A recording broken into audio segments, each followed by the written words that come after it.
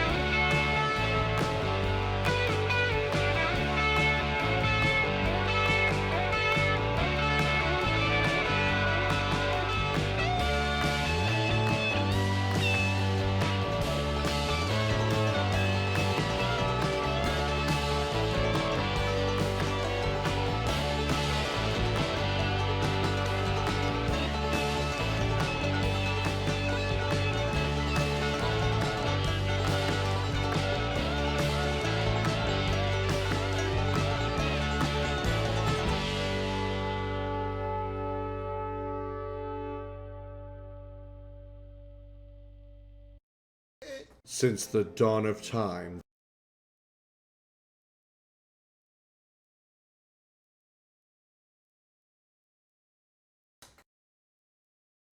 what happened? It was fixed. It was fixed. What happened? Damn it.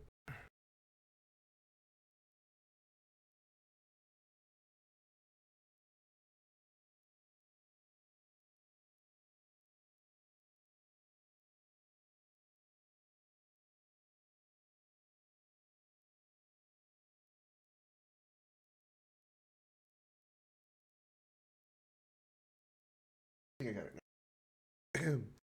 As I was about to say, great start, wasn't it? Everybody put your hands in the air and say, holy shit. Welcome to the Dragon's Lair. I am the Crimson Dragon. So glad to have you here on this Friday evening. Yes, it is Friday night. TGIF, as one might say. I actually almost said IFIF. I forgot it's Friday. Only by the fact that, I remembered that, hey, tomorrow's Saturday. I don't have to work tomorrow. Yay!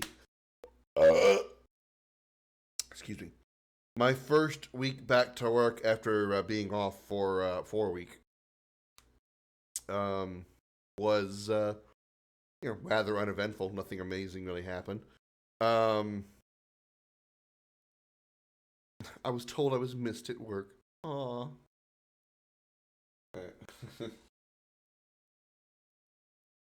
This afternoon, one of the managers up there uh, had a talk with me. They really just wanted to ask if I was interested in working in the department that they were in. And I'll keep the details out of it because it's not like it's proprietary or anything. It's just something that unless you work there, you wouldn't understand what they were offering for me to do. Um, don't get me wrong. I was very flattered that they that they wanted me to help fill the empty spot that they had. Um, and I'm not against the idea of doing it. I just it's a customer service role. The actual title is customer service, but it's not like I have to actually directly like service a customer. I don't know, it's not like from what I understand, it's not direct like interaction with them. Like I don't be on the phone with them or anything like that. So I mean, it's not uh, it's not a guaranteed no, but I like where I am. You know, obviously I'm good at it because I mean I'm good enough that that I've had three managers, pretty much including the I should say four because it also includes like the main guy up there. Like the if like the building was a ship, this guy's the captain. Um, they've all been very complimentary of what I do and the work that I put in and the hours that I did, the hours that I put in, especially during the peak season, during like late November till early February, and all leading up through and all through that and all through last year doing what I did when I first got up there and all that stuff. They appreciate the knowledge I already have in the department that I work in, or not just the department, but like the whole like the entire operation of the building. They I mean, like as far as like the not like the operation of the building, but what they do in the building. Not like the operation, not like a maintenance man at that building. I mean like the jobs that the what they do at that building. That's they appreciate the experience, knowledge, and experience that I have there, and the effort that I put in at that job. And it's nice to be complimented like that. What I was getting to as far as that goes is the manager that I speak of. She was wanting to know if I'd be interested in filling the position that they have open on their side. I don't think it's any kind of. I don't think it's more money or anything like that. I mean, if it is, I might consider it. I don't know. It still would depend because I would probably still want to. I would obviously still be available to do the position I'm currently at now because I know so much about it in so many other different areas, and I'm willing to help out anytime. I mean, even when I run out of work in my main function, I'm immediately going to other functions that I know, asking if they have even just one little thing that I can help with. Mostly just so I don't have to be losing hours because the workload is too light. Everybody leaves. So if there's like you know I try to like fill as many as long as I can, which I mean is usually no more than like 1 or 2 hours. It's not like I'm having to fill half a day or anything like that. It's crazy that way. But I like where I am. I like what I do. It's the kind of job where it's primarily my hands doing the work, not really my brain, which has allowed my brain to do things like, well, essentially be creative. You know, I can spend that time working to, at least in my mind, contemplate and think about the things that I want to do with my. I don't want to say creative talents because talent would make a an arrogant presumption that they're actually good talents. But my creative tendencies, I guess, would be better. Specifically, I'm talking about like RPG Maker, clips and videos for the stream, clips and videos for YouTube, things like that. I I like my job because I can spend those hours thinking about those kind of things while my hands are doing the work because it's very most people probably consider it boring or monotonous. For me, I just think of it as you know I don't want to say simple because it is a little bit intricate, but once you learn it, it is rather tedious and repetitive to most people probably. Me, I'm perfectly okay with it.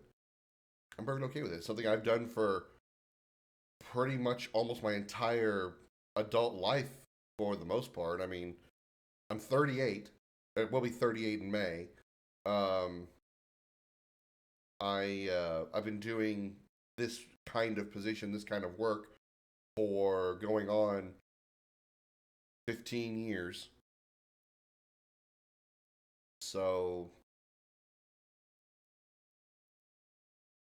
I mean, I would have to actually like think back, when did I actually start working in this specific field, this specific position type of thing? Because I've done a lot of work in like a general sense that fits this job. Again, I know I'm being very cryptic and vague with what I do, not trying to like hide it or anything. It's just what I do is a little bit too difficult to explain if you're not already in that position or work in that field.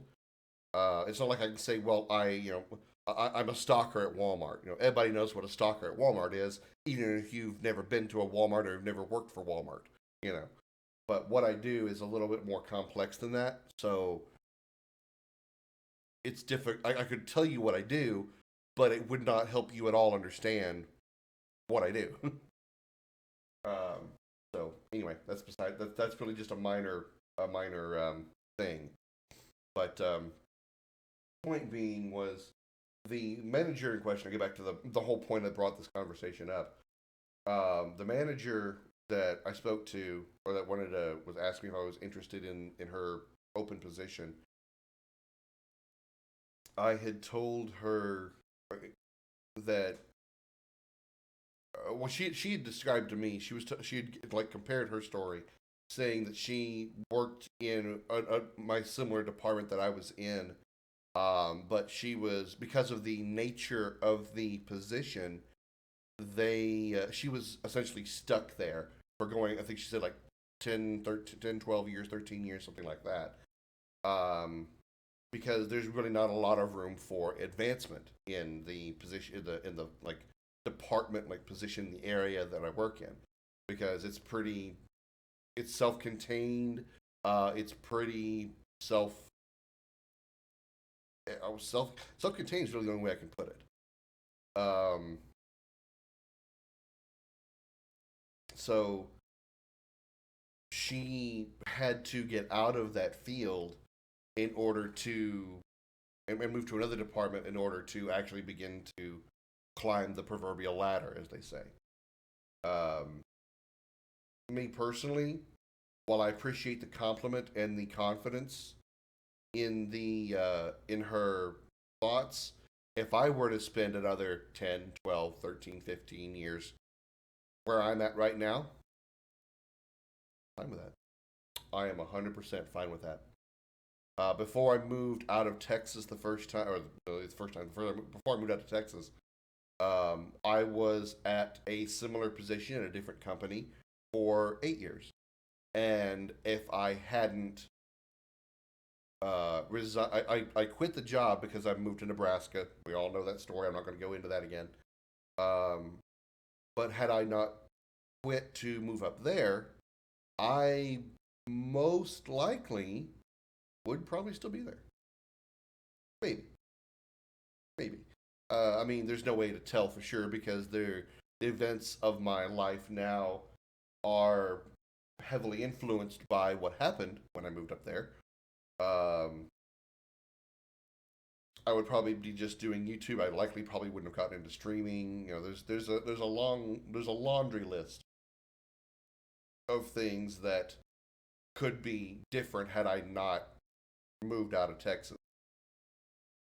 Um, but that's a story we've covered before.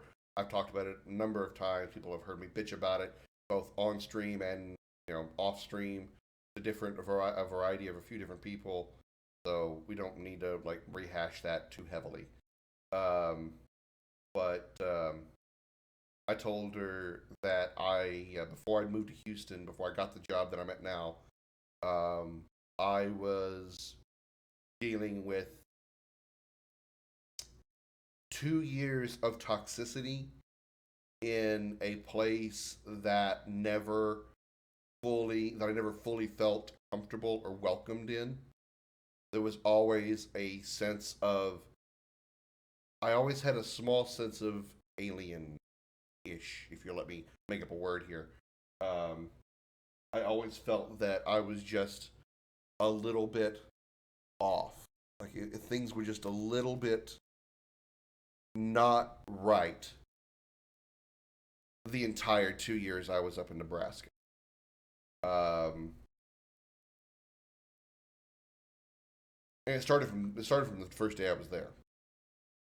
Started from the first day I was there, and as much as I don't like to believe that there are signs telling you of what's to come or whatever,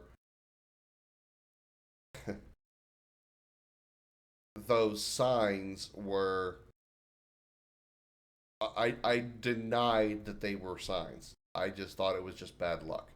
But then the events of those 2 years happened, and you know I dealt with it from there. But again, I know I keep kind of I keep sidetracking to those events because off of the main story because there's details in there that I have to throw in to keep everything in context. Excuse me while I take a drink of my Sprite and vodka. I have a little alcohol tonight. I'm probably not going to be able to drink enough to actually get any kind of buzz or anything because what little vodka I have left is not enough to probably do anything. But I'm going to give it the old college try, as they say.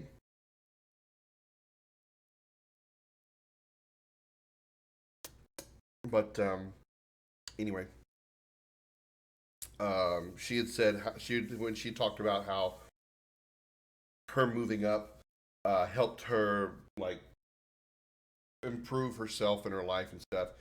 I told her how I gave her originally a like brief rundown of the last 2 or 3 years of my life up to that working where I am now.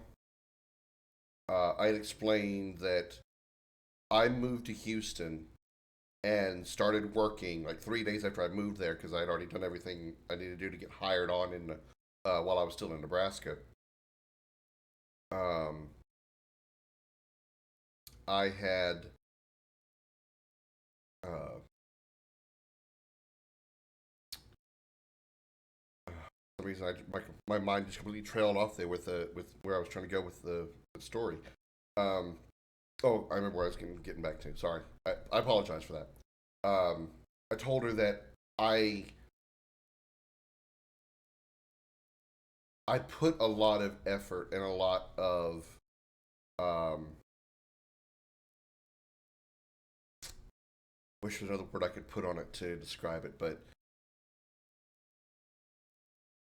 it's important to me. I'll put it like that. My job is important to me on a personal level because if not for me getting that job, I don't know where I would be in my life.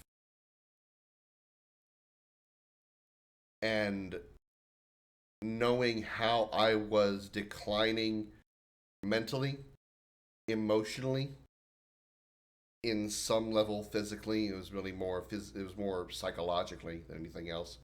For what it's worth, spiritually. Um, if I had not gotten that job and not moved to Houston, I don't even know that I'd be alive. I don't mean to be morbid. I don't mean to be dark. I don't mean to talk about such dark things. But as bad as I was getting, and with very little hope of getting out, I don't think I would have bluntly lived much longer. Um, so, in a in a dramatic sense, I had told her that essentially this job has basically saved my life. Um,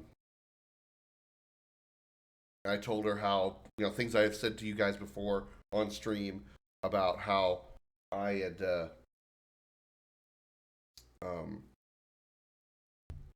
Again, my brain just kind of turned off there for a second. Um,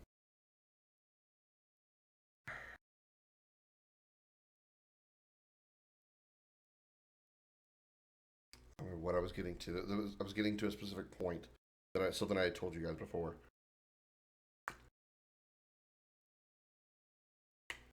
Anyway, maybe I'll come back to it. I don't know. I don't know. For some reason, right when I get into this way of thinking, my mind starts trying to like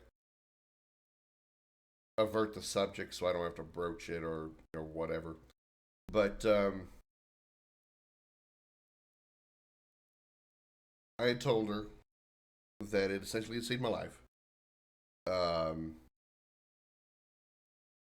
and so I am very, I think dedicated is the good way to put it. Dedicated to that job, the company that I'm working for, um, and to an extent, the people there. I mean, it's probably the only job I've ever had that there hasn't been anybody that in one way or another has pissed me off in some way.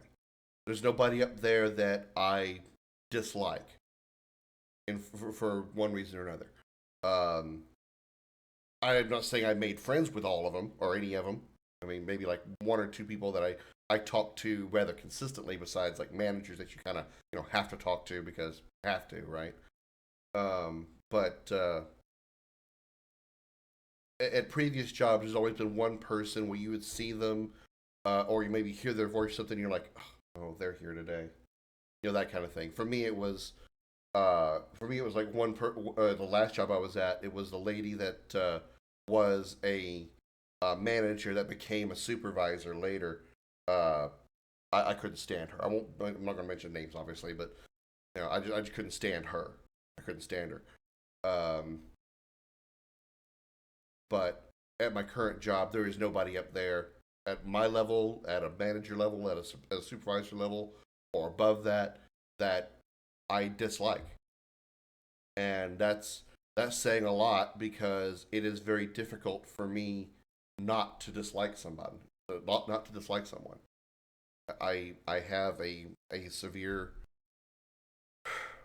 I mean, I guess the only way to put it is antisocial. Maybe I really dislike people, at least in a public sense, in a outside my little box here sense. I really dislike people. I really do. Can't stand them. Can't stand them. So the fact that I don't dislike anybody up there is it's a good thing, and I'm happy for that. So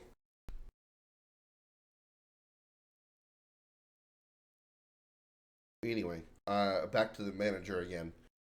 I was telling her how the job had essentially saved my life. That since 2018, when my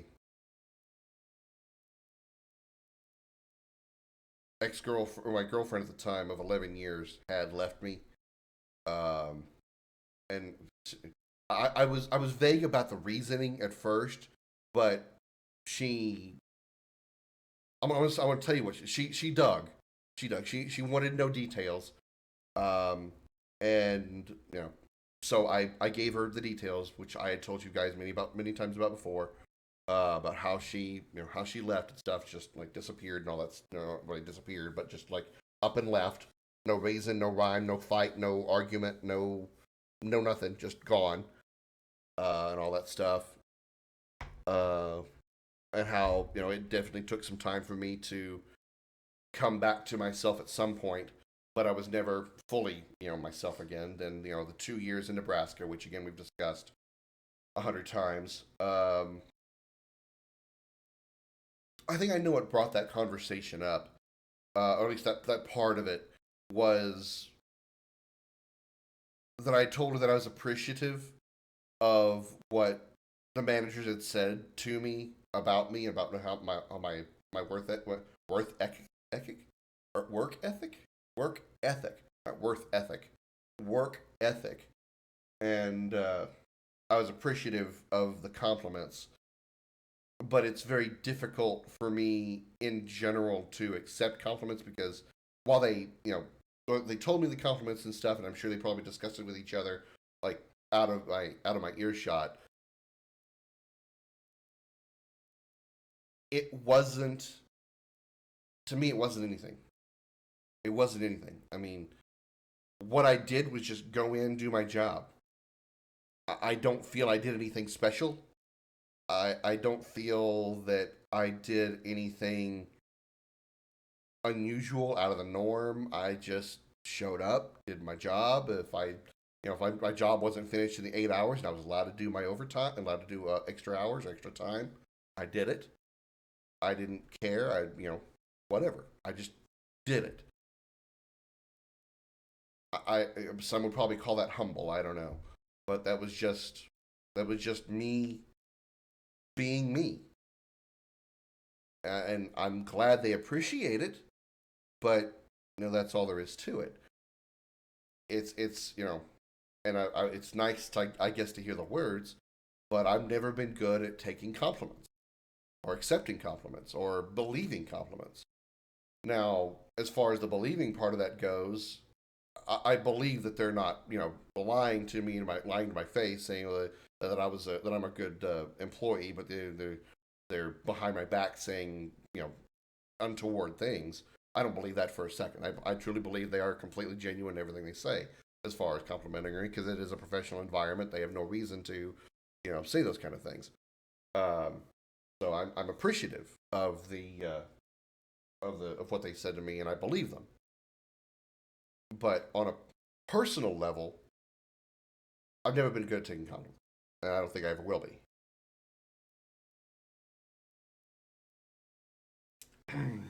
And that led into, so she wanted to know, like, how come, and I explained that, well, especially over the last few years of my life, pretty much most of my life, and people have complimented me to my face about a number of things that I've done in my life, or whatever. But then I find out either from them later or from other sources, or hearing it myself, that they said nice things to me, but to my face, but then behind my back talked badly about me, or they were just they straight up were just saying it to be nice. They didn't really think that way about me, whatever those nice things were. And I'm referring to anything on a personal level, saying a woman saying I'm good looking, or a woman saying that I was nice to her, or you know just you know whatever. Even the people that have been here in the stream, my friends and stuff, or those that have become friends, or even people that aren't like my off-stream friends, but like some of my regular viewers. They've said they enjoy my stream and stuff, and they say that I'm funny, whatever. They compliment me. It's nice to hear it, and I appreciate it, but I don't fully believe it. I just can't. I just can't believe it, because I mean, it's just how I am. I have no. I can't explain. I don't mean to rhyme it. I can't explain my brain. That's just how it works. That's just how it works. I can't take a compliment, accept it, and be happy that I was complimented. I always feel that there's a unspoken but to it, even if they don't actually speak that. But I said unspoken. There's an implied. There's an implied opposite to what they say. And will I ever discover that implied opposite? Most likely not. Is there one most times? Probably not. But I can't help it. I just can't help it. That's just how my brain works. I can't take a compliment and believe it's real. And people have said, I've told people about it. I've told several people about it, about this as well. And people that have complimented me about the stream, or just like personally have told me that I'm funny or whatever. And I say, well, thank you. I appreciate that. I don't think you're, you know, I don't think they're lying to me, but I said I appreciate the compliment, and and so on. And they're like, I really do mean that. I'm not just talking, saying it just to be nice. I really do think you're whatever. And okay, I believe it. I believe them, but I just can't I don't know what other word to put on it other than just accept it. I just can't, I just can't. I just I just cannot. Um, and then where was that conversation just kind of led into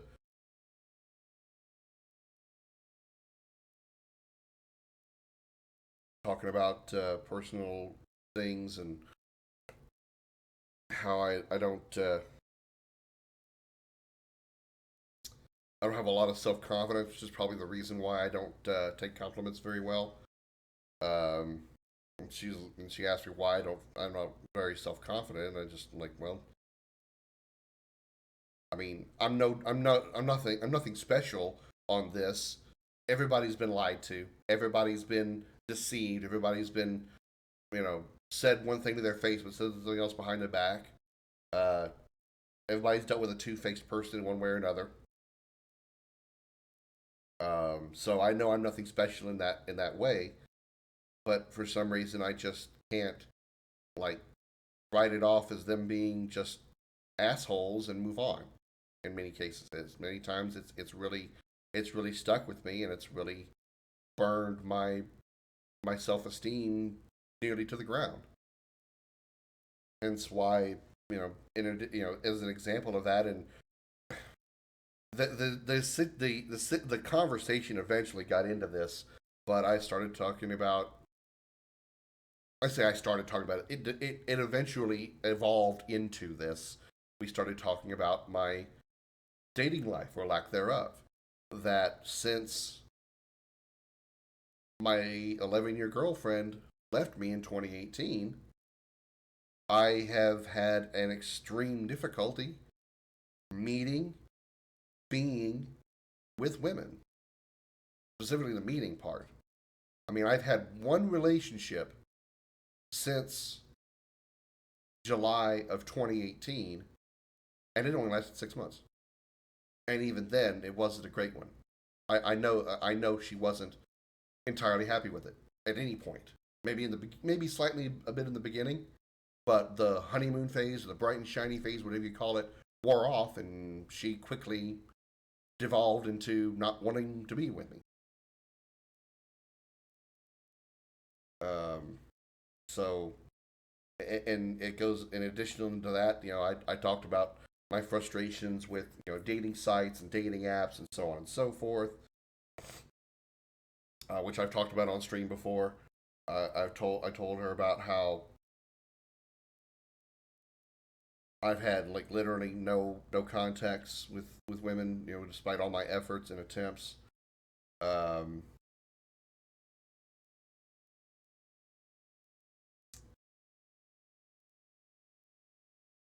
and that I pretty much just, I mean, I wish I had a better term for it because it sounds like it sounds worse than I intended when I use these words.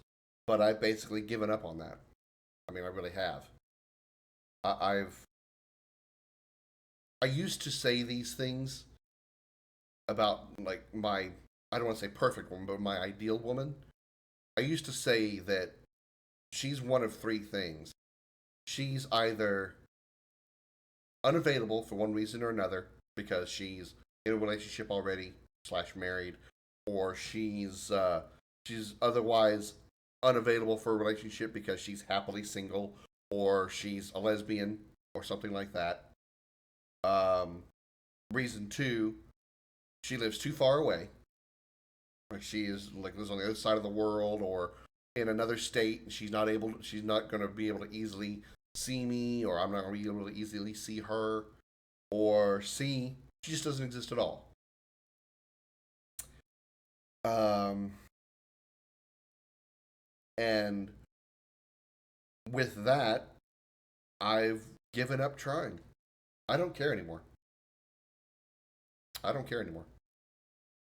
If I never see a relationship, if I never get into a relationship again, if I never go on another date again, if I never have sex again,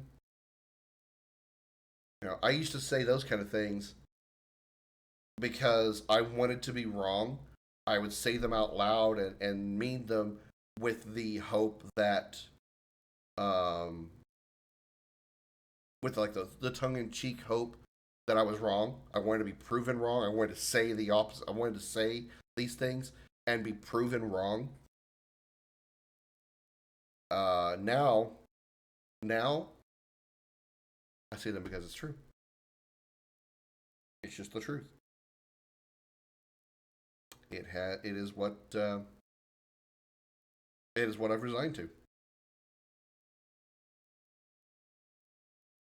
She is one of those three things that I mentioned, and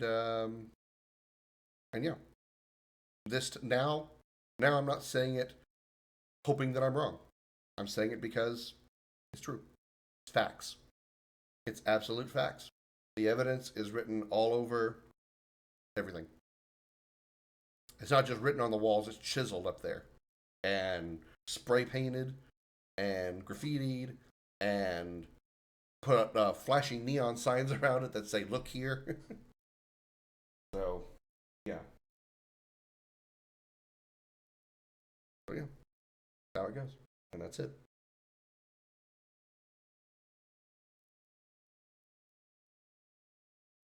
So, I explained what part of that reason that conversation came up was because I mentioned that I have she wondered like where I go on vacation because she knew I was off last week. And I said I don't go anywhere. I have no reason or desire to go like out of town or to another country or anything like that when I go on vacation. When I take a week off, I don't go anywhere. I literally stay home for 9 days unless I like have to go somewhere to like if I get groceries or whatever. If I don't have to go anywhere, I'm go I stay home every day on vacation. Every day. I don't go outside. Unless it's cool outside, I don't open a window. I don't leave the house. I just don't. It's just that's just how I am. Um, and so I know she was like, well, why don't you go see like family or something? Do you have any family? I said, no, my mother passed away in 2007. Um, I don't talk to my father. I don't even know if he's alive anymore. I doubt it. And I don't think he is dead. But I don't know. I don't know. I don't care. I never find out. I never find out. I don't care. I have no siblings. I don't talk to my extended family, which would have been like my aunts and uncles and cousins from my mother's side. But there's so many people over there because my mother was the first of 7 kids. So they've got kids who had kids who've been married and divorced and had kids, and then married, had kids, and divorced, and those kids had married. And so the family tree on that side is so big, it's a forest. Then my father's is the exact opposite. I know nothing about his family tree other than his mother was named Eloise, and according to him, she was a bitch.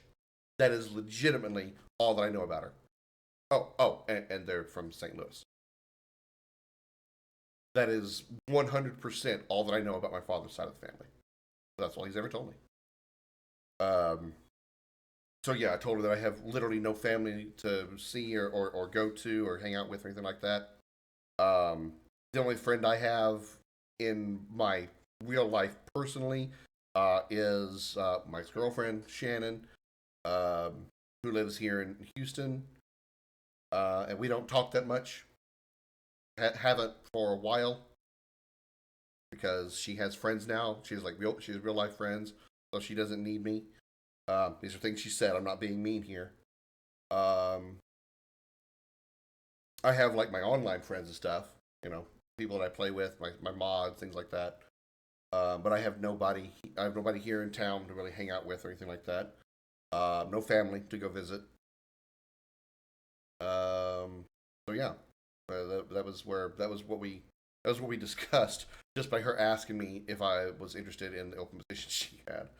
I mean, as I said, it led up into that subject. So it wasn't like I just said no, but hey, look, I'm single. Here's why. And kind of crap like that. It was a conversation that flowed into that because I think she wanted to know more about me because she and I have hardly ever talked actually. This particular manager that I'm referring to because she manages a different department than I work in. So unlike the manager of my position, me and her, my manager that I currently use, we've talked a few times. I haven't really talked about my personal life that much, but I have talked to her. This other lady that was the other manager lady that was talking about wanting to ask about the position that she had open. We probably said maybe 5 words to each other the entire year and like 4 months that I've been up there, just because we have no reason to interact that often. But yeah, that was a bit of a story, a bit of a look back into today's events, and that was my week. So uneventful for the most part, save for that. I will say Monday went by extremely fast, and I don't know why. I wish I knew why.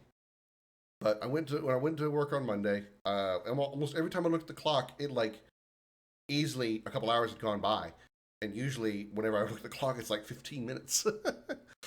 It was like next thing I know, okay, it's lunchtime. Oh wow, okay, let me go eat lunch. Then I go back to work, start working. Oh wow, I'm like it's like 2:15. I only got to work for another 45 minutes.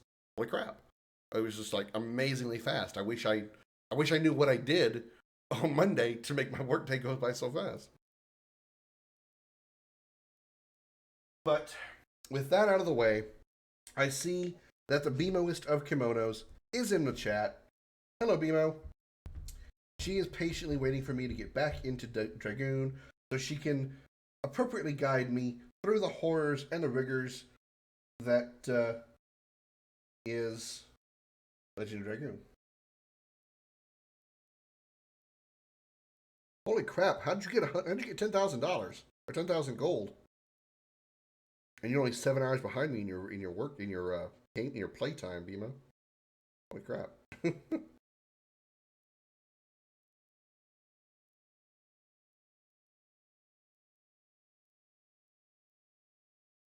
BIMO, BIMO. Oh my god. BIMO, and BMO is her name. Krim. I never buy things. Well, how do you? I was going to ask how you heal, but you probably heal with like Maru and Miranda's like healing abilities, huh? I can't rely on that because if I don't have the Dragoon points available, I can't transform and heal, so I rely on items. That's just me. Of course, I'm the newbie. All right, without any further ado, let's play a game. I'm gonna stop spinning on my screen. All right, we were on Mortal Dragon Mountain. Got some vodka and Sprite here tonight. Don't have enough to probably get drunk, so nobody has to worry about me hitting on the girls in the chat or anything like that. I just wanted to try to. I'm hoping to get a little bit buzzed, but I don't think I will because I don't think I have enough vodka for that. I just kind of feel like I need it. I just kind of feel I need a little feeling. I guess I don't know. All right, let's go. I think we came from the south, so we need to head north. Yeah, because there's the treasure chest. I remember this treasure chest right here that I grabbed. How are you, BMO? I look forward to playing some more Destiny.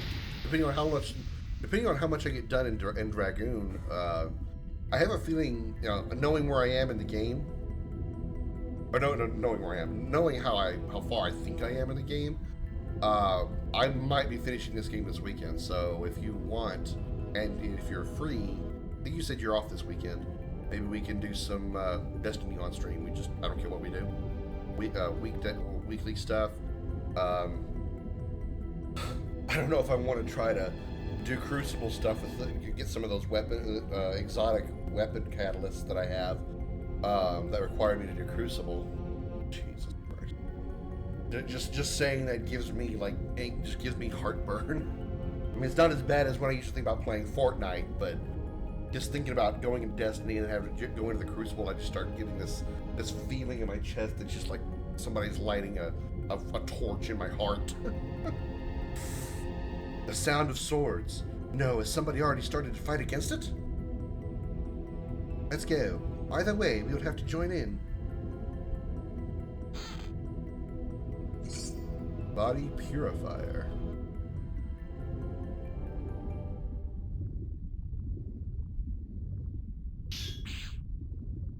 You can go back now. There's nobody who would think that way.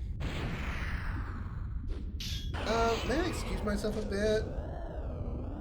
You're the representative of the Wangleys. Come on. Are you going back to your forest to hide? I was just kidding. When I do it, I can do it. I made up my mind. Anyway, if the people of Cerdia knew all about this, it would all fall over. You got Maru's Dragon Spirit? You're taking your time then.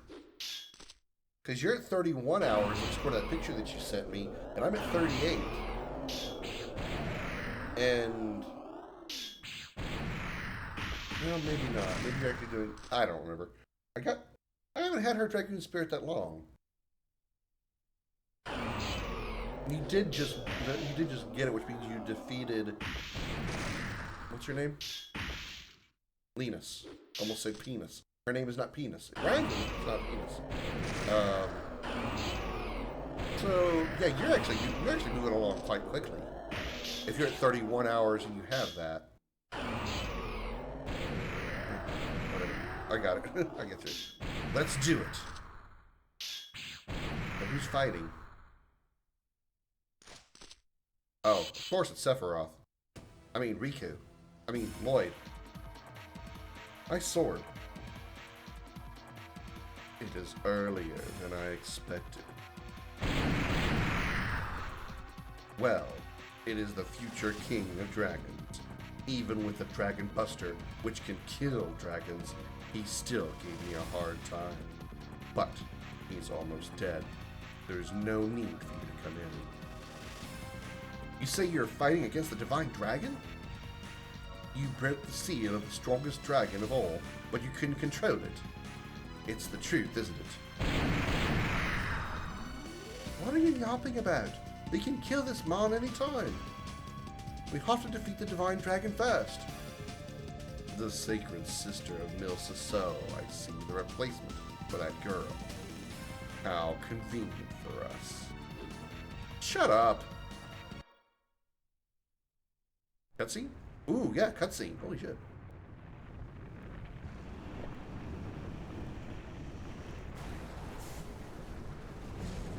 You know, I gotta say, I know a lot of dragons. The Divine Dragon is probably one of the ugliest I've ever seen. His eye is underneath his mouth. I just realized that. His eye is below his mouth. Ugh. Hey, Angel, welcome in. Erg. Yarg! Yarg, me mateys, let's go beat the dragon! Pirate's life for me. Oh shit, here we go. Very interesting dragons. And that Divine Dragon has got to be one of the ugliest I've ever seen. I mean, he's got Bahamut Zero's wings, but it's just, ugh. Dragon Block Staff.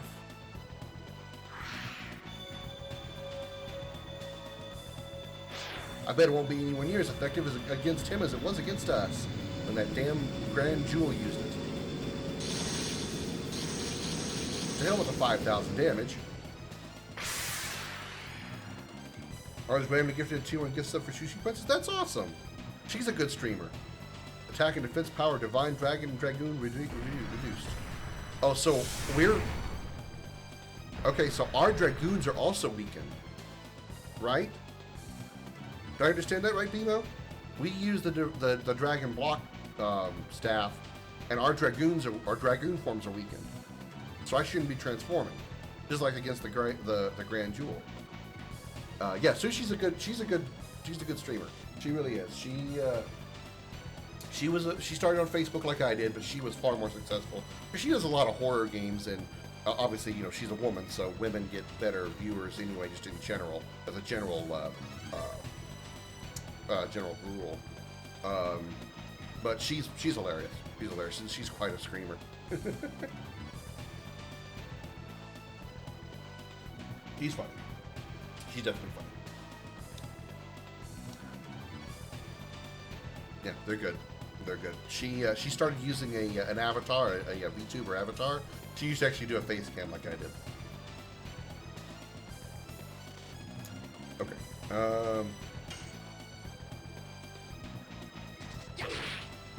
Yeah, this camera's too far away. I don't know. All right, just okay. That's probably better. Yeah, this view's better because that angle too far away is throwing off my timing for the hits. Yes. Okay, it didn't help out everything. Is he? Wait. I'm confused. What do you do? Uh-oh.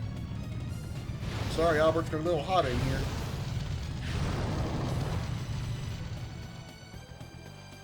Okay, 387 is not that bad.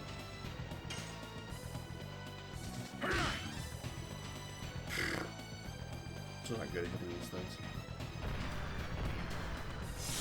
Ow. He slapped me.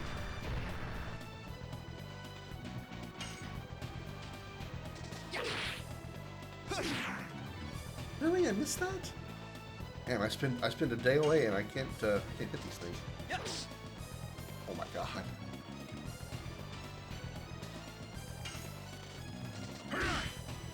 Oh, come on. I'm not missing these.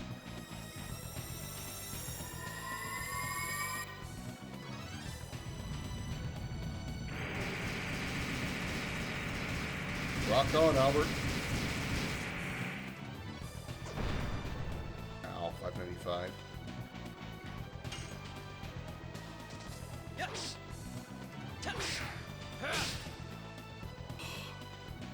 Not missing these guys.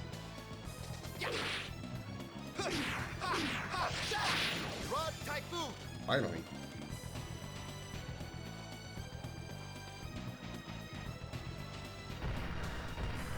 So far, nothing really, like, exceptional I gotta worry about. He's just slapping us, then he's using magic against one of us.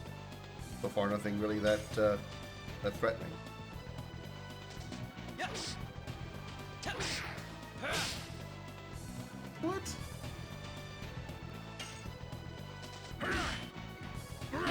Pursuit.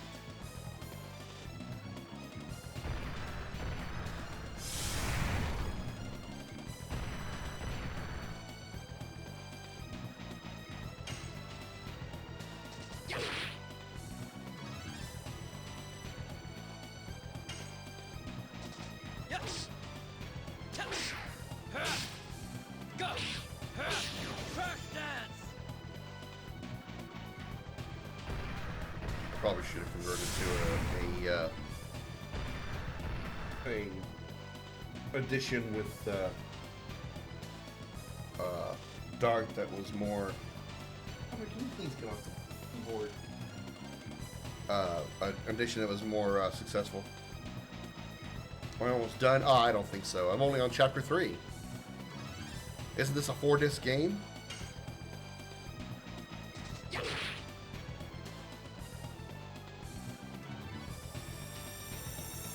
Okay, that's on you still. Okay. I don't know why you're asking me. This is you know this game better than I do. I highly doubt that I'm supposed to the end of the game. I think there's still one more chapter to go. Because, I mean, this wasn't that long of a dungeon, so I can't imagine this is actually a final dungeon. Alright, Dark, way to heal Albert.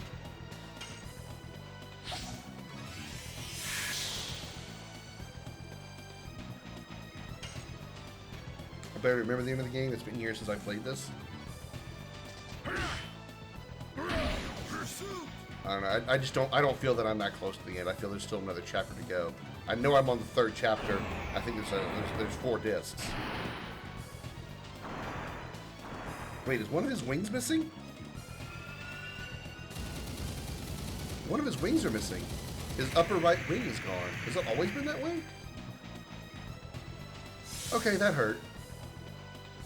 That was a painful attack. I don't like that. Divine Dragon, don't do that again. And I really appreciate if you didn't do a double move. I appreciate that even less. So if you would mind to do exactly not that, I'd appreciate it. Thank you. Albert, I can hit with you, so I'll have you attack.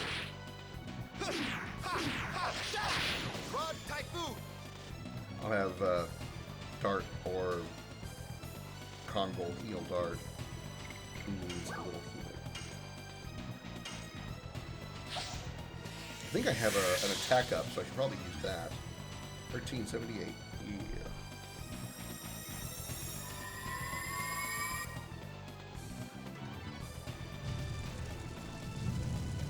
That's a different fire attack.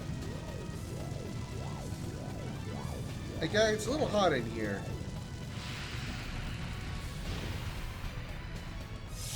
Wow. Fire do be hot, yo.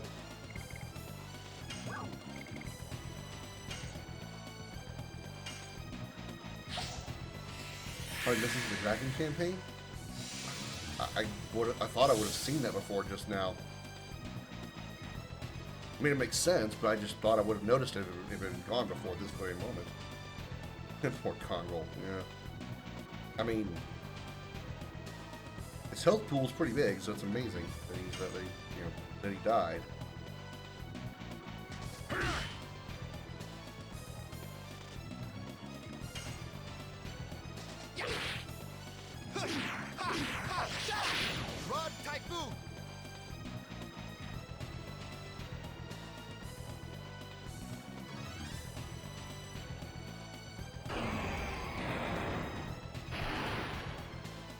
His fire attack does more damage than this. Not that I want him to do it a bunch, I'm just saying this isn't really that scary an attack. Definitely has like a diamond weapon vibe though, with the way diamond weapon shoots those blasts out of his shoulders. I said I was gonna die from that. Oh wow, nobody died from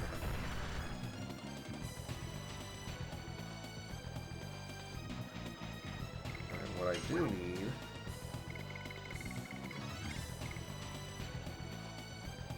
Okay, Kongol and Albert need some serious healing. Wish I had like a turn thing like in Final Fantasy X. I'm on Dart right now. Let's have you power up Albert. If I go to Kongol, I'll have you speed up Albert. Okay, don't die, Albert. Okay.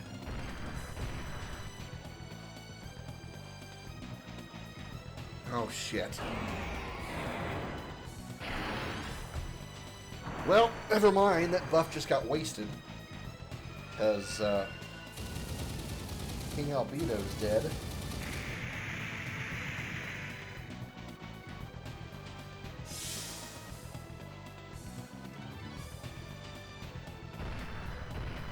Oh, 3 back-to-back turns. Nice. Okay, thank you. I appreciate the triple back-to-back move there, you giant asshole. I can say that because I'm a dragon.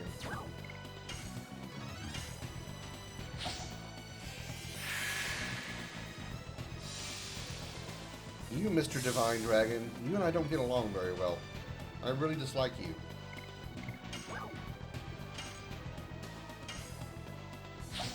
I hope Kongol gets a turn so he can throw down a heal.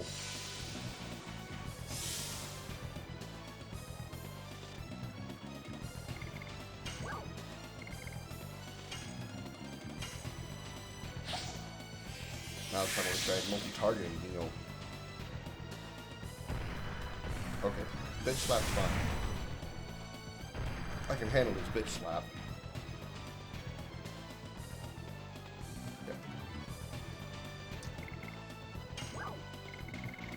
Lost the power buff, but let's at least put the speed buff on him. Albert.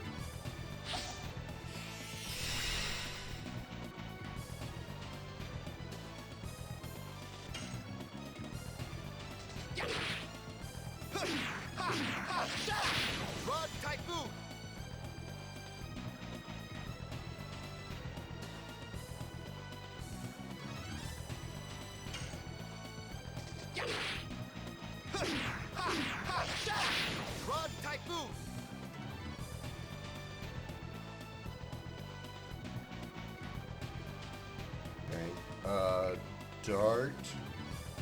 Go ahead and use... We have a healing thing, right? No, we only have attack balls. I need recovery ball. The healing fog on Albert. I need him to stay alive, very least. Right now, he's my big DD, or my big DD-er. He got a big DD. Well, Congo's probably dead again.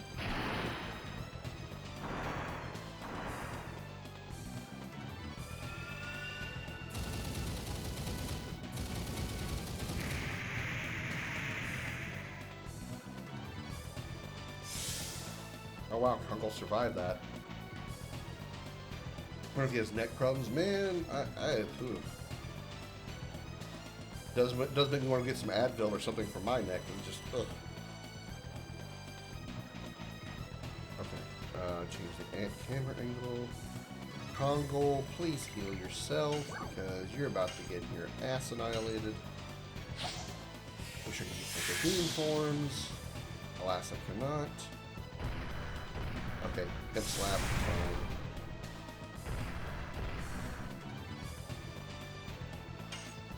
Poke him, Albert. More than once, please. Divine Cannon, count 2. Watch out! Damn, he's gonna do something bad.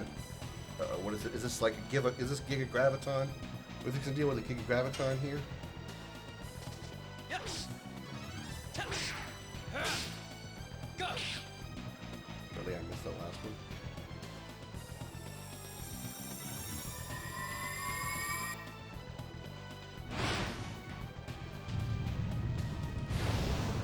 Congo's ass is on fire.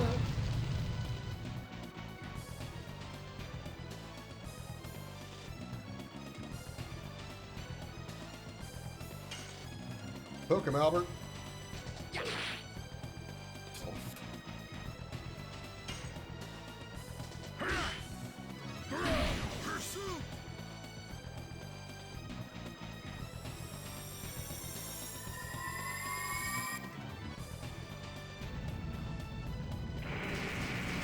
Rock on, Albert.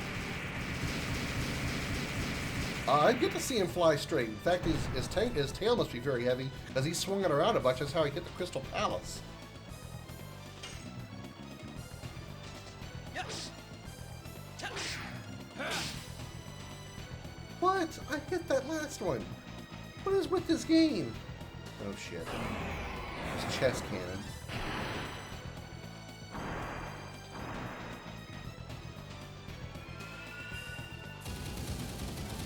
Then he's still got his Divine Cannon or whatever it's called. He's gonna shoot his big load at me.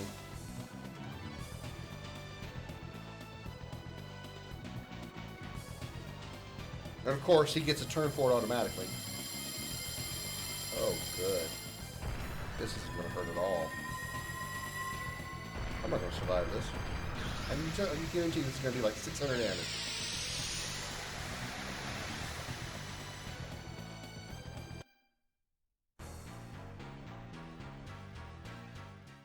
I was being kind when I said 600 damage.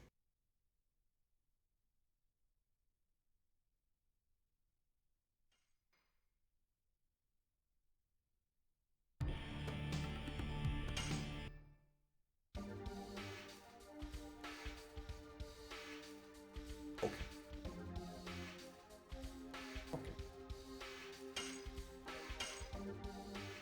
I don't have a first clue what element that attack is, so I have no idea how to defend against it. So I have no way of, like, cutting it down. So... yeah.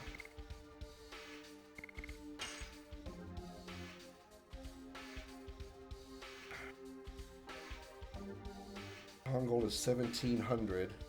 Maru has 1400.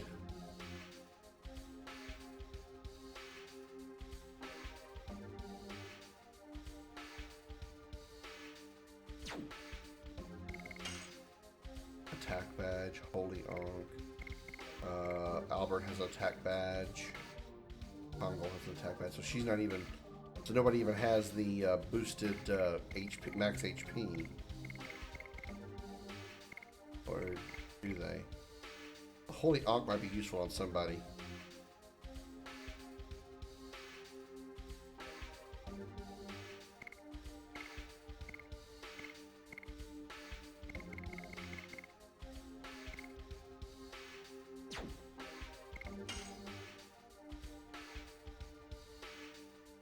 Okay, I'm going to switch back to Volcano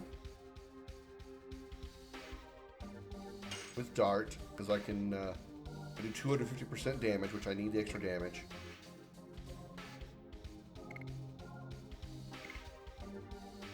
Albert can stay with Rod type.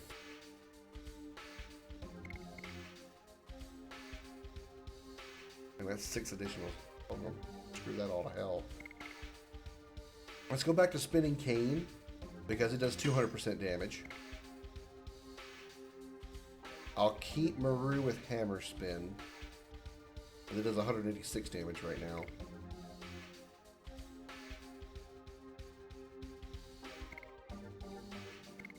And I'll bring Maru in, and I'm going to give her the HP doubling, or whatever it is, max HP boost.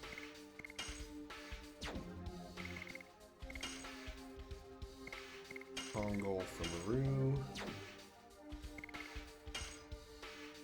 Attack badge.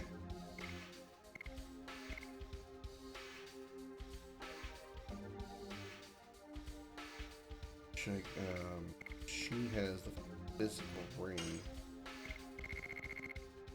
which increases max HP. Okay, 1446.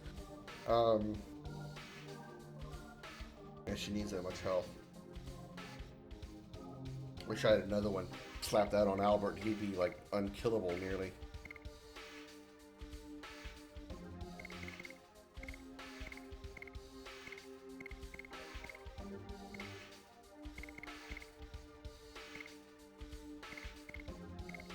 Dart, I think I'm going to take the attack badge off of you, and I'm going to give you the Holy Ankh as a the prayer more than anything else. Your favorite character so far, whether it's personality or battle? Battle, I would definitely have to give it to probably Albert, because for some reason, I don't know, maybe it's just his the way I've got him built or equipped right now. But he seems like Albert is my damage dealer for sure. Dart's cool. Maru is Yuffie. You know, he's simply a Yuffie. So take that for however you want to look at it. I don't really have much feeling about Miranda because she's too new. Other than she's a replacement for Shauna in every way. Heishel's okay. He's kind of cool. He's the Master Roshi. He's the Heihachi from Tekken. You know, he's the what is the guy's name from Karate Kid? The mentor guy. He's that character. He also reminds me of a character from Legea 2, Legend of Legea 2. I never really had much of an attachment to Lavitz, so I think I like Albert more than Lavitz. Kongol is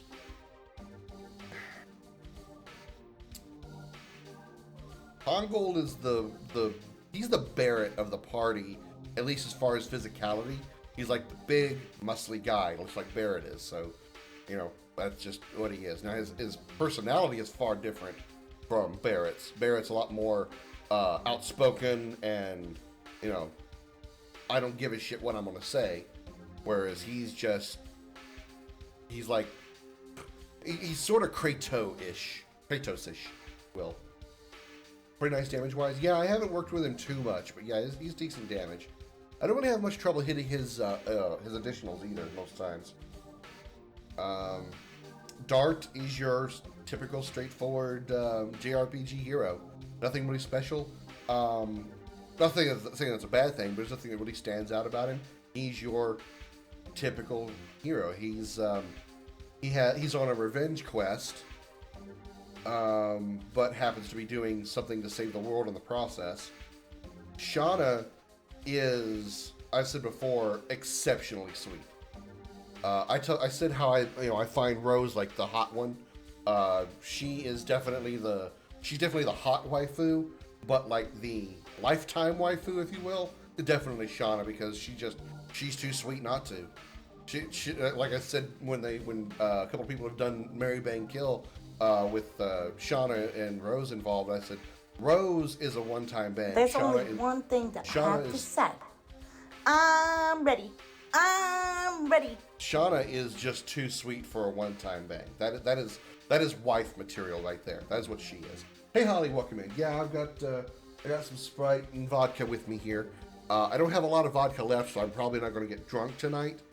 But I'm going to certainly give it a good old college try.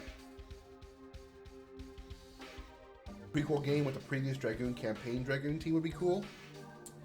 Yeah, because that wouldn't be an entirely new story with new characters. I mean, it would be a new story, but it wouldn't be new characters, because you'd have a returning character with Rose, because she was around during the Dragon campaign, right? She was there for that. Wasn't that part of the whole thing with her and Zeeg and all that stuff? That would be good. That would be interesting. What I would really prefer over a prequel game, though, BMO, 150%, is a remake. Just a Crisis Core 1-to-1 ratio remake. Improve the quality of life as far as the interface, the visuals, obviously. Make it look like a PS5 game instead of a PS1 game. Improve the resolution. Maybe add voice acting to the dialogue on the field instead of just in the game. Fix the errors in translation and spelling, like flurry of sticks becoming fairy of sticks. Come on now. But yeah, that's what I would like to see out of this game. If nothing else, not a remake, not a remastering. I don't even want like a Final Fantasy X remastering. Final Fantasy X remaster is good. I don't even want that. I want a Crisis Core remake. A Crisis Core reunion kind of remake for Dragoon. But as far as favorite character, I don't know. Battle, I would have to say, is Albert. Albert is easily the most damaging character on the field. Favorite character, personality-wise.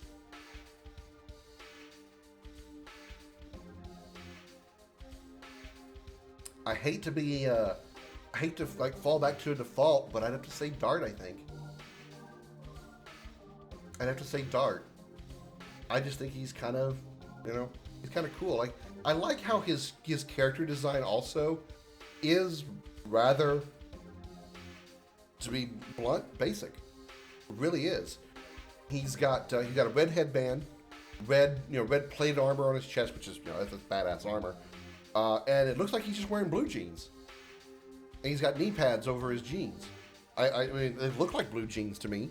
So he's kind of, very regular design character. Nothing really over the top like Tidus or Cloud or,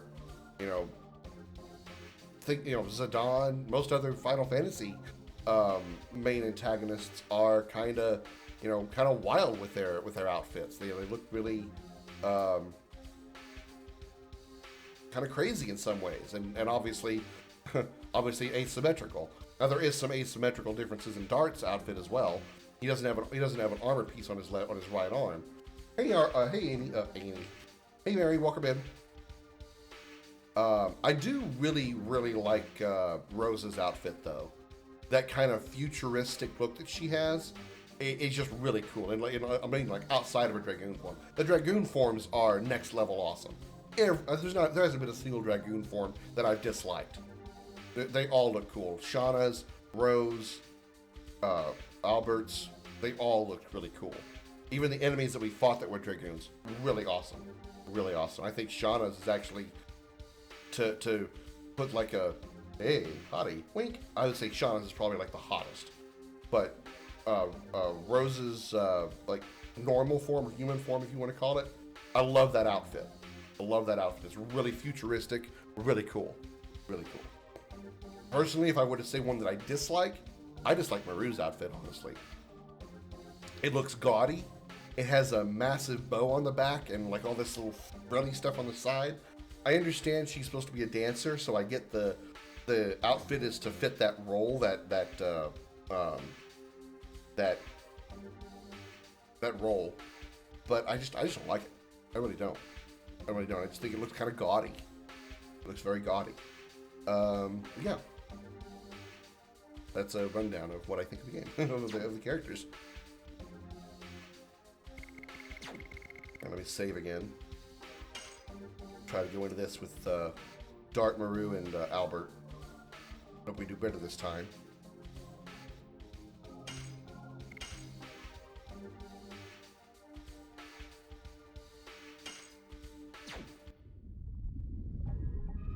I think Lloyd is kind of cool looking, but, you know, it falls back to the kind of Riku Sephiroth look, so he's got a little bit of a...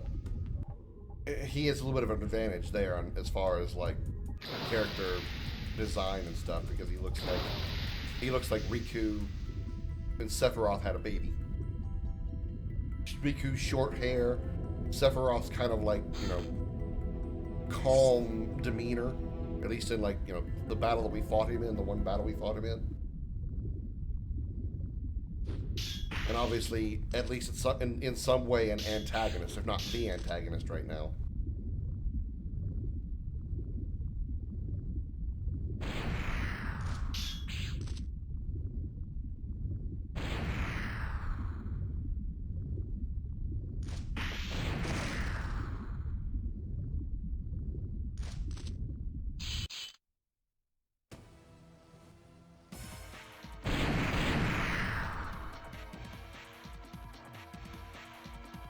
I kind of thought for a half second Lloyd was going to like join us in this battle, like he was going to be like a fourth or a guest party member or something. Just on the way they kind of presented it here, I would be like, whoa, we actually get Lloyd as a temporary party member? That's pretty cool.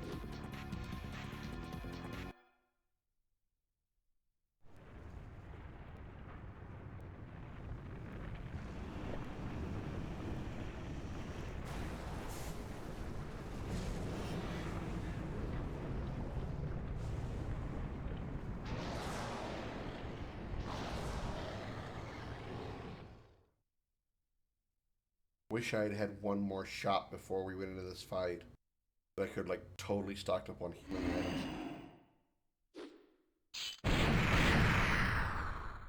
Guard. Wonder. Oh, never mind. I was going to ask why Miranda stood back while the rest of us charged in. I remembered she's an archer, so she has no reason to be running in.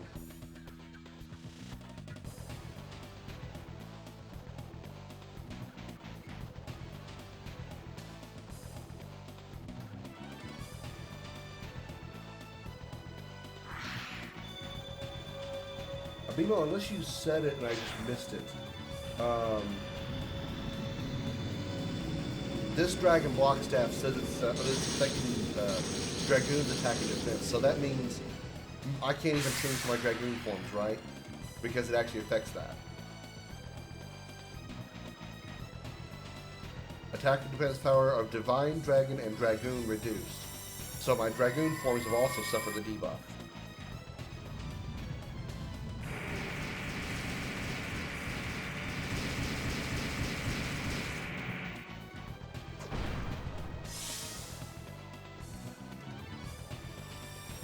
Oh wow, starting with 2 magic turns. Well, you're being a real asshole to start this fight.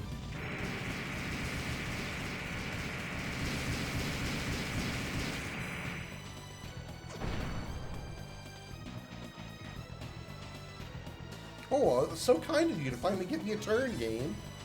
I really appreciate it.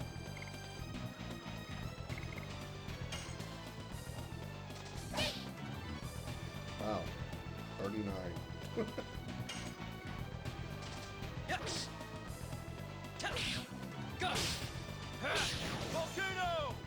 247. That's way better. That's way better. Okay, Holly. Oh.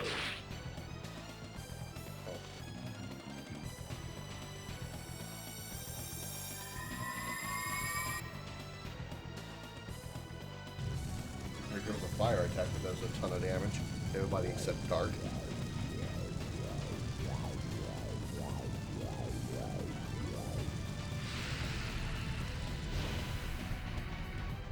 Oh wow, it missed.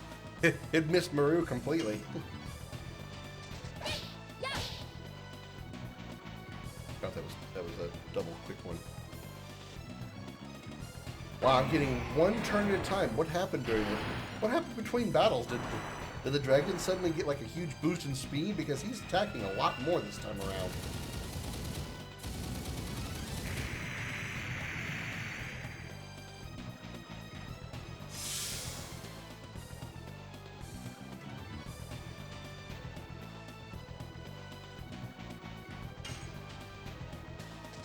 Yes!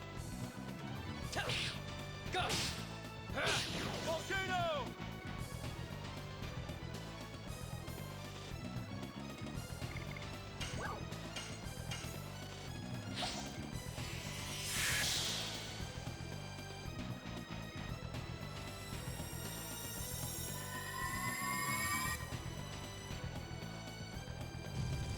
Oh, he's gonna spam that attack. Okay.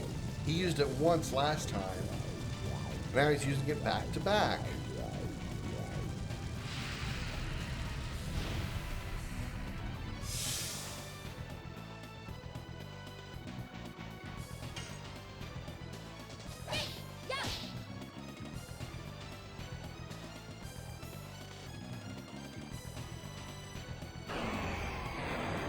Why is this guy getting so many turns this time around?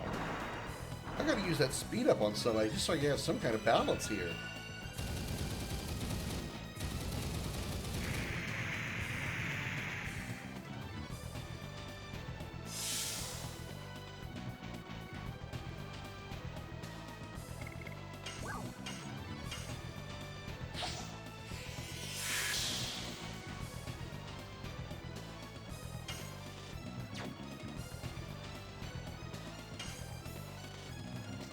Yes!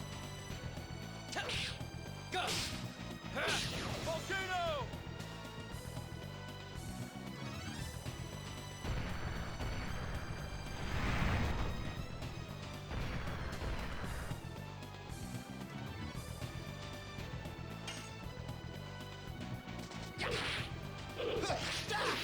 Spinning king!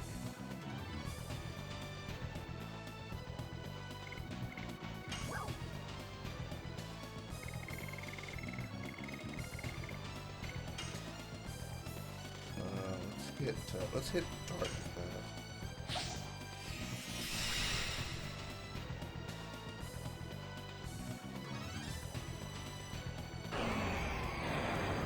Wow, he's spamming his strongest move this time. I think I got fucked by the RNGs.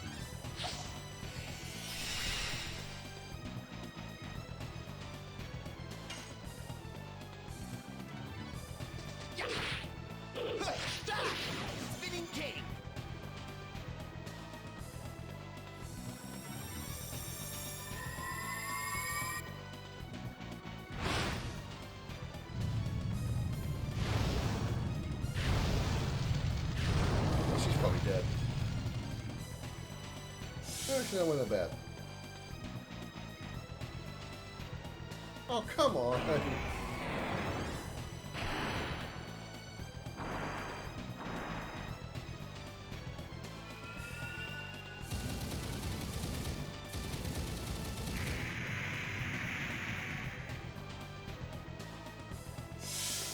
Nope, Alfred's dead.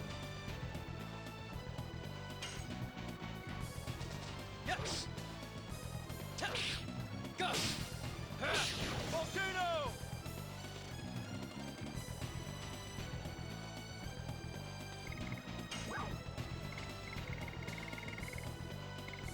I'm betting this guy's probably got a huge defense, magic defense stat.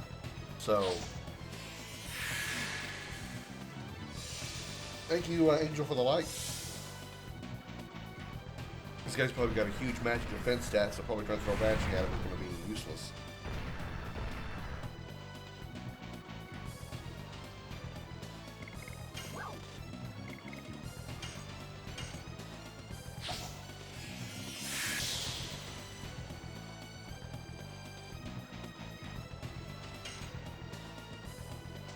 Yes. Go. Volcano.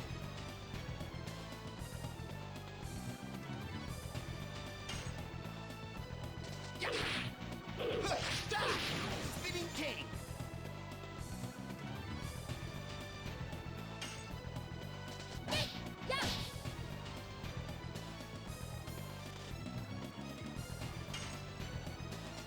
Yes. Too early.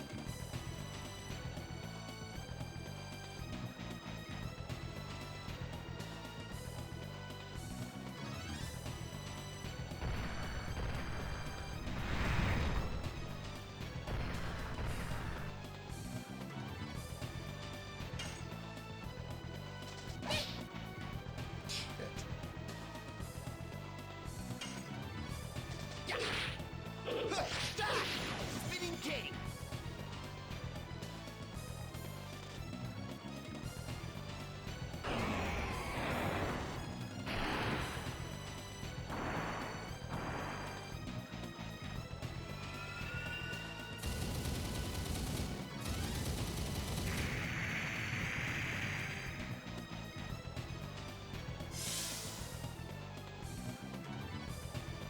He's doing a good job of avoiding the damage.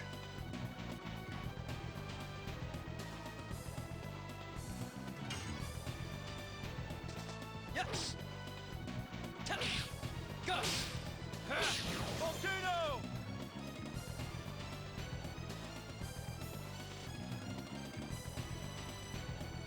Alright, I'm going to go with something crazy here. I'm going to heal with her Dragoon. With need healing. And then I'm probably going to start going with defense mode here because of that cannon that he does. Hopefully, Divine Cannon can be reduced damage if we're all in guard mode.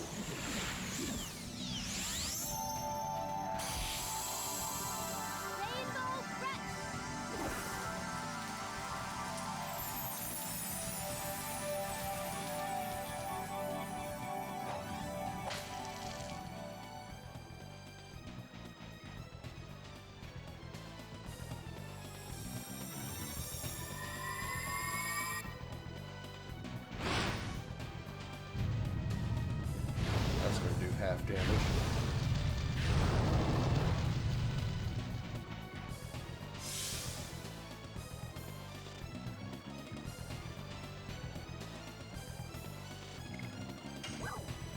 Probably not going to do much, but I'm going to give it a good old college try again. Wait a minute, this fucker has multiple targets?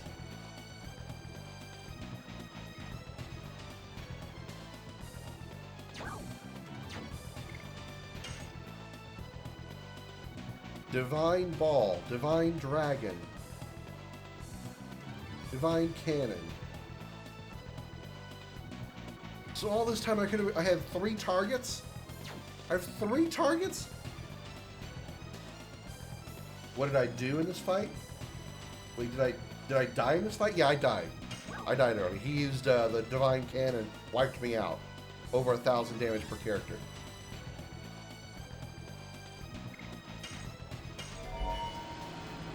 And right now, this battle's RNG is not going well. He started with 2 back-to-back attacks, including fire twice.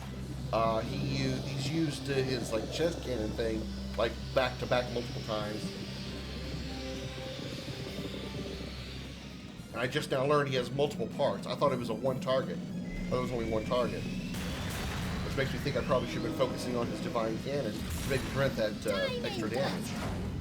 I thought it was an unpreventable attack. I just had to guard up for it. Oh, 104. I mean, it's not bad. 104 isn't bad.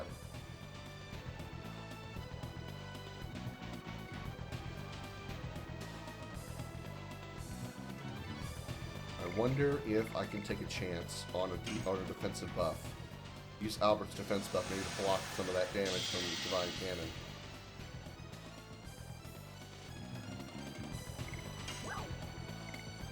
Gas Bliss wins 100% single. Ooh. Let's at least defense up first.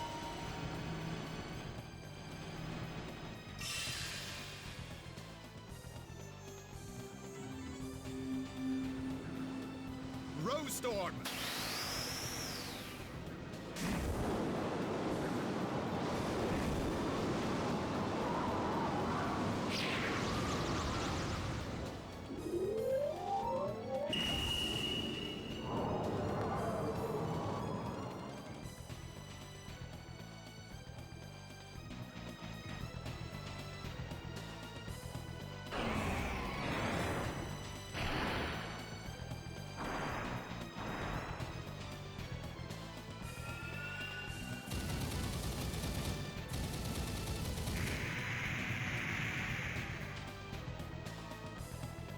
Damn.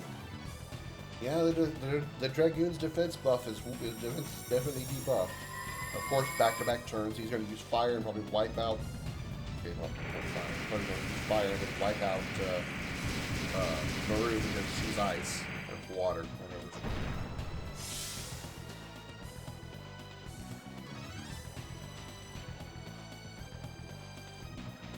don't know if I should attack with Dart or use Dragoon form.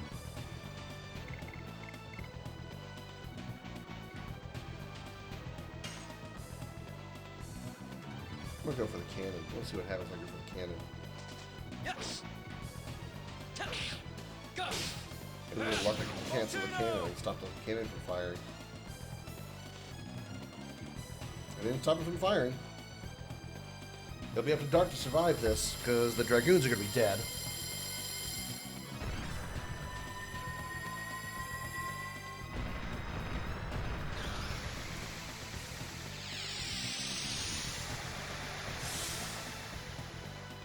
He missed. Wait.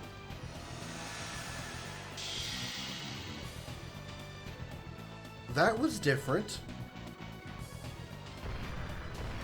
He aimed only at Dart and Maru.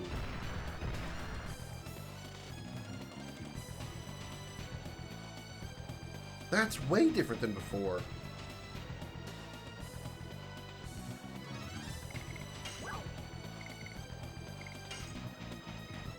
Last time he hit all 3 of us.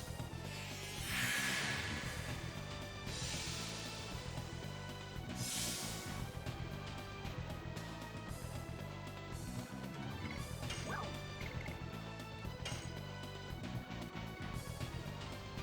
don't know if I should go for him or go for the cannon. Alright, blow him, Albert. I feel so dumb because I didn't think to look for multiple targets.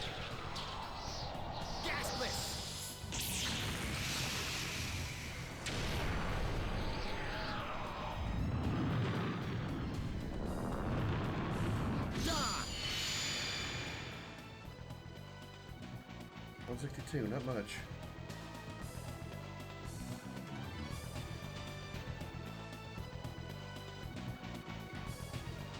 I wonder if I should transform her again and heal. No, I don't have enough MP for that. I don't think 100 SP. I don't have any MP recovery items.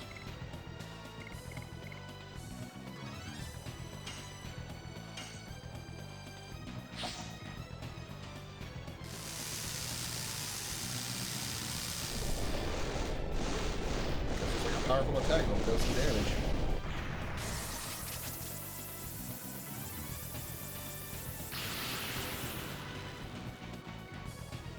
It did. Holy shit.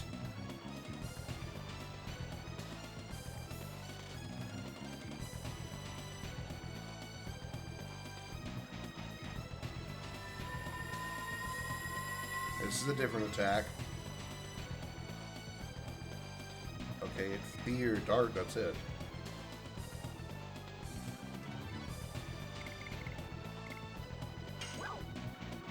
Do that again. I don't know if we're probably not going to get the same item, but holy shit, 900 damage. I will take it. Oh, that's not going to do shit. It's just a fear attack. That's going to scare his freaking cannon.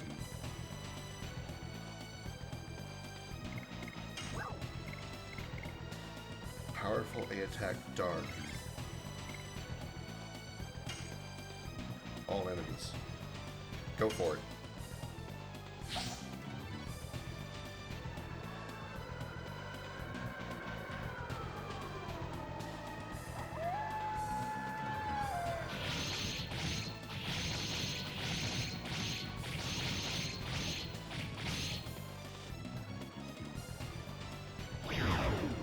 Something just died.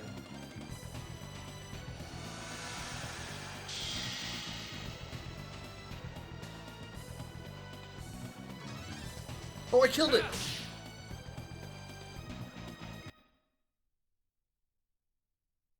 Items. Very useful against Divine Dragon in Hands of Maru.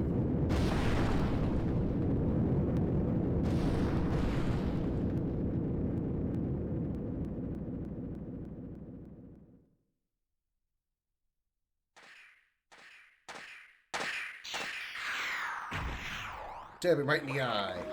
Pokey pokey. You didn't see that one coming, did ya? Ah!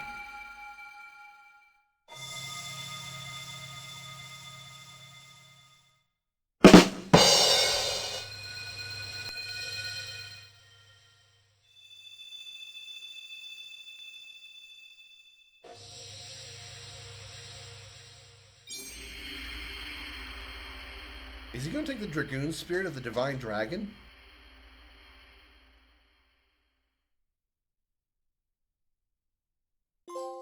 This is the Dragoon Spirit. Yep, he sure is. Oh shit! He's going to take the Dragoon. He's going to take the Dragoon of the Divine Dragon and going to brutally beat our asses into oblivion. 10,000 experience, Gravity, Grabber, and Flash Hall. Alright.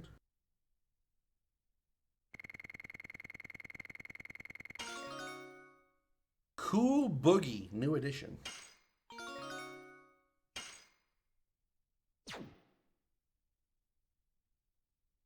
That's alright, Bimo. Don't worry about it. Don't worry about it. So far, I'm just glad you're here. I don't really need the help right now. This is the soul of the Divine Dragon. The flame of the soul that sparkles only at the last moment of a dragon's life. Its crystal is the Dragoon Spirit. As I expected, it doesn't sparkle in my hands. Lloyd, that was your purpose, wasn't it? This is just a little prize for me. A prize? I don't need additional power to destroy the world. The Divine Dragon was a mere obstacle to my ideal. I fought against it for that reason only. You're the one who formed the conspiracy to destroy the world. The King of Serdio. What brought you all the way here? Is it the frustration of having your moon taken? Or your feelings toward your loyal friend, Lavin? Don't even mention that name. It is too early yet to settle things.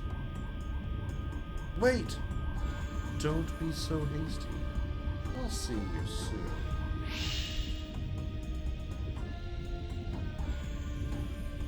Where is he going? He's leaving the mountain. Chase him.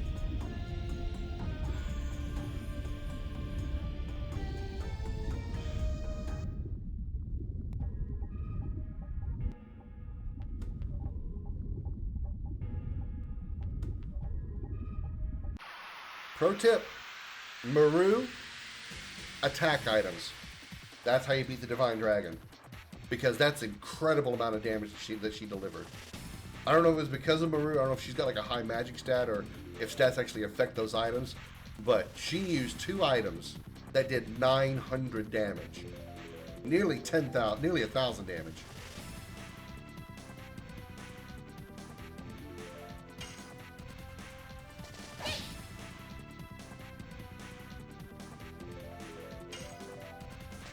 Yes. Go. Volcano.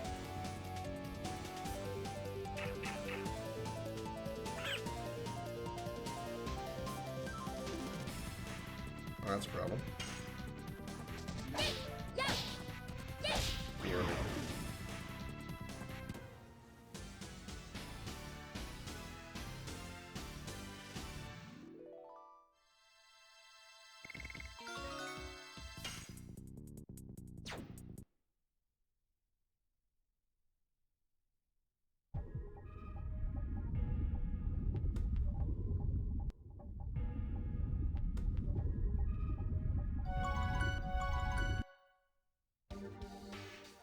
Okay.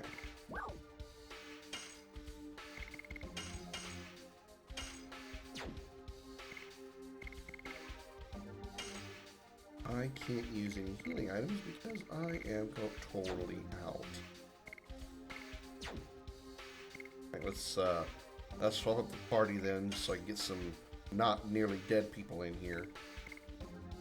Let's bring in Heihachi and Megalodon over here.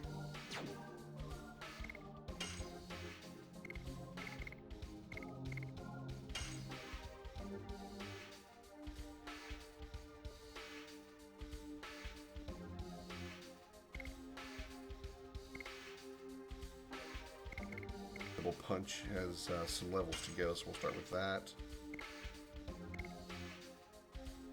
And stay with Pursuit until he's leveled it up some more.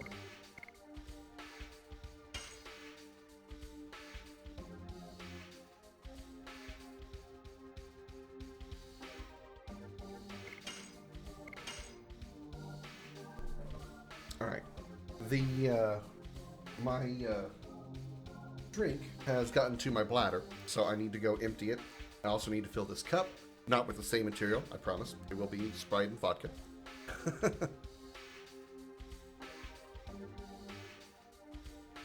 So I'll be back in a minute. I'm gonna go ahead and run a trivia question.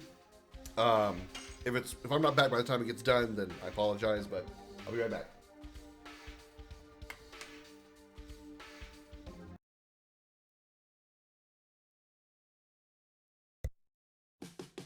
It's time for Dragon's video gaming trivia.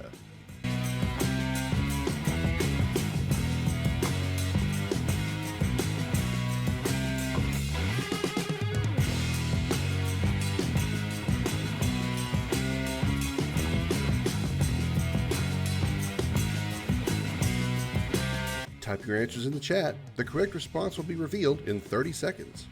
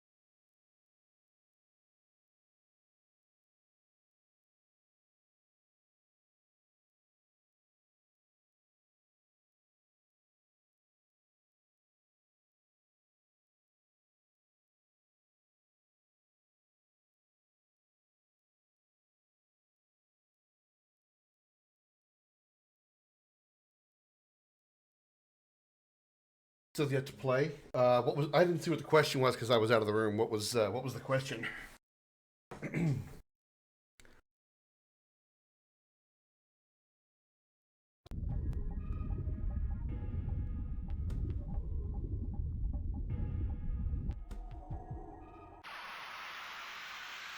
Mass Effect. Ah, gotcha. Okay.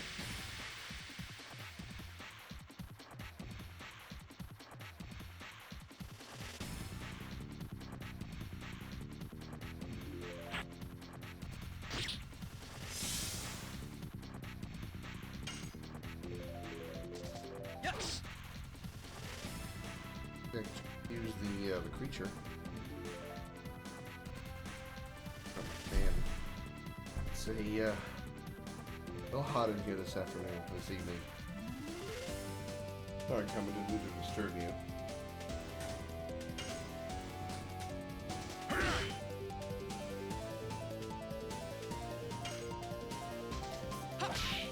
Wow.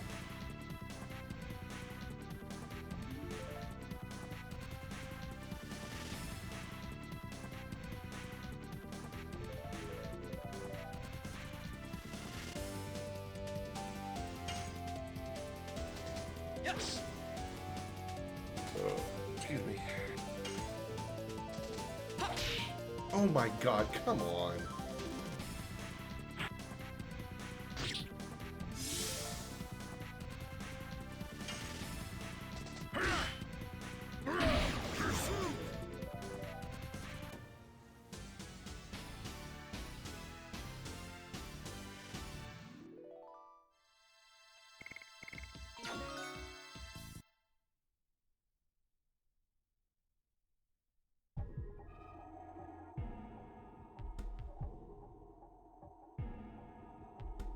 Counter rate up here is really high. That color of that arrow is changing quickly.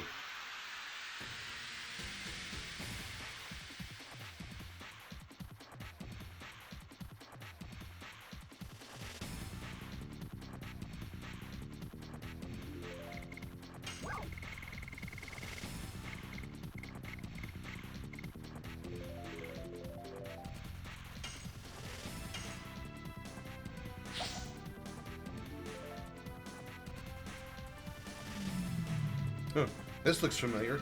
This kicked my ass a few times when I was fighting the Grand Jewel.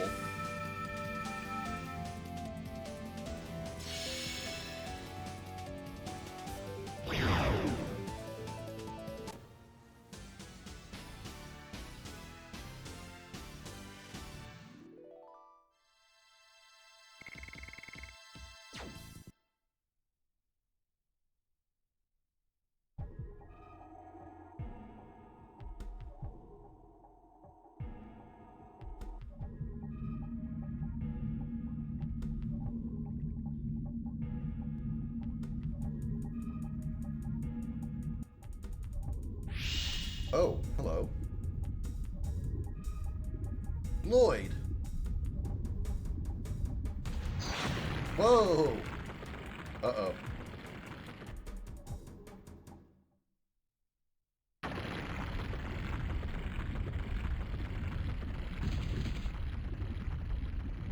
Oh, Dart and Rose both got knocked down there. Ah, didn't know he was one of the Winglies. Rose.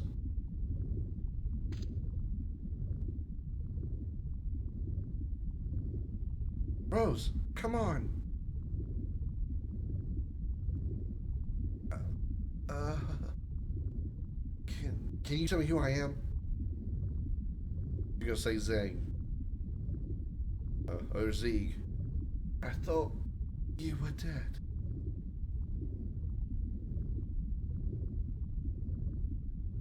Don't worry. I am carrying out your will. We took this world back together.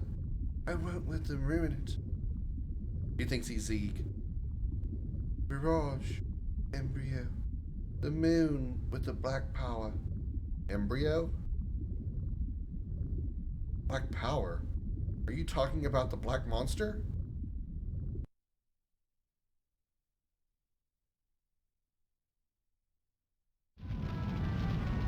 18 years ago.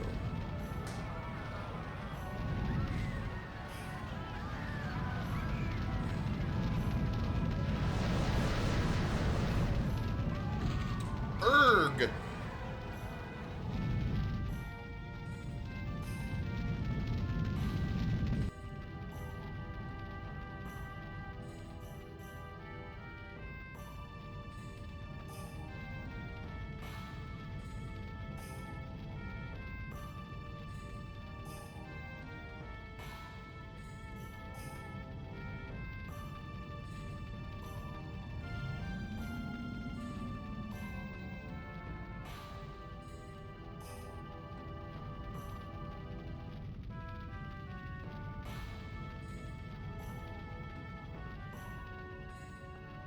Take care of Dart.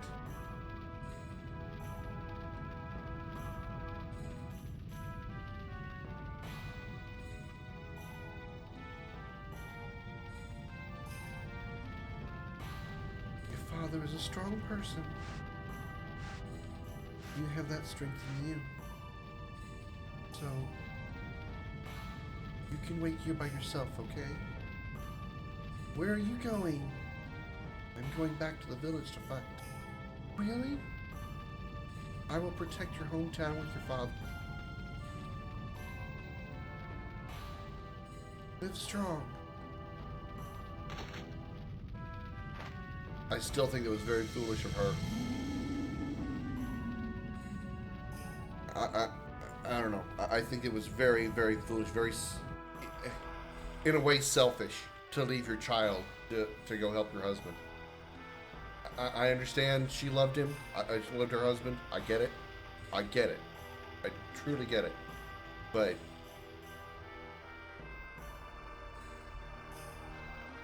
she shouldn't have left him. She shouldn't have left Art. That is stupid. That's probably the stupidest thing I've ever seen. Dad?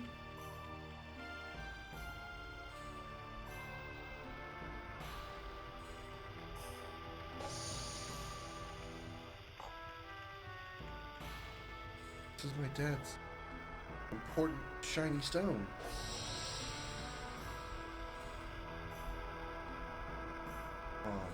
Dad.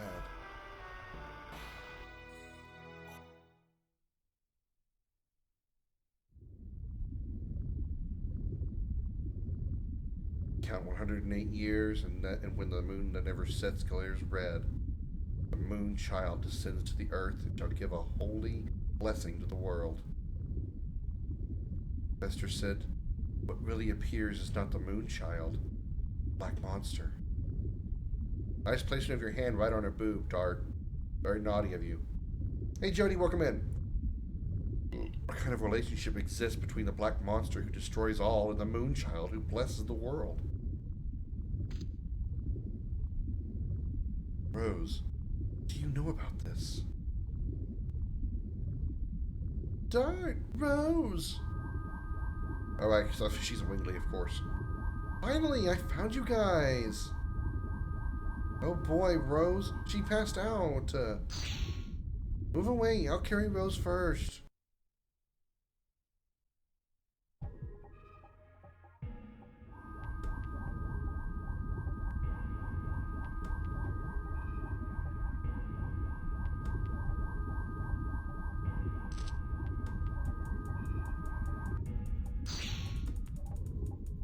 Darn, I'm beaten.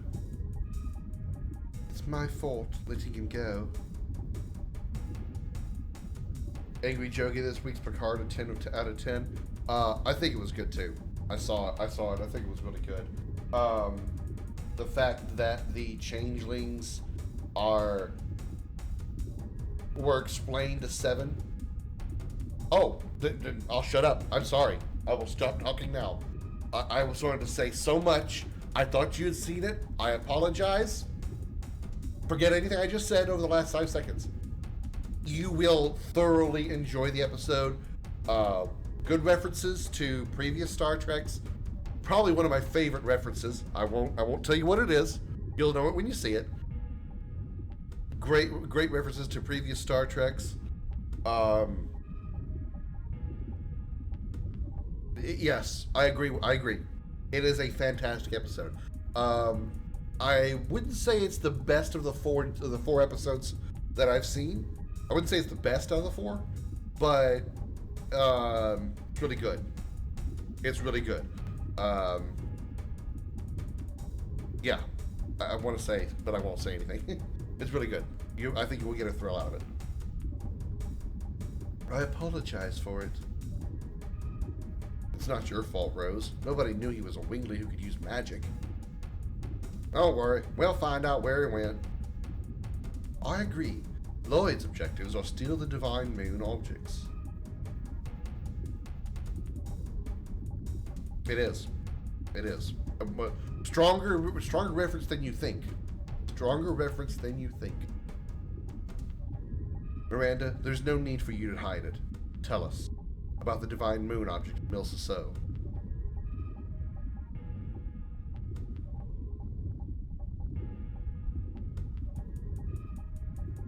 It's not like you, Miranda. Don't hesitate.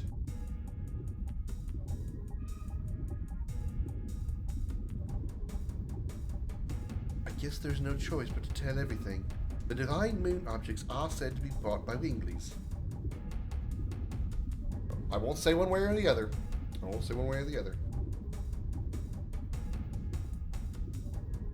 I mean, there's more than just one.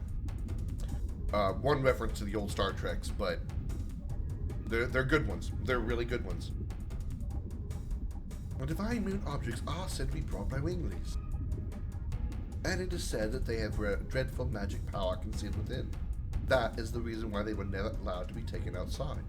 A national treasure that has been kept a close secret. It is called the Moon Mirror. The successive thrones have been the keys to opening the seal. Oh, it cannot be. Queen Teresa is in danger.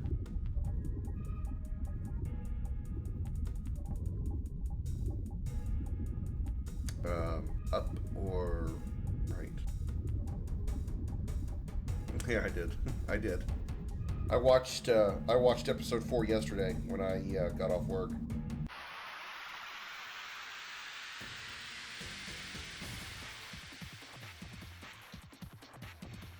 I like. You did see episode 3, right? Called 17 Seconds.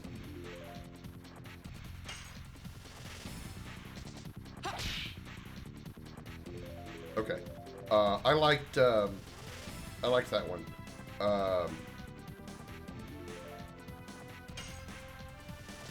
There was something specific I was going to mention about it. I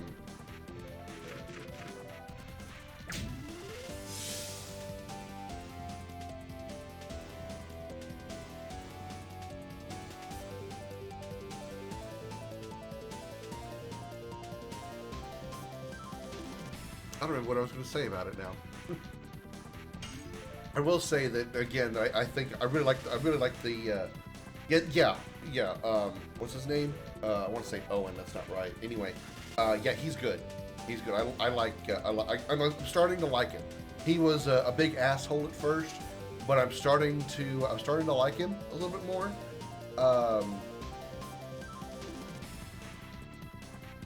And I won't say why, but after episode 4, I'm starting to actually sympathize with him a little, and I'll just leave that alone. But yeah, I kind of like him. I'm starting to like him a little bit.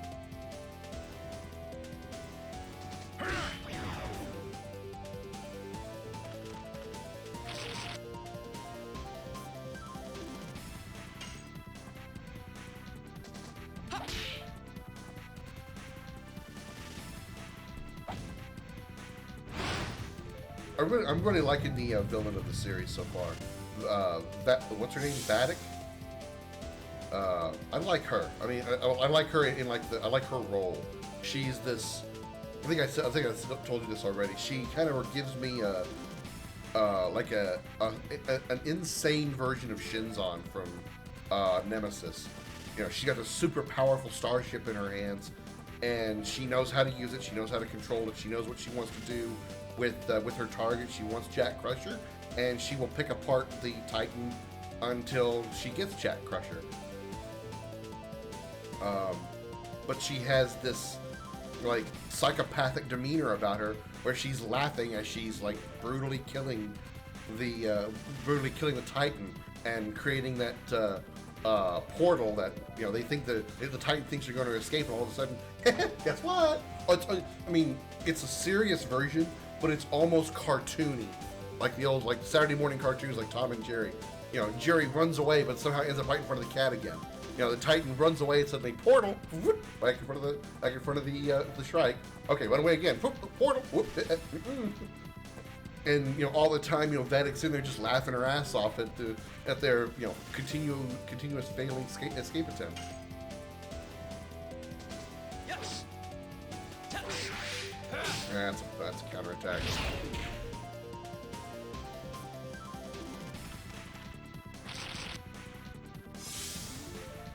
It felt a little, I will be honest though, it felt a little forced how they managed to get Riker back in the captain's chair of the Titan. But I'm okay with it because it happened. I just feel it was a little forced. Double punch.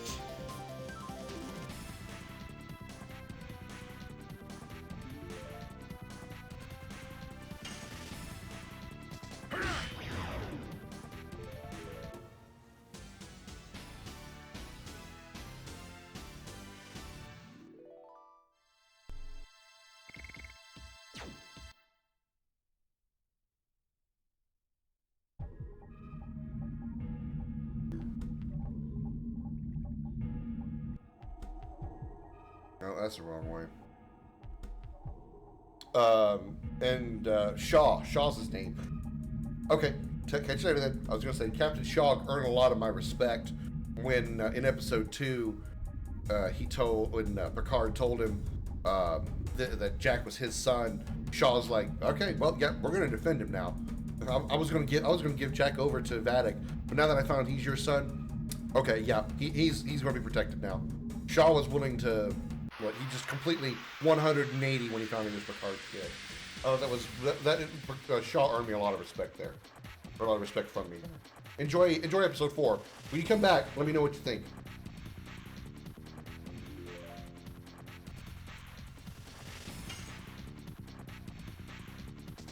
Yes. Go. Crash dance.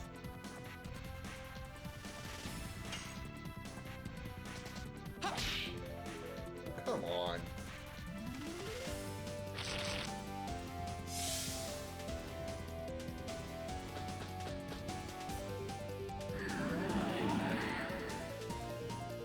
Mikey, I have Sprite and vodka.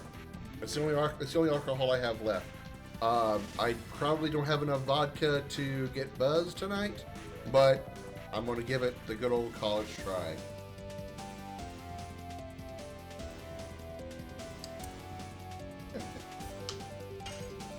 How you doing, Mikey? Double punch.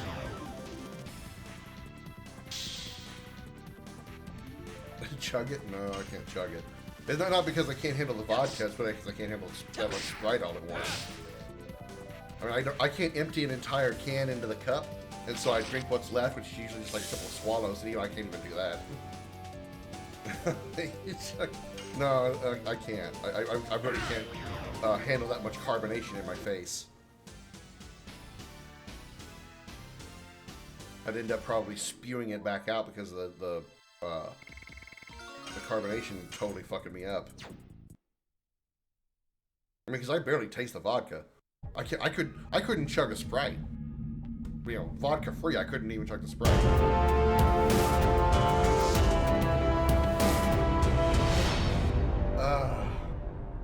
Thank you, Mikey, for the 1,000 dragon scales. Greatly appreciated. I'll try. I'm gonna try not to spew all over the screen. Let me back up. I'll go full screen here so you guys can see me. Let me back up here. In case I do spew, it doesn't go all over the computer. Let me get a primer here.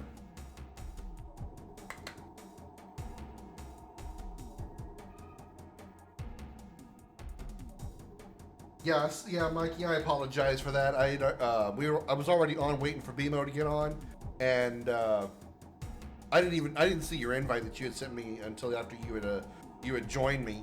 But since we're both on PlayStation, we were in a PlayStation party. So I saw you trying to talk, but we couldn't hear you because we were in the PS party. But I apologize for that.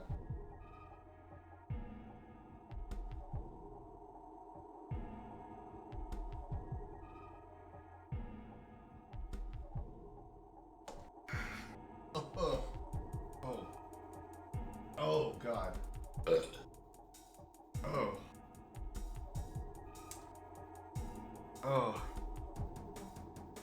Oh no, I knew what you were trying to do because I could see your name, like I could see like the lower right hand corner when you were chatting. I could see you talking.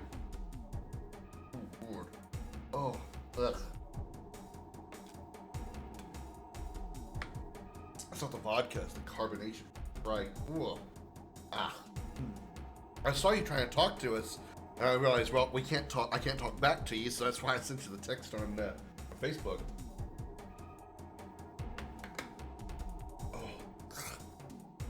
I hate chugging Sprite. I love Sprite, but I can't chug that much. You weren't really going to try to get me into the Crucible, were you? Seriously, man? Dude.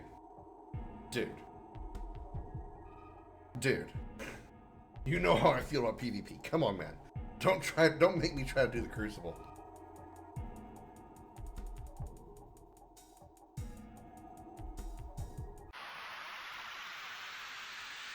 I'd end up getting you banned from Twitch from all my swearing. Oh, suddenly very hot in here. Ugh. My blood pressure is going up. Compared to the people that I play with 80% of the time, I don't know. Oh God, I'm gonna have the burps for the next 6 hours. Sorry, y'all. I don't know if I'm better than anybody in the Crucible. Are they even using a controller, or are they playing with their penis? Because I'm not that good in the Crucible. I'm really not. Pretty good. Timo! I am not! I don't know what you guys are talking about. You must be seeing somebody else. Because I am not good in the Crucible. Ha! Ha! Double punch!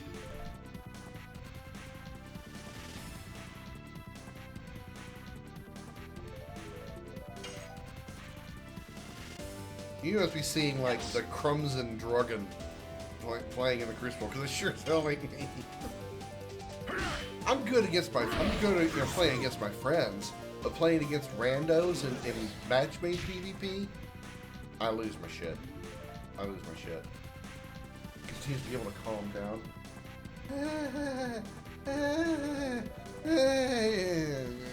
Eat me, BMO. Okay, Mikey. Hey, Xander, welcome in. Krim treats Crucible like Fortnite. Yes. I get angry. I hear.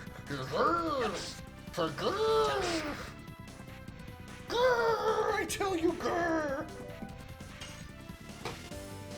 Why is it so freaking hot? Double punch!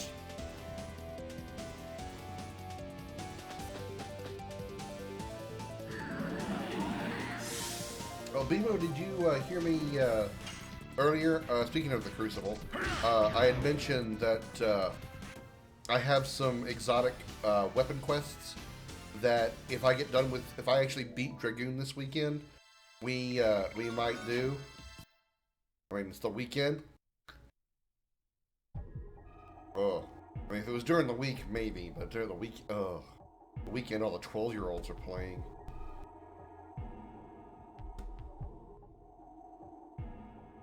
Ugh. But maybe we'll do some, especially now that especially now that Strand is out. Oh man, that's gonna be aneurysm inducing. Double punch! I just beat the Divine Dragon, and I'm on my way off of Mount Doobie, whatever this thing's called. Yes. I'm not really sure where I'm supposed to be going. as far as like locale or whatever, I know that like I said, we just beat the divine dragon, and now we're trying to chase down Lloyd because he took the divine dragon's dragoon spirit.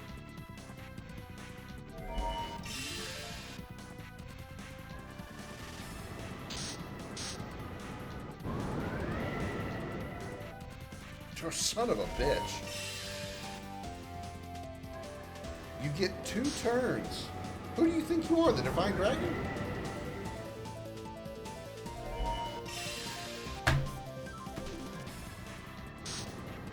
What in the holy fuck? He's gonna be dead.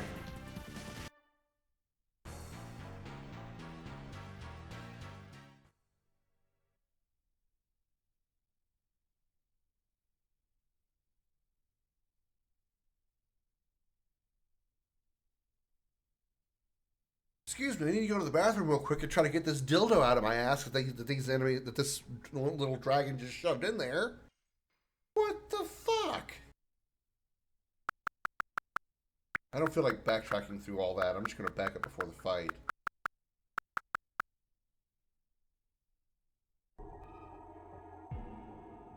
Wow. What the hell, game?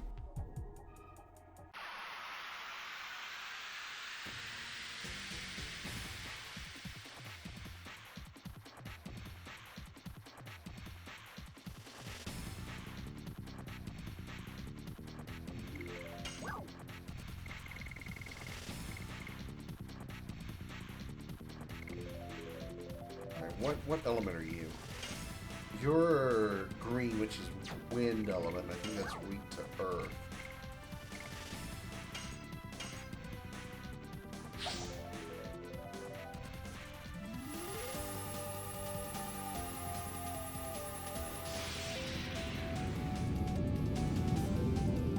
Squoosh.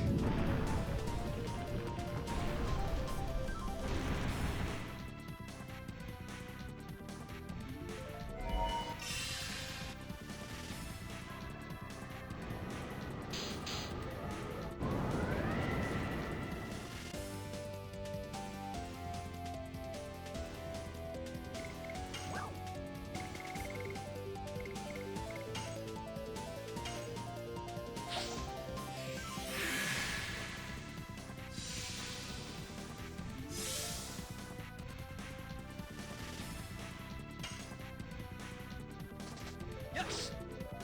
Touch. Go.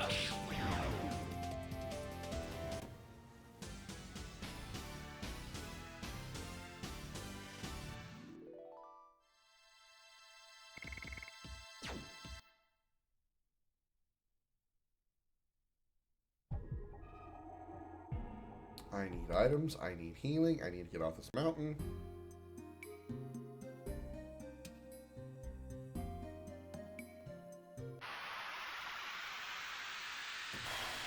This is not going to be good, because I've got a lot of people who are very low on health. Throughout the entire party, not just Hazel. Ha! Ha! Double punch. Yes. Touch. Go. Perfect dance.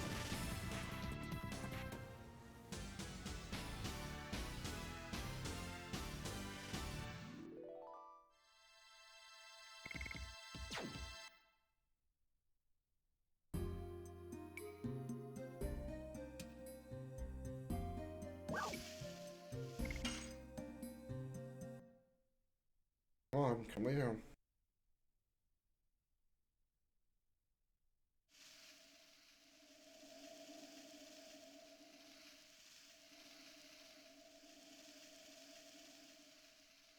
Lay down.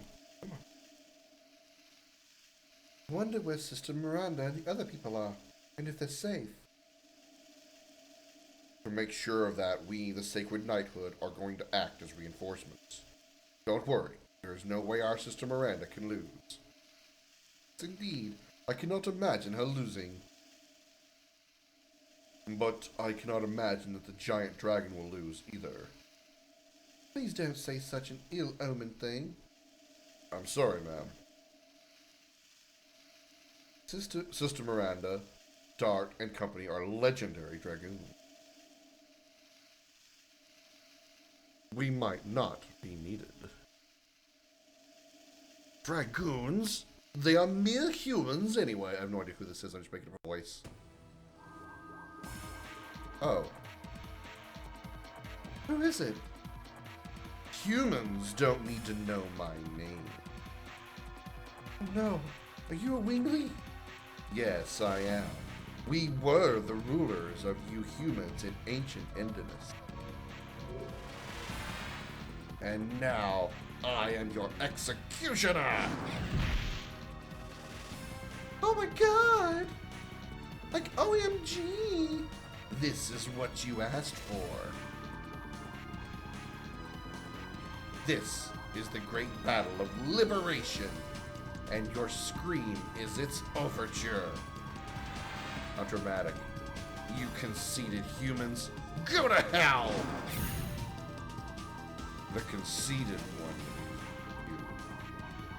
Oh, you are Mr. Lloyd. You are so easily overtaken. You blocked the magic power. Who are you? I don't need to answer you. Watch your mouth. Mr. Lloyd. I won't let anybody hinder the liberation of Winglies. I'll annihilate all humans.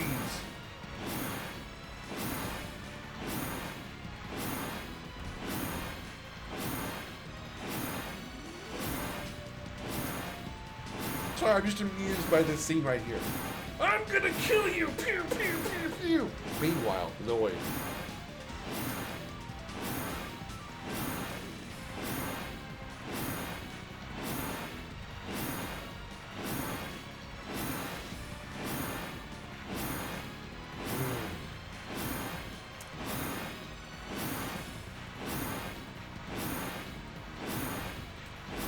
Utility is futile.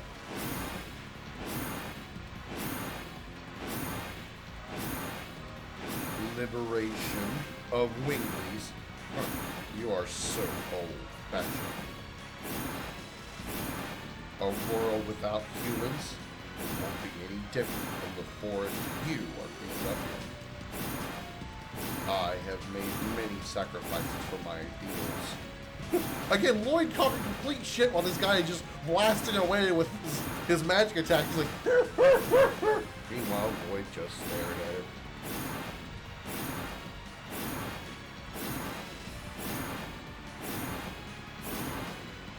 But he's still talking to him. But your ideals cannot be achieved unless you annihilate everything. Of course! My grudge, my hatred, I will settle them all with human lives! How much MP does this guy have? You think he'd be tired by now? You should not be alive. Debbie! Wouldn't be laughing that you gotta fight that guy? No, I understand. I'm making fun of a guy that's like, you know, he just took the dragoon spirit of the divine dragon. He's a badass in all sense. I totally get what I'm talking about here. And I'm not really like making fun of him. I'm more just like pointing out the futility of the dumbass that is Bardell. You know, he's just sitting there, you know, hands up, talking about wanting to rule the world and destroy everything. Meanwhile, Lloyd is going through this entire monologue with Bardell blasting away at him and not giving two shits about what he's doing. I won't die alone.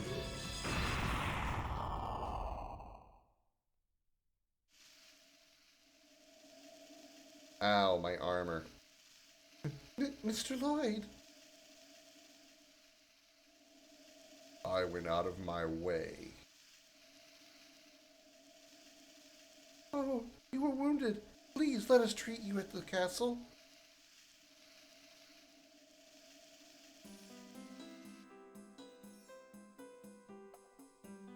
Speaking of getting treated at the castle, I need to get treated at the castle. I've got nearly an entirely party of dead people. Haschel has 1 HP. Kongol's at 925. Dart's at 972. Albert is dead.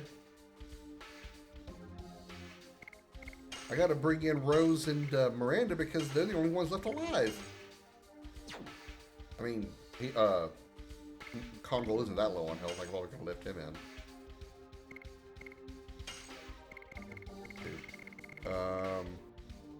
Hack badge.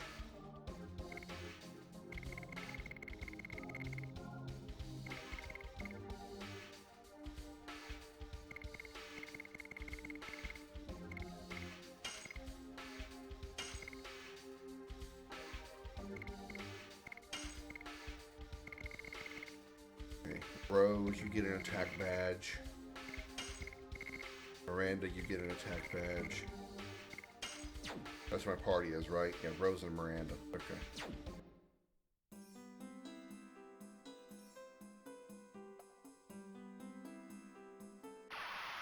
Shit. I need an in really badly right now.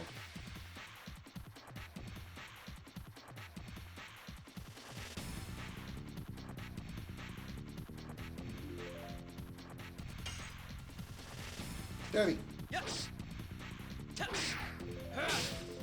Go. Crack dance.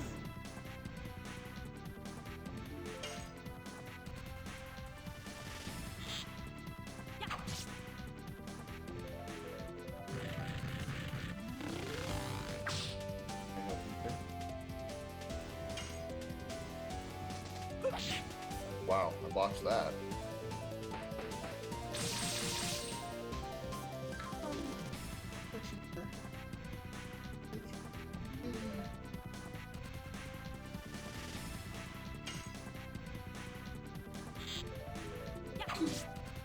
Only bit I hate about Legend of Dragoon, really limited party inventory. Yeah, that is an issue. It's not something I'm used to.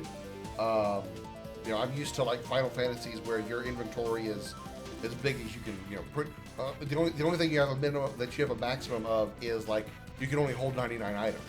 Here you hold literally 32 across your entire inventory. So you can have 32 one items or one item 32 times. That's it.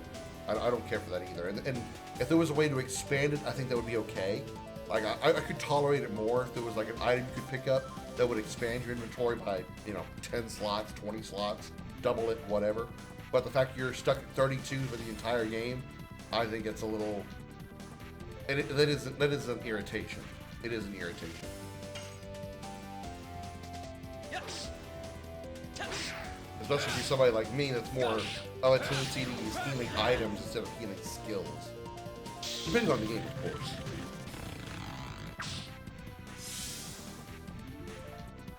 Like in, you know, take Final Fantasy for instance, I tend to use healing items more often than I would use healing magic. And this is definitely the case here, and this is definitely using healing items far more than using healing magic. Mostly because healing items are always available. Healing magic requires you to have a Dragoon ready to go, which I don't always have. I mean, most of the time I do, but not always. Yes. Touch. Go. Crack dance.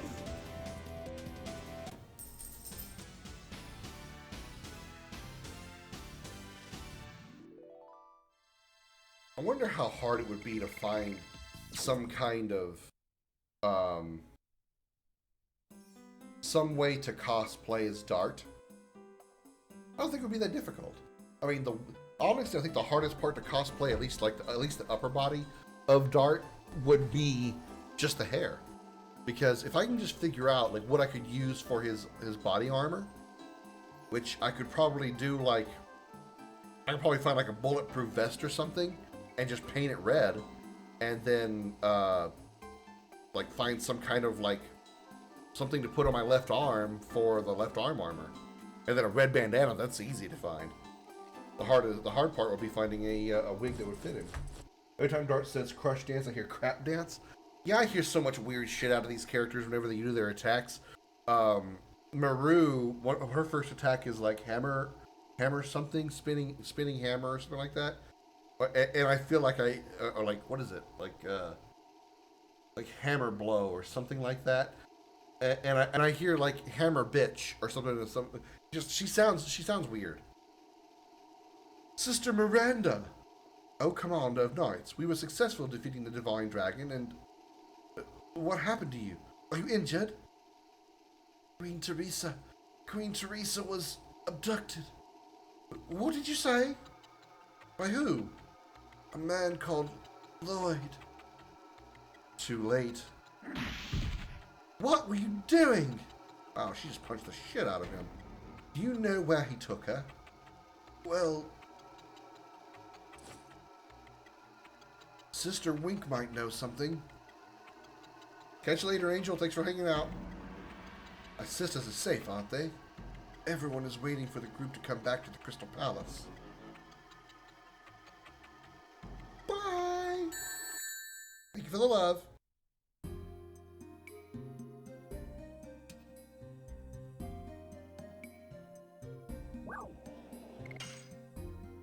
First things first, I want to find an inn and heal before I have to deal with some fight where I have to deal with 3 characters with 1 HP. Please, for the love of penises everywhere, let me heal. Let me have a good night's sleep.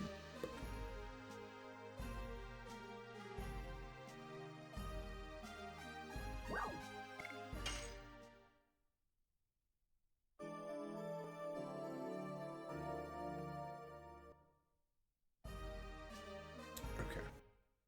Everybody's healed?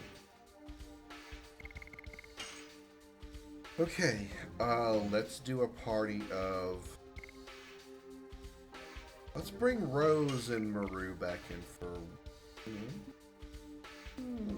Let's bring Rose and Albert back in for a while. I really like Albert. He's very powerful. He's very powerful. Almost every one of his attacks are, his additionals are rather easy to hit, and they do a lot of damage. A lot of damage.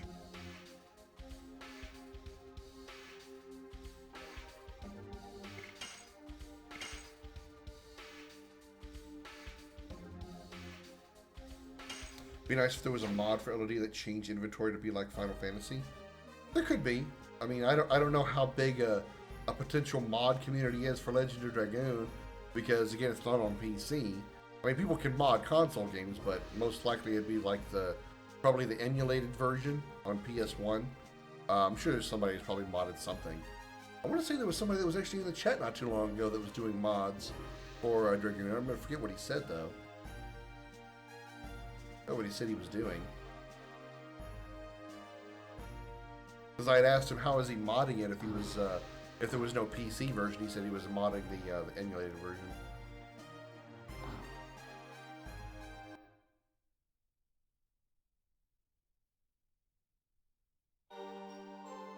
But if there is like some kind of modding community for Dragoon, I'm sure somebody's probably done that.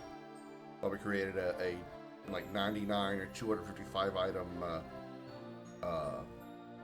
inventory slot, which reminds me, I need to go fill up on some of those slots because I don't know what's coming next. I don't know if I'm going to deal with a fight or not, but I'm going to load up on items so I don't have to deal with it. I'll make sure I'm all prepared just in case. Like like Blackhand Kelly said in Tremors 4, always be prepared. I doubt anybody in the chat knows what the hell I'm talking about, but just go with me on it. Okay, which one of you gives me items? Item shop, there we go. I have 19 of 32. Yeah, most of my inventory is poofed. I really don't need the... Let me see what I got that I can get rid of. I got some items I can probably sell. Healing Fog, I do that. Stories minor enemies. I'm never going to remember to use that. If it's really minor enemies, I'm never going to remember to use it. I'll just attack them. It's only 10 G, but at least it's an open slot. Definitely keeping the power up and speed up. I'll keep the attack items.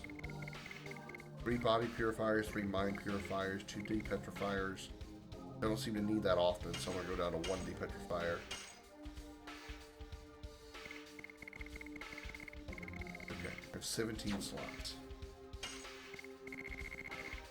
There's some of this armor that I'm not using.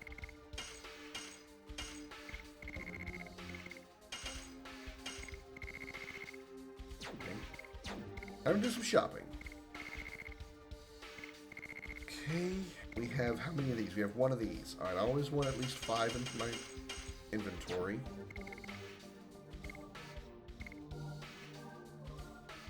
This will give me 9 if I buy all of these. I have 9 slots. I think I'm gonna do 5 fogs and 4 breeze. No, it's 11. I have 11 slots. I think I'm gonna do 6 fogs and 5 breezes.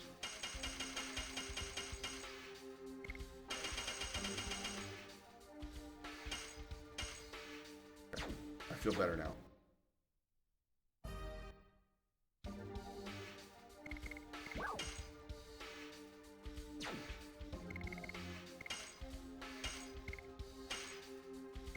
Two, 3, 4, 5, 6. 1, 2, 3, 4, 5. I like that. I like that. I feel good about that. Probably not any new weapons, huh?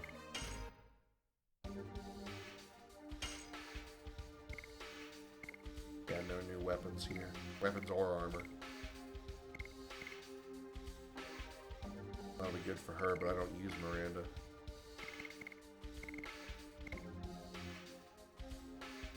Arm blocking. Still don't know what that means. Event status arm blocking. I don't know what that is. Armor of Legend. I need a lot of money to afford. That's 100. That's 100 extra defense. It kills my magic defense stat, but my God, 100 defense. So wait a minute. That's weird. Why is it 100 defense for dart, but it's 108? 108 for Rose. 93 for facial. 100 and what? Like 7 for Albert. Why is it different amounts for different people? That's weird.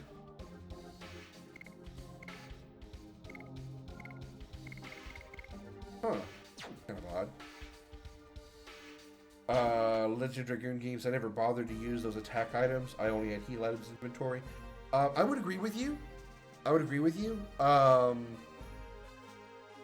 But I wanted specifically to keep, and I am just keeping, like multi-targeting attack items. Especially in the, which I just did, the Divine Dragon fight. Oh my God. The Divine Dragon items were so good. I was delivering 975 damage to each part of the Divine Dragon when I threw him with Maru. I mean, it was incredible how much damage she was dealing with those items.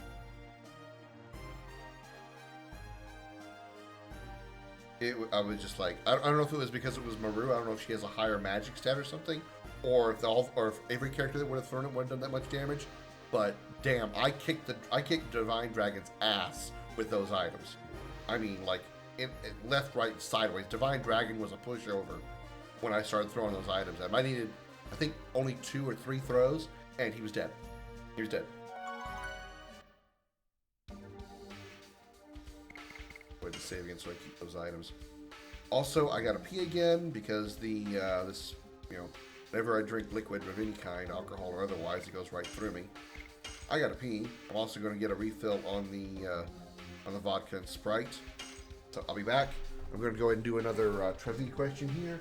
If I'm not back by the time it's done, then I'll just be back as soon as I can. BRB, y'all. Can you answer this difficult trivia question based on video games? It's time for Dragon's video gaming trivia.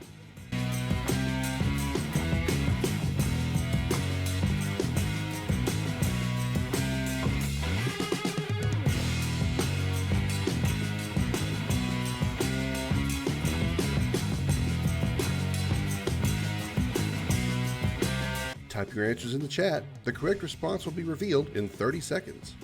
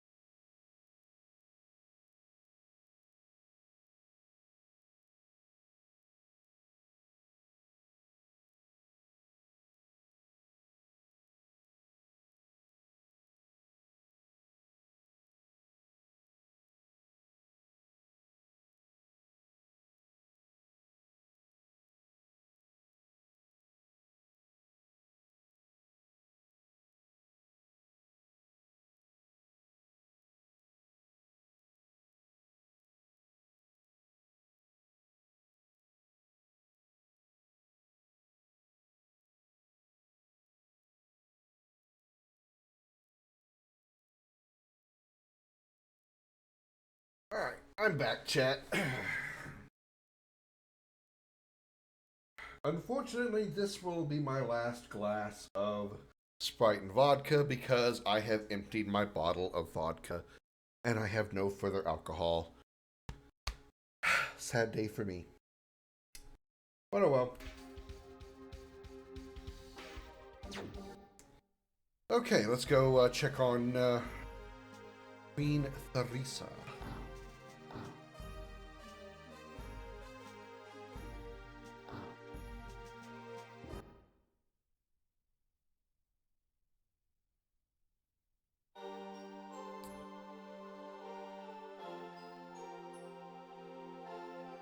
Could you please walk in front of me some more so I can be blocked by your difficult patrol out of walking back and forth between two rubble walls? Appreciate it. Yeah, big preach.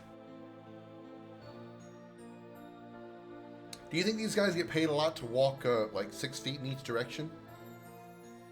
Sir, you've been hired for the position of patrolman. Here is your route. You walk 6 feet this way, 6 feet this way, 6 feet this way, and 6 feet this way. Do not deviate from that. For 8 hours, you will walk those 3 directions in that order, exactly like that. You understand? Yes, sir. And you get $14.32 an hour. Plus benefits, vacation time, holiday pay, sick pay, 401k, 50% off the castle's shop store, 25% off the castle cafeteria, and you can if you do a good enough job at walking 6 feet in 3 directions, you can put it into a pot for a special drawing where you will get an extra day of PTO. Welcome to the job. Welcome to the castle of Denongrad.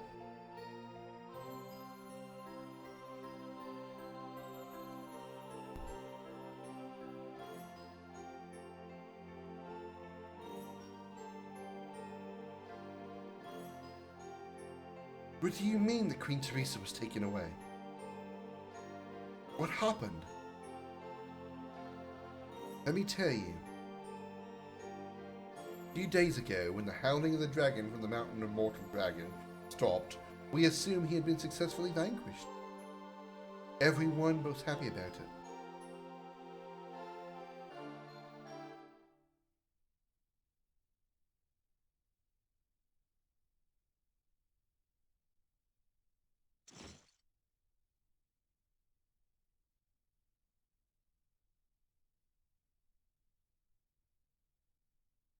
How long has it been since we have stopped hearing the howling of the divine dragon? It has been about 1 week now. Whoa, whoa, whoa! Back the time train up here, ladies. So when the divine dragon was defeated, it stopped yelling, which makes sense. It's dead. It took me a week to come down from the mountain and come back to the town?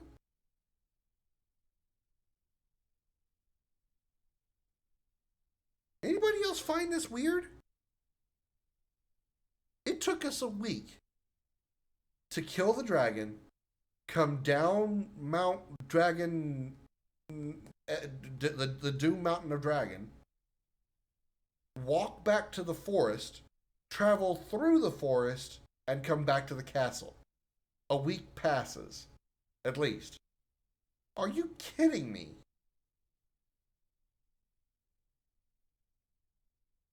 If I recall, in medieval fantasy, most guards are paid 10 gold a week.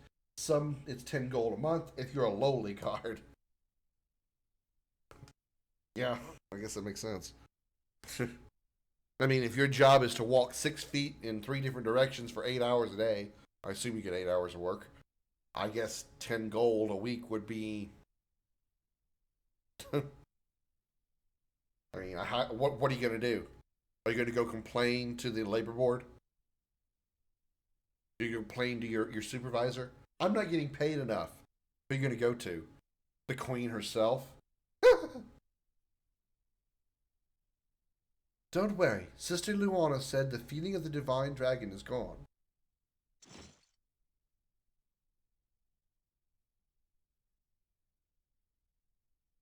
I just realized she kind of looks like Elena with that hair color and hairstyle.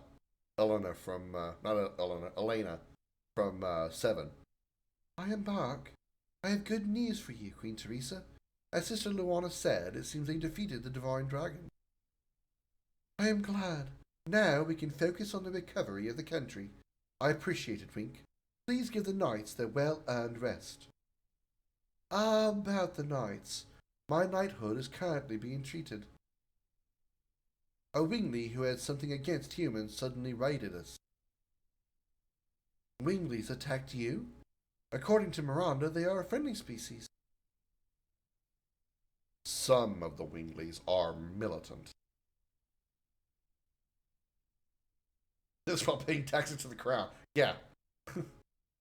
This gentleman repelled them so that we were able to come back to the castle safe and sound. Let me introduce him. His name is Mr. Lloyd, Your Majesty. It is a pleasure to meet you, Your Majesty. Not only that, it was Mr. Lloyd who gave us the good news of the successful vanquishing of the divine dragon. How did you find out about it? Oh, that's the wrong voice. How did you find out about it? It was a coincidence. I saw Sister Miranda and her companions who completed the vanquishing of the Mount Dragon tomb. I understand. Let me express my gratitude to you. Actually, it was not the first time I was saved by Mr. Lloyd. Oh, I remember. This gentleman is the man of the fate Sister Wink was talking about, wasn't he? Isn't he? Queen Teresa. She was saved from the bandits and now by this gentleman too.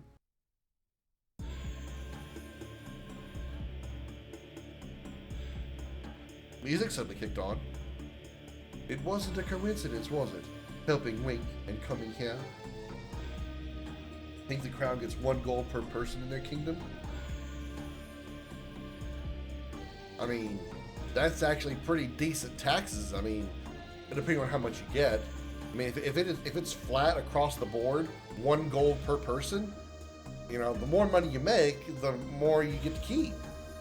I mean, yeah, if you're making 10 grand, if you're making 10 gold a week, and 1 gold goes, is it 1 gold per week that goes to the crown? That still means you get to keep 9. Because think about it for a second. Say you make $10 a week, you get to keep 9. That's you keep 90% of your income. You keep 90%, which means the tax on your income is 10%. As a single guy who pays way more than 10% for his taxes, I would appreciate that. Sister Luana, what are you talking about? The murderous intention, you can see it inside. You cannot disguise it. That's right, Luana can feel people's feelings. You cannot disguise it in front of me. Wink, City, stay back. I feel it too. Something very wrong. I hadn't intended to make a scene. However, sometimes it can't be avoided. Queen Teresa! Mr. Lloyd, what on earth? Do not come closer. What do you want? I desire the moon mirror. Moon mirror? How did you know about it? You don't need to worry about that. You should just take me there, Your Majesty. Roughly 500, 2,000 people per town. Again, still, if it's just a flat rate across the board, those who make a little bit more money get a good deal. Answer me. From the beginning, it was your purpose? Wink, get away! I just desire the power to create a utopia. Queen Teresa, he is reading your mind! Shall we go to the last divine moon object?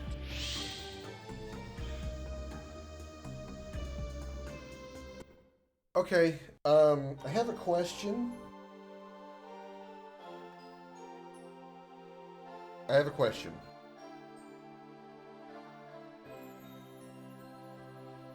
If Lloyd has this power of teleportation, why did he need Wink to bring him to the castle? Why couldn't he just teleport into the castle, capture capture Queen Teresa, and teleport back out with her? Obviously, his teleportation is long range. Otherwise, when he took Teresa, he would have just like, if it was like only short range, he would have just like teleported to the end of the stairs or something. But instead, I'm assuming he teleported her completely out of the castle and to wherever they're supposed to be going.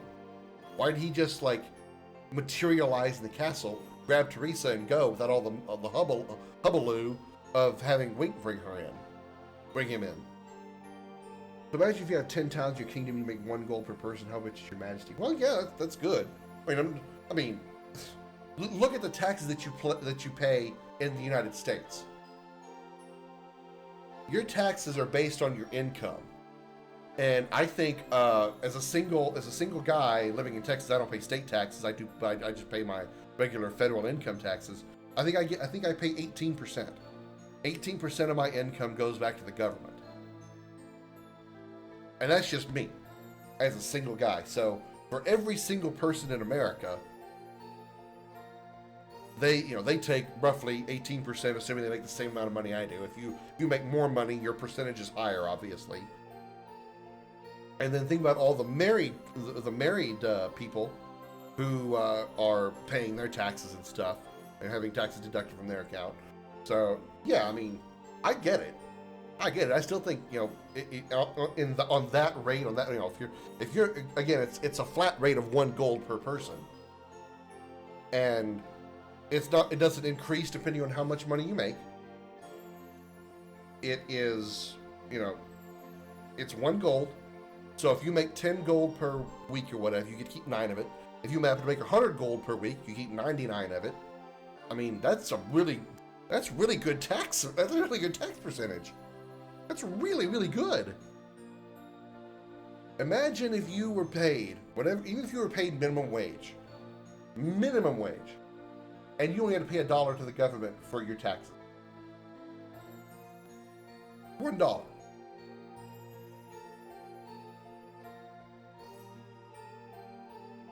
Even minimum wage folks could actually live comfortably on that. I mean, depending on how you're living. I mean, if you're blowing your money trying to buy a $500,000 car, okay, then you're just a fucking idiot. But But you get what I mean. The last divine moon object? Is he going to end this? Miranda, where is the moon mirror? In the Tower of Fladville, to the west of Kashua Glacier. Teresa is the key to the tower. I'll take care of the rest. Sister Miranda, we will bring Queen Teresa back. We are not going to let Lloyd get what he wants.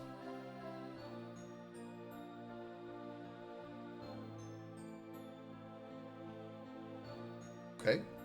Now we're heading to we're heading to Gaia's Glacier. Probably going to do a rub your body warm up mini game. Oh wait, this is Dragon, not Final Fantasy VII. My bad. Then we got to break down some icicles so we can cross a path.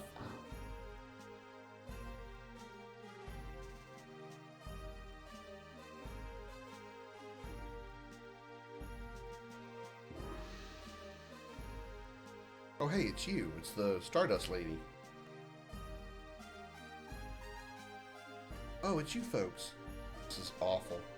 Yes, it is. It's not the time to discuss Stardust. I want to collect them as soon as possible and go back to my village, but I cannot leave these people like this. I'll stay here for a while. Excuse me. Oops, sorry.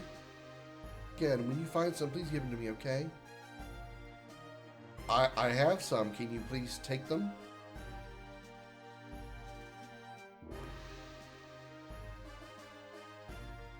Yeah, there we go. In return, take this. It's the rare item, the very thing I promised. Rainbow earring. Okay.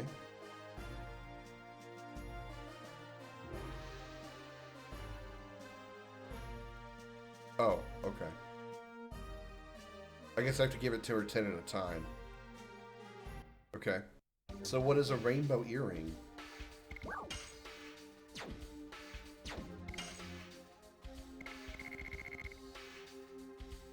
It's a ribbon.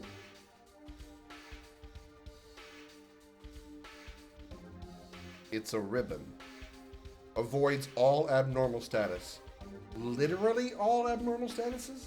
Like literally all of them? Or like some of them? Like most of them? Or does it mean literally all of them?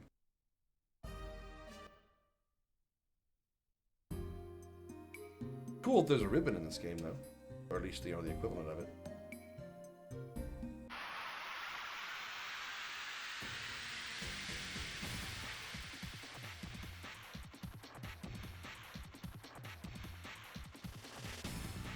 Trying to fight a green peacock.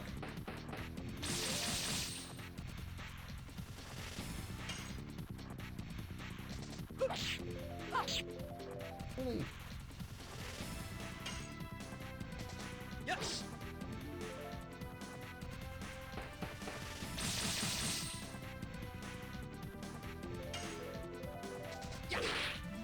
Oh, come on.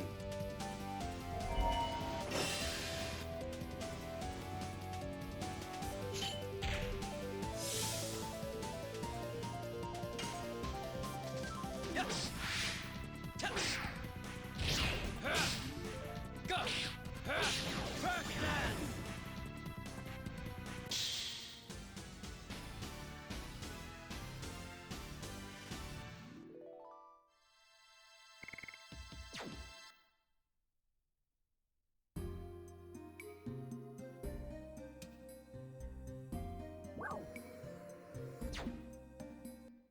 Let's drop a save here before we go into the glacier.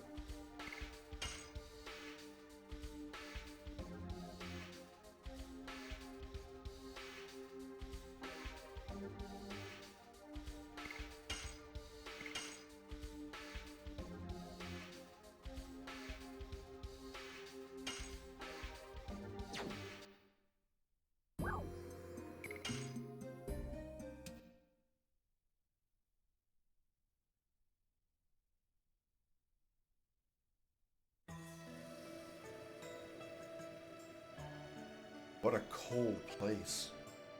It pierced through my aged bones. It's a land where the earth is eternally covered under ice. I understand that it must be harsh on someone who has never been here. Darn, I'm totally dying. Do you often visit such a place, Miranda? It's been a while since I came all the way here. But I would often come here to find solace for my loneliness. You got such a kind mother like Queen Teresa. How could you have a lonely time? Her Majesty Teresa is not my birth mother. My true birth mother abandoned me. After that, I met Her Majesty Teresa. Her Majesty Teresa cherished me when I was alone, as if I were her real daughter. Since then, I've never felt loneliness again.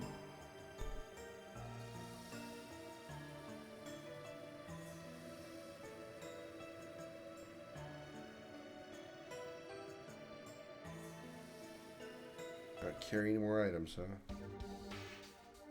Well, I don't really need to heal, but I will.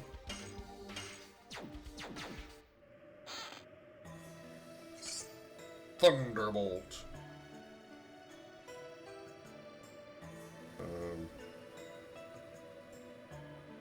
Yeah, so,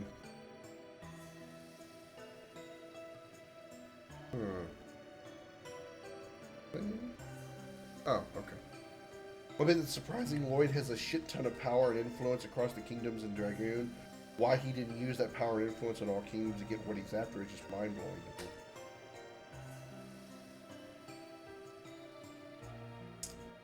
Perhaps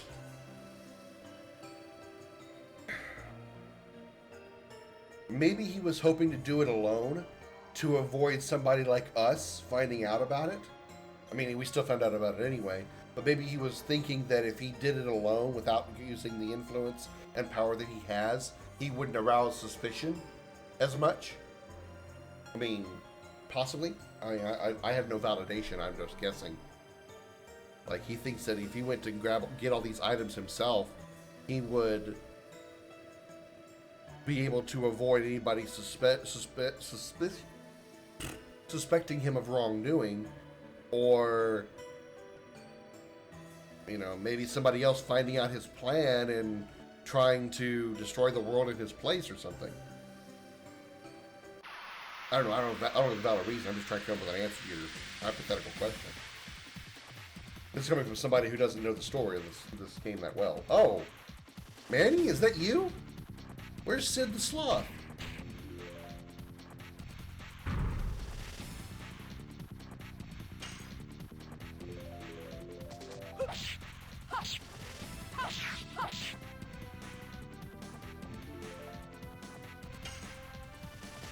Yes.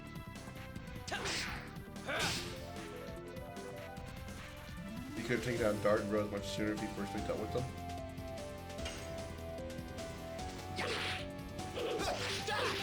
Spinning king.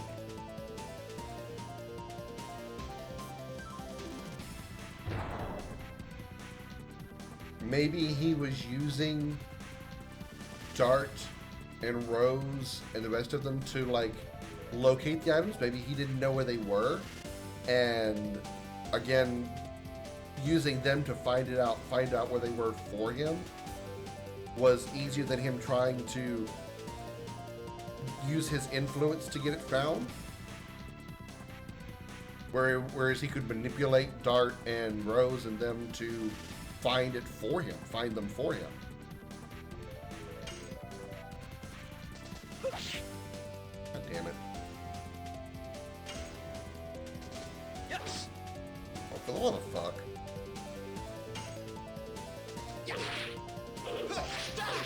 Spinning king.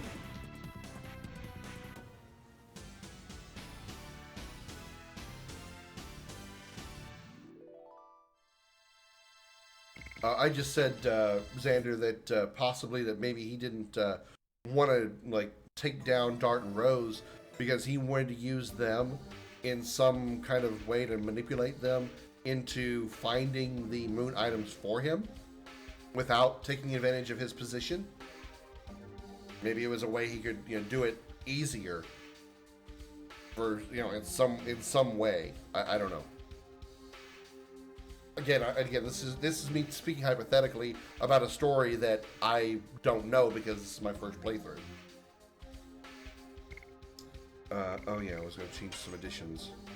You still have Crush Dance. You have Hard Blade, which is hard to hit. You have Spinning King. Let's move you back to Rod Typhoon.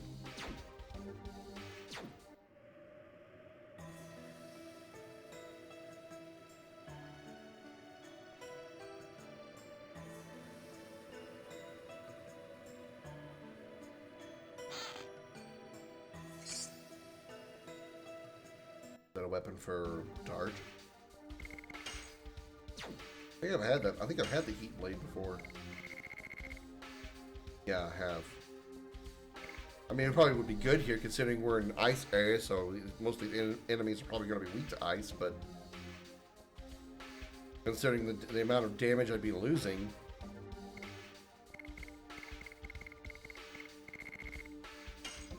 I mean, yeah, we're losing a lot of power. I don't want to lose that much power.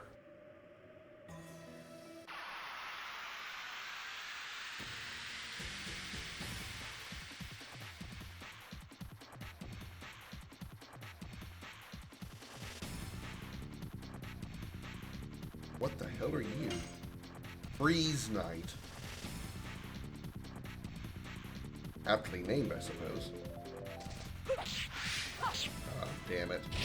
Wasn't expecting the counterattack. Yes.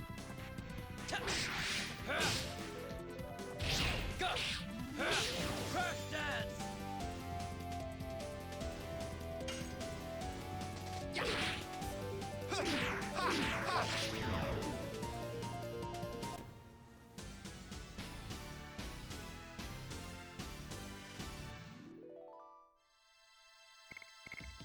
Fatal Blizzard. That sounds like a cool ability.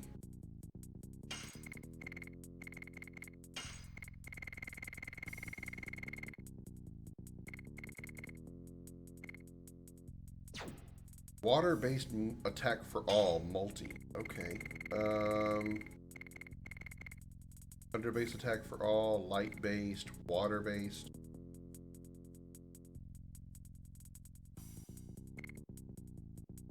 This is a water-based, but not multi.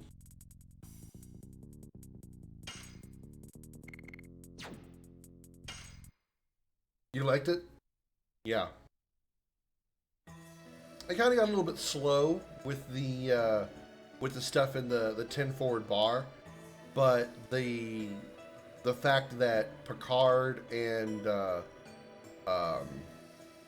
Jack Crusher got so close, and Jack was a lot more receptive. I thought that was cool. I like how Jack defended Picard from Shaw's rant about Wolf 359.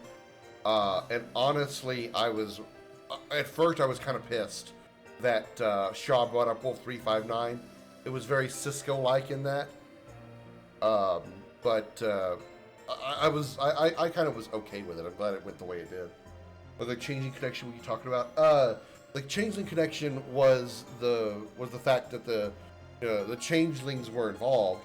The fact that LaForge's daughter came in and was the Changeling, and how Seven, who had never encountered a Changeling before, got all the information from Shaw. I thought that was a nice little throwback to the fact that Shaw knew about the Changelings because of the events that happened during the Dominion War.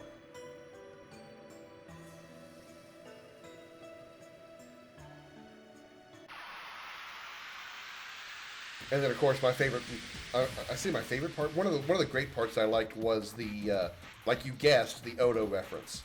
How they not only just talked about the Changelings, but how they actually had a picture of Odo on the pad when Shaw handed it to Seven. Rocky Turtle. Yes. Go.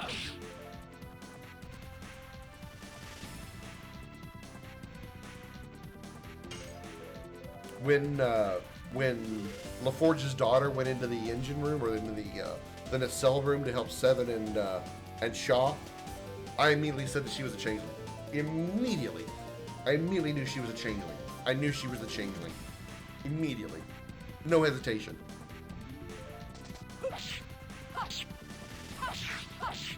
Stewarding.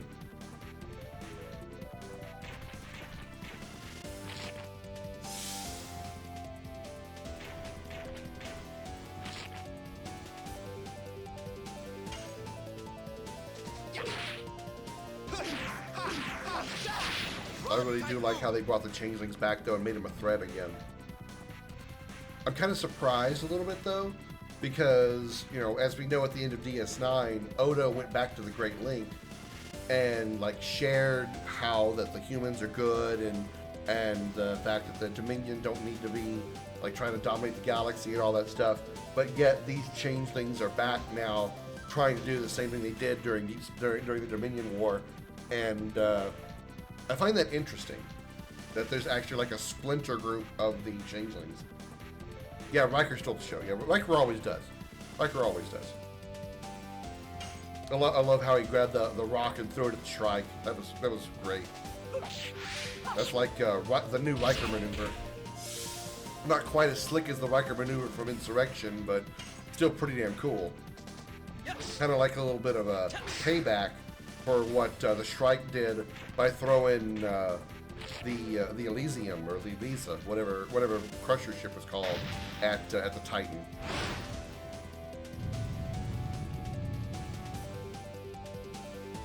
Payback's a bitch, so here's a rock, bitch. See where he talked about burying his son? Yeah, that was no pun. That was deep.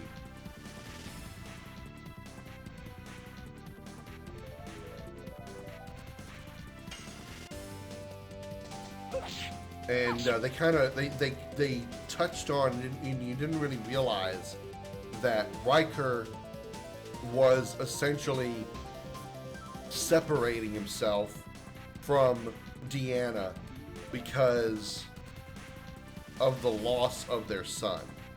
And the only way he could deal with that in his own way, or the only way he could deal with that in a way, was to...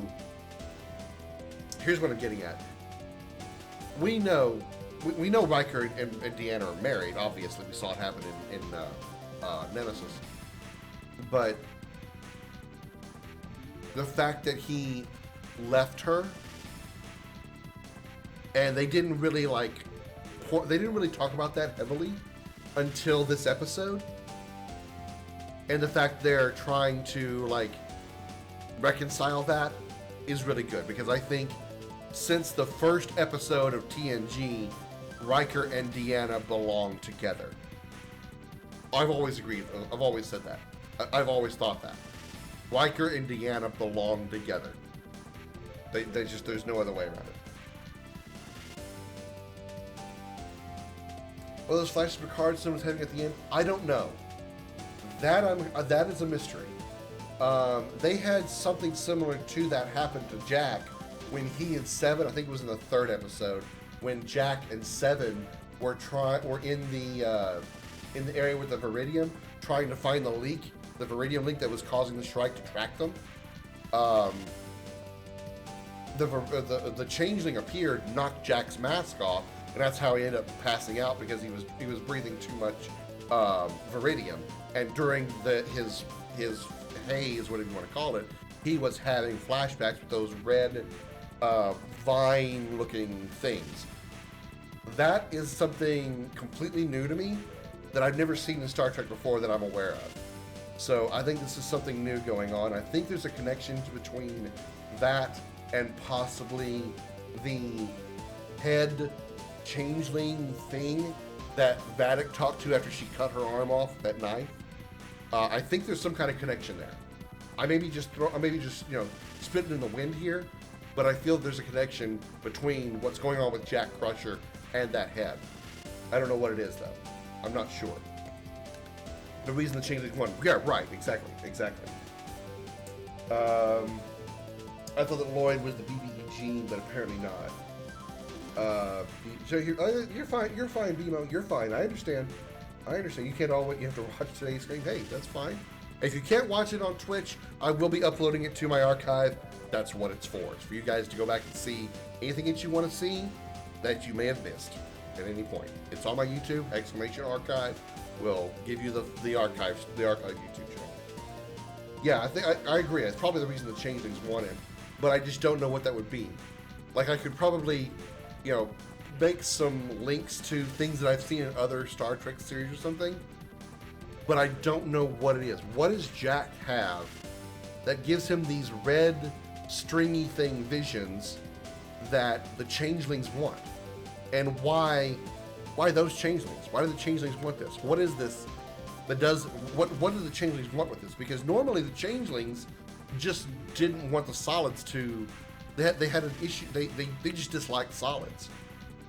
What does the red stringy stuff have to do with their goal? Unless this changing Splinter faction has something completely different.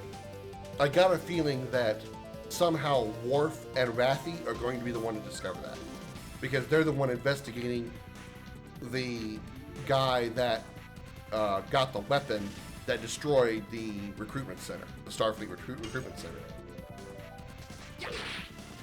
And I know they found out that it was a changeling, but I still think there's like another link there they're going to find. Yes. Oh, for fuck's sake.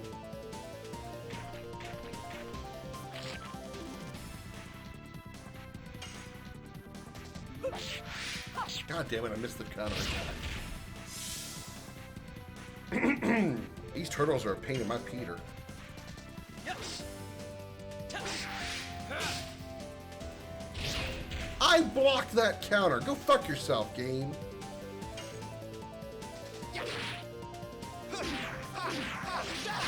Rod Typhoon.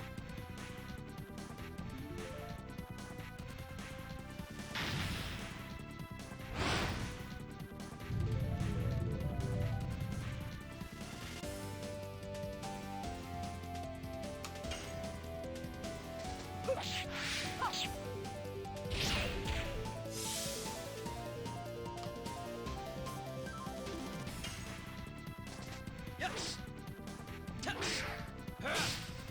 Go. Crash dance. These guys are annoying as Adamantis in Final Fantasy. I feel like I should know more considering DS9 is my favorite by far. I think they're trying to come up with something new.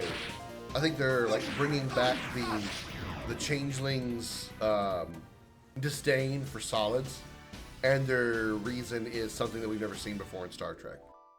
I don't think there's like anything we can like infer from those red vines or whatever that can give us a hint as to what's going on. For a brief moment, I kind of wondered if maybe Jack Crusher might have ended up becoming a changeling somehow. But I don't think that's it. I don't think that's it, because I don't think we would see that Vine flashback thing at the end of the episode if Jack had been a changeling. Unless he like became a changeling before Picard and Riker found him on the Elysia. But I don't think that's it either. Maybe he knows their home planet.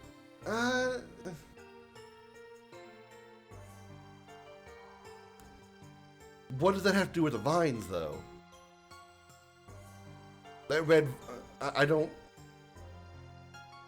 There's something missing there. Like, why are these Splinter changelings not with the rest of the changelings, like the original, like the female founder from the Dominion War?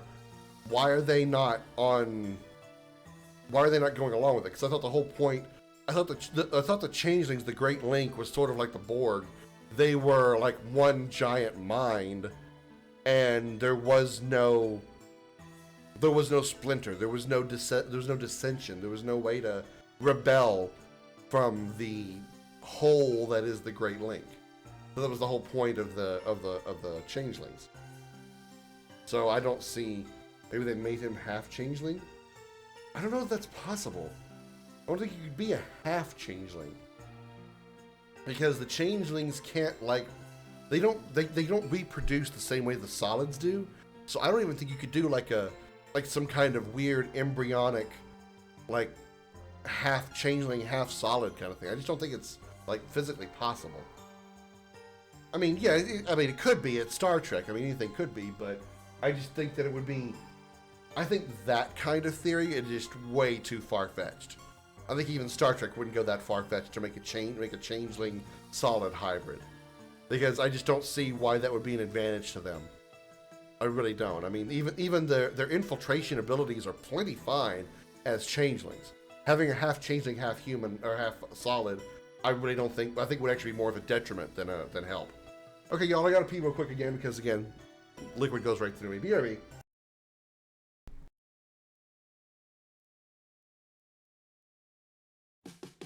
It's time for Dragon's video gaming trivia.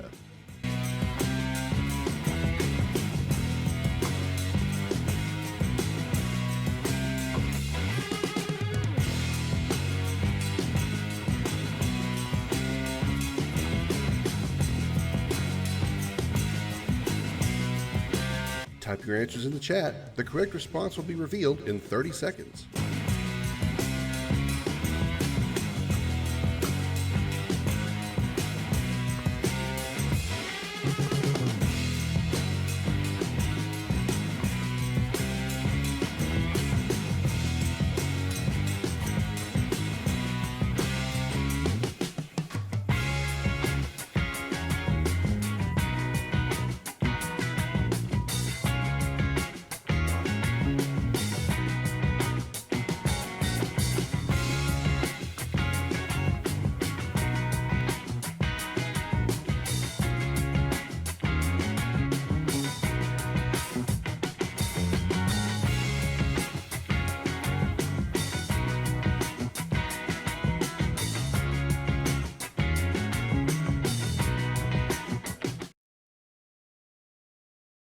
He was dying and they fixed him?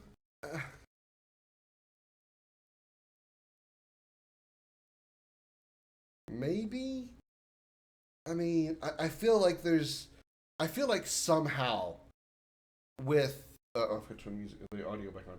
I feel that with Beverly's knowledge of medical knowledge, it would be too much of a risk that it would be discovered. His half changeling, you know, Beverly would somehow find a way to spot that, because she's one of the best doctors, one of the best medical scientists in Starfleet. And if she's around him nearly all the time, she would somehow be able to spot that in some way or another. Hey Xander, welcome back. We're talking about Star Trek stuff. We're talking about episode 4 of Star Trek Picard, where at the end of the episode, Jack Crusher is like experiencing some weird red vision kind of thing, and we're trying to like see if we could guess as to like what its origins are.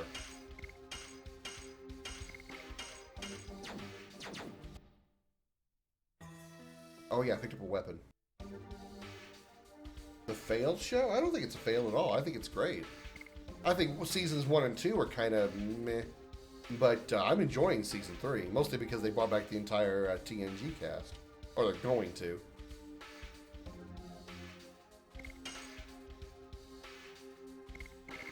It was called a mace. Harry's mace is probably Maru, right? Yeah, heavy mace. Okay, nice. Stuns enemy with a given probability. Alright. It's only a 5-point boost, but, you know, 5 points is 5 points.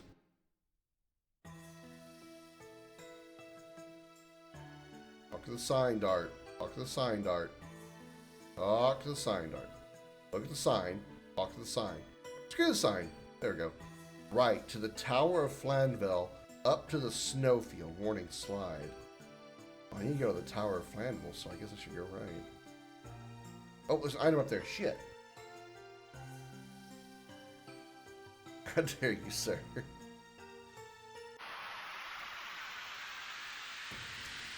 From what I've seen of Discovery, Star Trek Discovery, Picard is way better. I haven't seen Prodigy or Prodigy or Strange New World, so I can't give my opinion on them. But again, this is kind of hearsay. Strange New Worlds, Lower Decks, and Prodigy are meh, they're good, they're okay, but I still don't. I hear they're not great. Yes. But again, it's just what I've heard. I haven't experienced either one of them. Crack dance. Discovery started good, tailed off for you.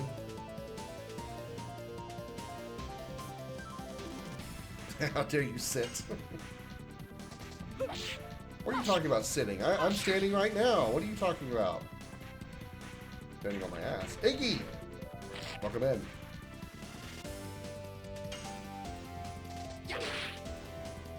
You know, I think my mods, my mod might be AFK, so just in case, let me go ahead and do a proper shout out or two here.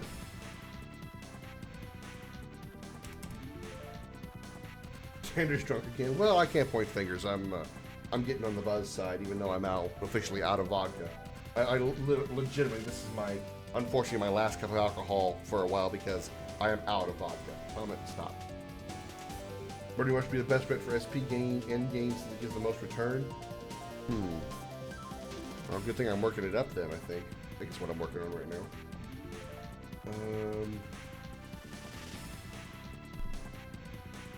Who else needs shout outs? You know what? I don't care if Beemo got a shout out earlier. Y'all, if y'all haven't checked out Beemo Kimono, you really should. She's one of my closest friends. Great streamer.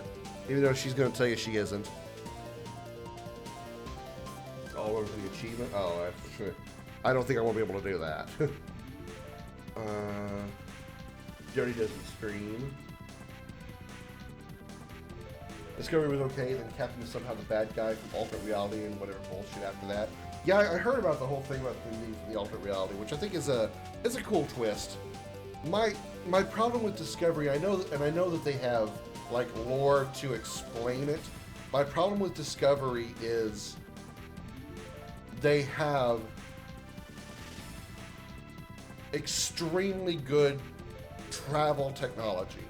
The whole mushroom, whatever it is, travel that they have, where they just like poof one place and they poof another. I have a hard time with that. I understand it's supposed to have been super secret technology, but considering they had a starship 70,000 light years from home with no backup, no reinforcements, no contact with Starfleet or the Federation, you would think somebody in Starfleet would have gone into the files and dug up this fast travel technology and somehow sent it to Voyager when they found out Voyager was alive and got them home sooner. That is my problem with Discovery, at least from what I've seen of it so far. I understand super secret and all that stuff, but if Discovery can travel the way they did, why didn't someone dig up those files, send them to Voyager? And they could have found some way to adapt it to work on Voyager and got them home way earlier than they did. That's my problem with Discovery. Every Star Trek show had alternate reality and all of them were bad. I wouldn't say they were bad. I wouldn't say they were bad at all. That was called the Mirror Universe. It was essentially like the just evil humans. It was like the Federation if they were tyrannical in a tyrannical empire instead of a heroic, benevolent explorer group. I think it's a nice little like change of pace. You have this rather peaceful-minded, exploratory Star Trek, and then you can have the Mirror Universe, which is the tyrannical, warmongering type of people, and it's a little bit of a change of pace. I kind of like it. Oh, bad. Okay, bad guys. I see what you mean. Yeah, I got you. You don't mean bad as in they were bad. I got you.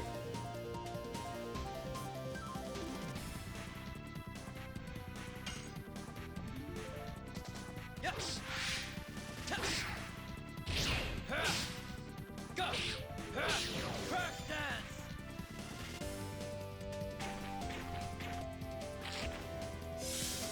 Don't bite my waifu. Or one of my waifus. Damn it. Made him more comically evil. Yeah, the bearded Spock became a meme, or at least like the '60s version of a meme.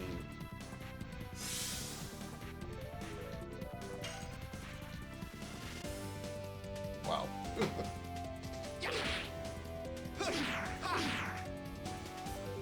Hey Josh, welcome in. Pizza cannon loaded and ready to throw. Yes. You know it is.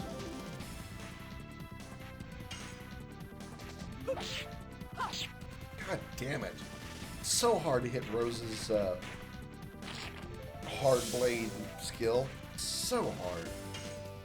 Appropriately named skill, it's hard to hit. Oh my god.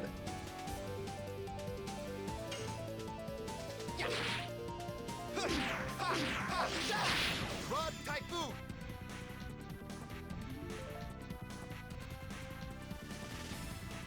Anal about what? About what, Sander? Yes. Test. Not anal about, it's not as anal as Facebook is, or was. Crash dance. They're going, yeah, I know. I haven't found something good for you yet. Something that I can actually play.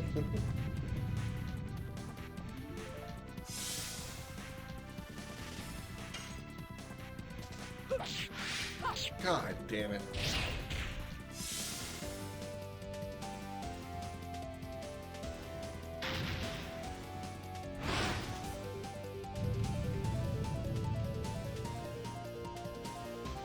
Damn, 400 damage. Yes. Oh, for the love of fuck. Shit. Wait. Come on, come lay down.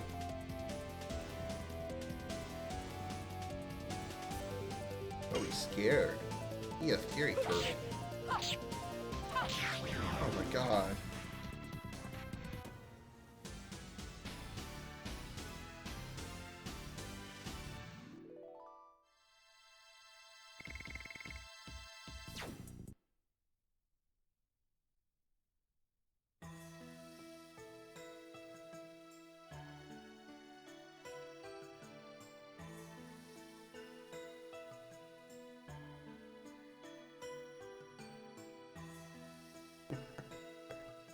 That's funny. The more returning characters in the card. Oh yeah, I already know that everybody from all the main cast from TNG is returning. The only one I don't know for sure is like Will Wheaton, but Geordi's coming back. We've already seen Worf, Riker, Beverly. Deanna is going to be coming back for a main role. God damn it. Hold on, I got a new phone, so I gotta log in Discord on it. Hang on, give me a sec here. Grab this little tiny detail.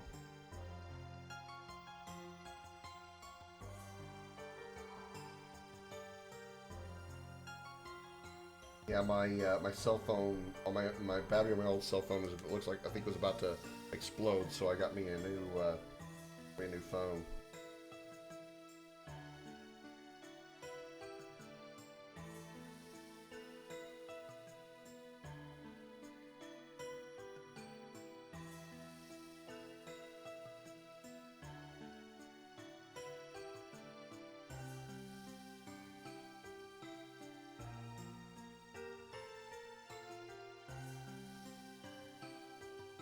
A DS9 character with a changeling experience? I don't think we're gonna see that. I don't think we're gonna see that. Yeah, Worf would probably know.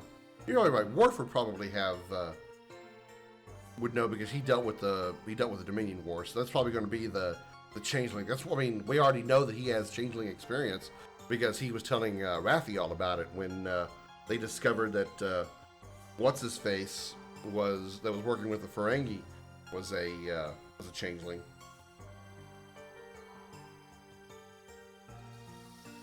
Customers, There's really customers here. Cannot believe it, Brother Segundo. Whoops, sorry. I forgot about you momentarily. I sell weapons. I sell items. And we are peddlers. It must be fate meeting you here. It's such a chance. Why don't you buy something? Come on, think of this as a charity. Yeah, sure. Yeah, right in the middle of a giant ice cave. We'll just have you standing there. It's a great idea. Yeah, that's a better weapon for him. Probably equip it. Let me see what else we got. A weapon for her. I'll hardly use her. Better armor for her, for him and him. Better armor for her and her and her. Raises physical and magical defense power. Okay, I think this is pretty good across the board. Not this weapon though. Should be able to afford most of this.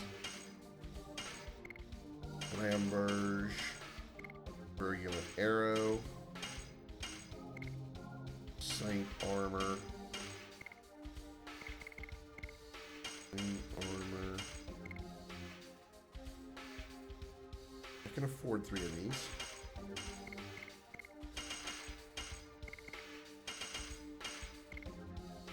I don't care about the card badge. Nice, that all worked out pretty well. Primero and Tercero are somewhere around. Drop in on them, will you? You have items?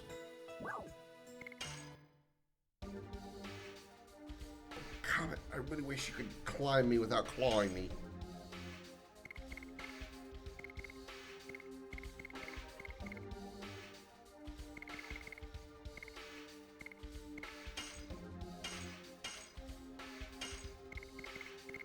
Maybe these I have 5. Okay.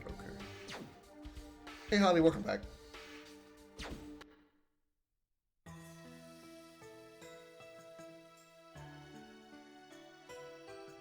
Cannot carry any more items. Oh no! What am I going to do? Oh my gosh! I must heal somebody. What's in the box? What's in the box? What's in the box? Gushing magma. If you have gushing magma, you should go see a doctor and get some lotion for it.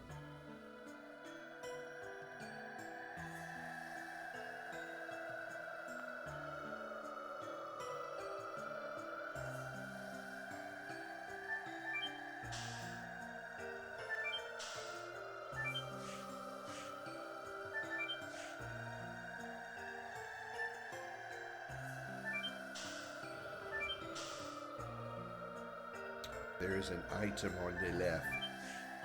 I must get the item on the left. New body art?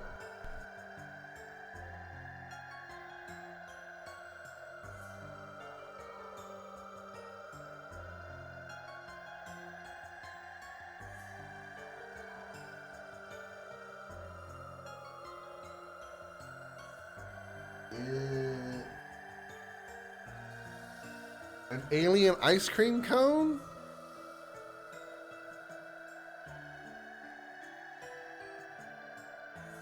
With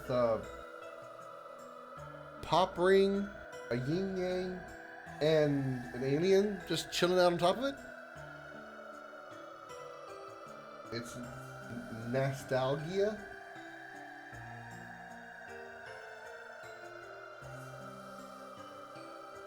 I know you mean nostalgia, but I'll pat you on the head and let you think you spelled it right. I think it's the BBEG of all right, Josh. Catch you later. I probably do know what it means, but what is BBEG? I'm not entirely sure that I know what that means. I feel I do though.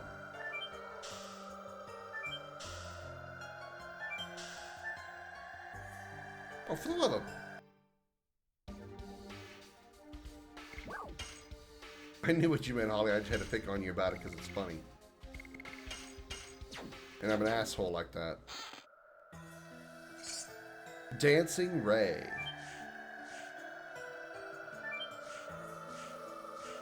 It's like totally 80s, man. Like 80s is totally 80s, man.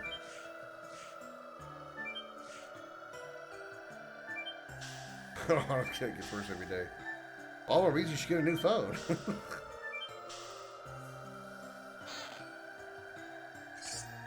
Phoenix Plume.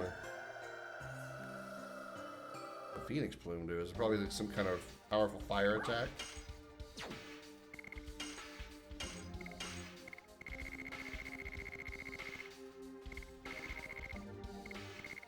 Not even up here. Is Phoenix Plume a weapon?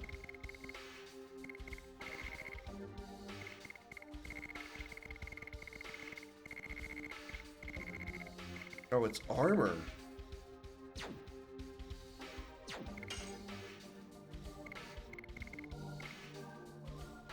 It's improved magic defense, but sucks on magic defense, magic attack and regular defense. Well, that's a little better magic defense for her.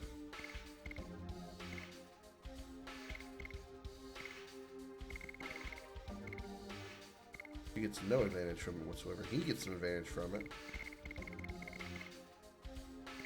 I'm gonna give it to him because he's the only one who gets all blue stats out of it. Oh, big bad evil guy.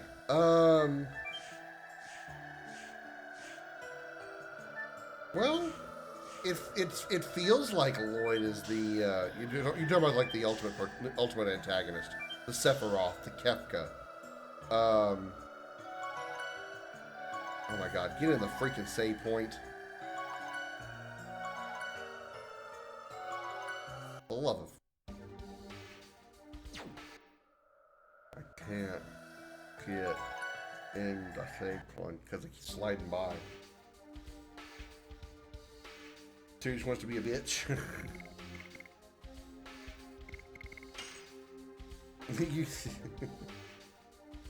Oh, she knows. She knows. Anybody can swear in my stream. There's nobody that is not allowed to swear in here. The only rule I have as far as language in the stream, regardless of who you are, mod or otherwise, is no racial or derogatory slurs. Otherwise, you're free to say whatever the hell you want. Main antagonist or arch-villain final. Yeah, I got what you mean. It feels like Lloyd is going to be the main antagonist. The only thing that could possibly happen at this point, I believe, is we get the Necron treatment. Like all of a sudden, after we beat Lloyd, suddenly this creature comes out of nowhere and goes, "I am the destruction of Almighty. You must destroy me before you can beat the game." Who the hell are you? You were never mentioned at any point in the game, Necron.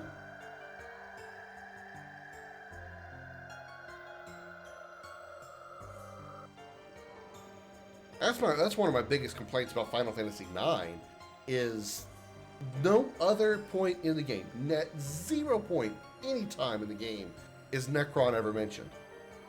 I would tolerate Necron's existence even if there was like a subtle, tiny, miniature reference somewhere that you could like go explore, you find a book or something that mentions Necron, fine. I am totally okay with that. If the casual person misses that reference, that is the fault of the player. But there is 0 reference at all to Necron until he appears at the end of the game. That's right, I forgot about Emperor Diaz. You're right. I forgot about the Emperor. Even though we haven't seen him yet, I don't think. I think we got a boss here, though. That's what I think is coming. Excuse me. Sorry about that. Congo feels monster angry about we entered here. Cannot imagine what they are thinking to live in such a cold place. Monster don't know coldness. Monster only knows to kill. It wants kill us. Thank you, but no thank you. Here it comes. Even Diaz just a puppet. He's being puppeted around by Genova. But you are a puppet. Oh my God! Speaking of Genova, this is Genova's next creature. Well, just grab me and throw me around, why don't you, asshole? Only 285 damage. It's not that bad. All right, you know what we haven't done in a while? It's time for motherfucking Dragoon triple change.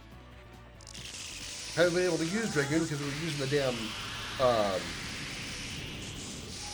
Dragoon shield, the dragon shield, the dragon mask thing was blocking it. We haven't been able to use our Dragoon forms.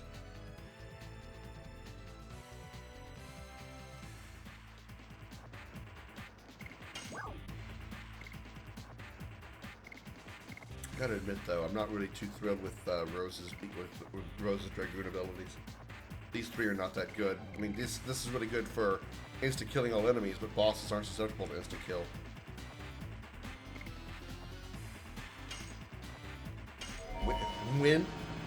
Windigo, spelled W-I-N-D. Windigo. Okay. Suck him real good, Rose. Give him a good suck. Suck him hard. Yeah, that's right. Suck him good. And then fart your powers on us. She sucks and farts, guys. You heard it here.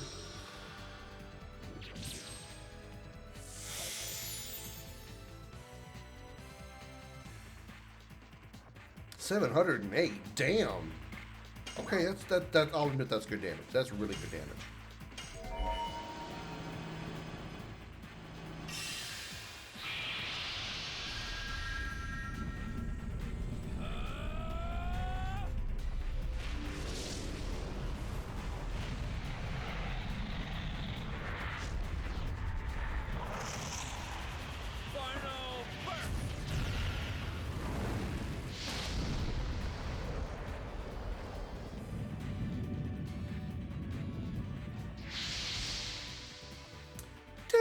Oh, okay, I was going to say 1245. I don't know why I'm surprised by that. This guy's an ice creature and I just used a fire attack on him. It makes a ton of sense why he took a shit ton of damage.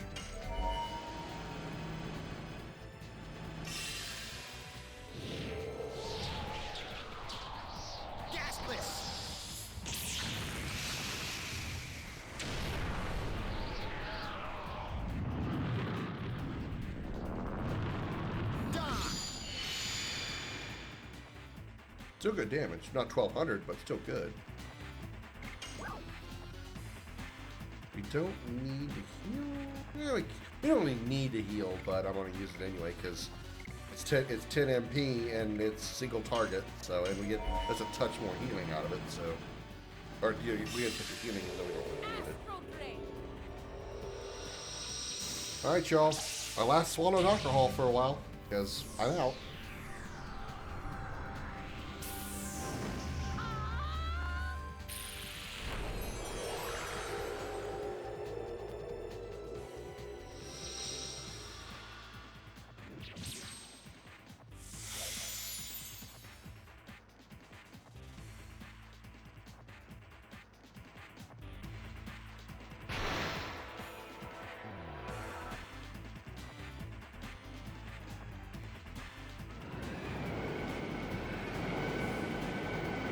Seen this skill before.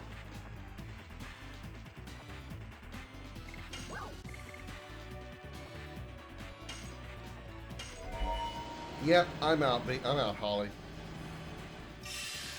I'm completely out. I had my last swallow. I'm out of whiskey, and I had my last swallow of vodka and Sprite. Just now. Class.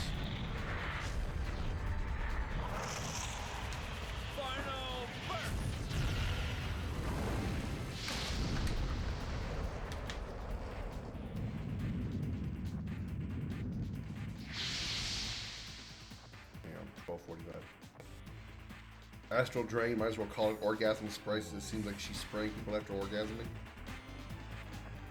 Or, you know, it's one of the weirdest farts I've ever seen out of a woman. Which, admittedly, is very rare. I don't think in my life I've ever actually seen a woman fart. Like none of the women I've ever been with have, like, ever farted around me. Or if they have, they were always silent.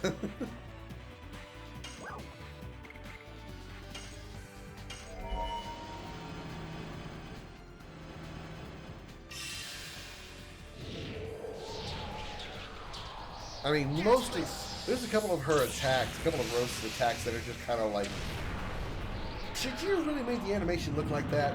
I think it's Demon's Gate, where she like hovers up in the air and there's like little black drops that come out underneath her legs. It looks like she's like it. Honestly, I'm sorry for sounding disgusting. It looks like she's on her period and her tampon. She'd put her tampon in at the right time, and there's little black dots falling out of her vajayjay. It's really quite disturbing. And then she like leans back and spreads her legs, and like then the world folds apart right in her vagina. It may not intentionally be sexual, but because I have a 12-year-old mind and a 37-year-old body, I can't help but see the dirtiness of it. I'll show you, Holly. I don't have a problem. I mean, it's not going to do me any good. I can probably beat this boss just fine. I've already done 2,400 damage to it with just Dart alone. But let me show you Demon's Eve. Let me show you what I'm talking about. Legs spread, black drops, and then she leans back. Oh, my vagina! Oh. Apparently, she has the deadliest vagina in all of the world.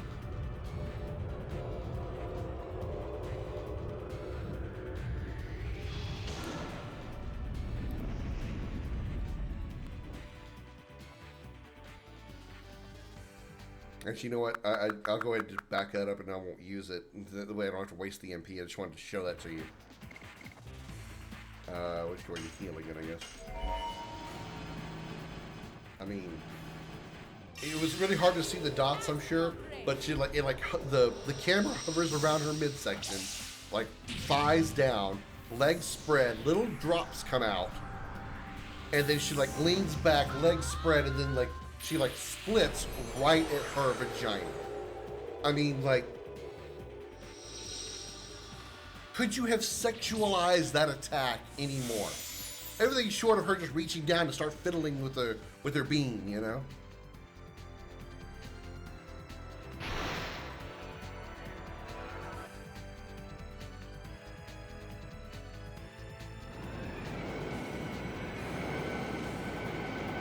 There's 2 different farts a woman can make. I mean,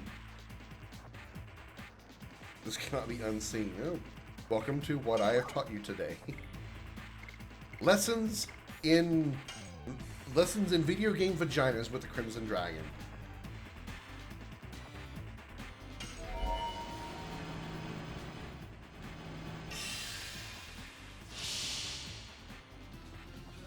Did I just come up with a new bit for the stream?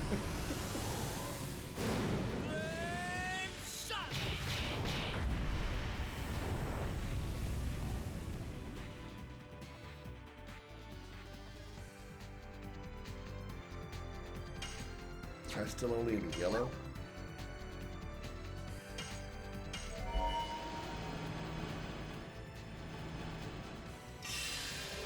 Astral Drain.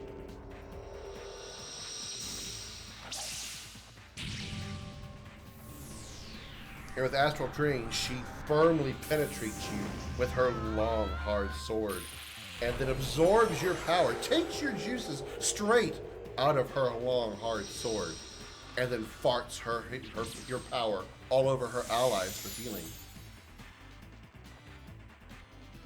Yeah.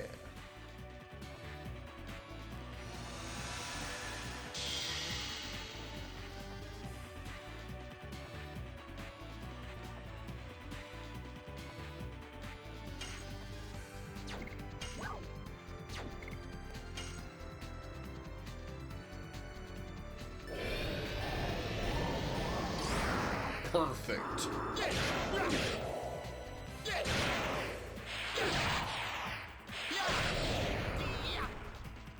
684. Damn, I am tearing this guy up. I am tearing this guy up.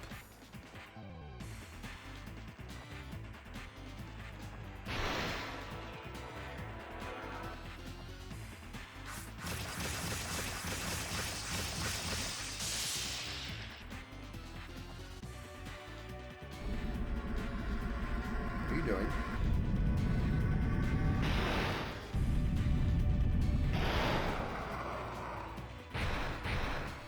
Well, that was very cinematic.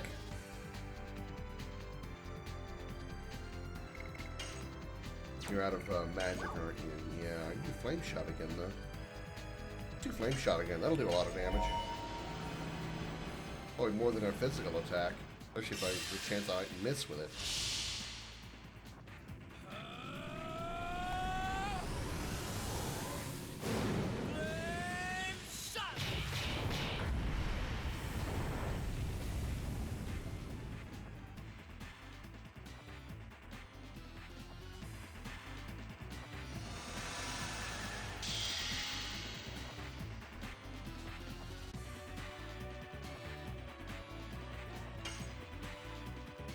He's in the red.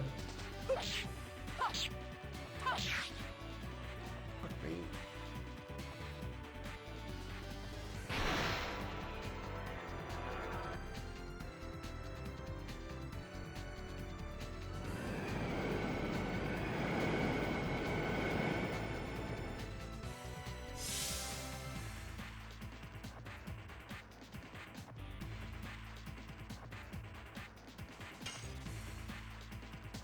Yes.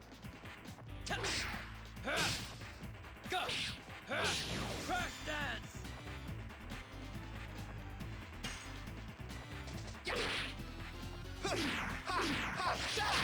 Rod typhoon.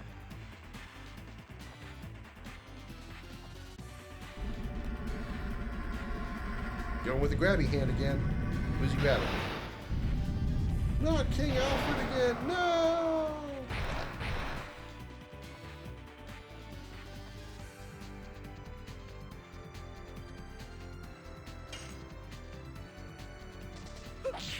God damn it. Oh god. Sorry, Dart.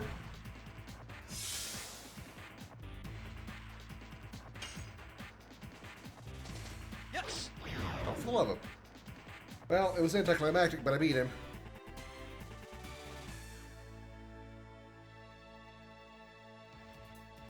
$11,000 experience, nice. Brass knuckles, that's probably for Haschel. Moonstrike, new edition.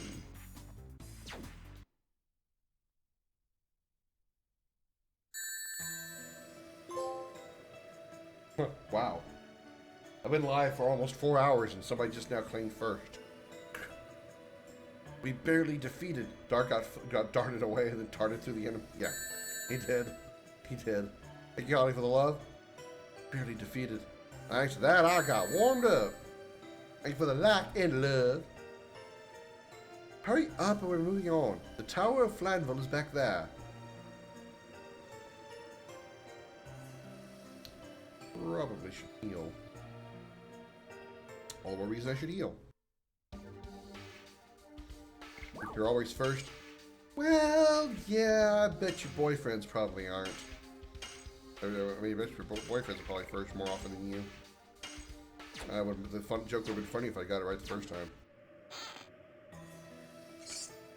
Black rain. Racist. Why it gotta be black? Why can't it be a white rain?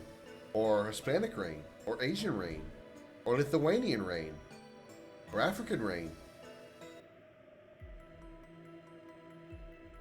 Look. This is the Tower of Flamville. It's the ruin where the moon mirror was placed. It's a swirl! Like, oh my god! Again, this doesn't seem to be built by humans. No, it's not. According to the legend, it was the Winglies floating forward during the Dragon campaign. I heard. Can this fly? Winglies in the past used to have an enormous amount of magic power. Then it wouldn't be strange if this much magic power is concealed in the divine moon objects. For the people of Sadio, for King Zion, and for Princess Emile. No, this is a life or death matter for all of Endinus. That's even more of a reason. We must stop the ambitions of Lloyd here. I really, really wish they'd given him a better name. I'm sorry. Alright, Xander, catch you later.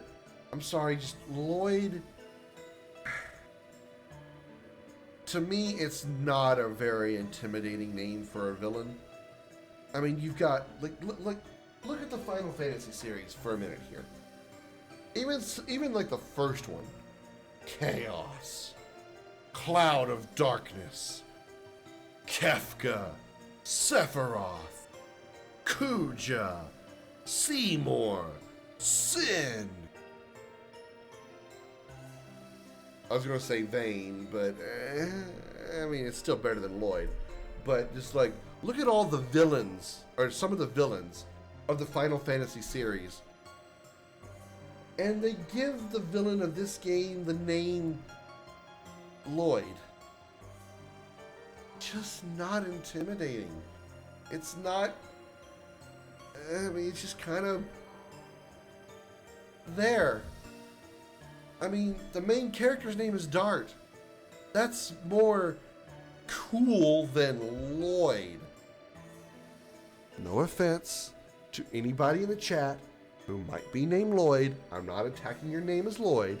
I just mean it's a little bland for an RPG antagonist. Okay?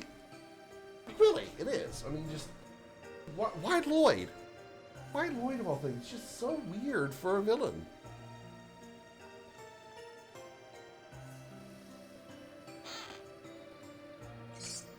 Rave Twister.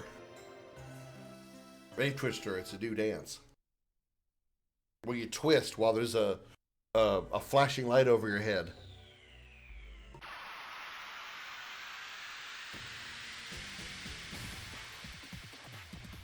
Don't tell me to stop, Holly. Just trust me, I'll be done far before you will. Why do we have a rainbow spider urchin thing? It's very colorful. Ow! It penetrated me. Freeze Knight and an icicle ball.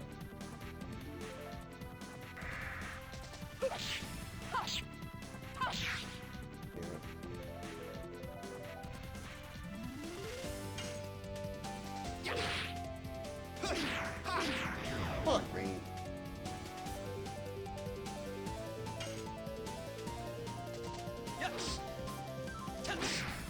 Oh my god, how am I missing these? Ow. Don't penetrate my waifu. What am I supposed to do? Ah, I missed the okay.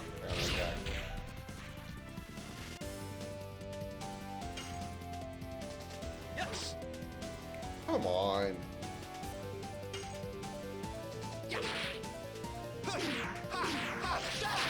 Rod Typhoon!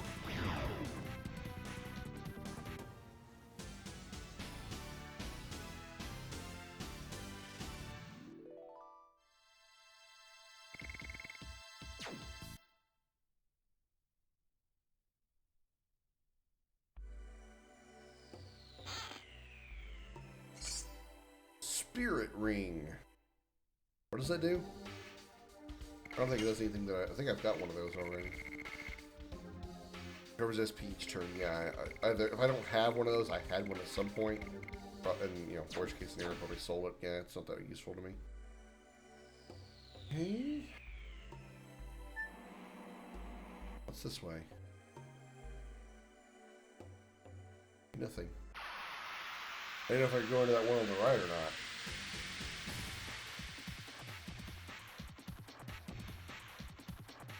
The hell? A penguin? Land Skater.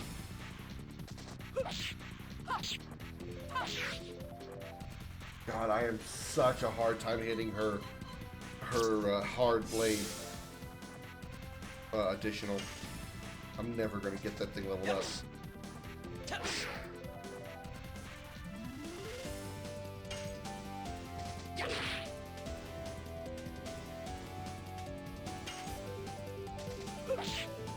Fuck me. You're confused, but you still hit me. Okay. Yeah, when I'm confused, I can't hit anything with myself. Because that makes sense.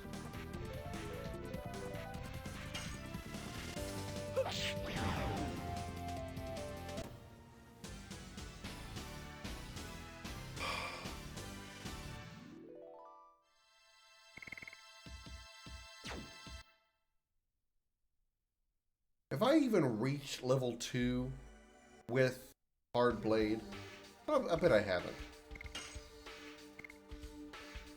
Nope, I'm not even halfway there. I've only hit it 8 times. I need to hit it 20 times. Oh my god, this additional is such a pain in my Peter. Unbelievable. Unbelievable. I've somehow hit Rod Typhoon more than that. God damn. That's just crazy. Alright, Hostile, I think I got a new weapon for you. Brass Knuckles. Brass Knuckle! That funky knuckle! Do, do, do, do.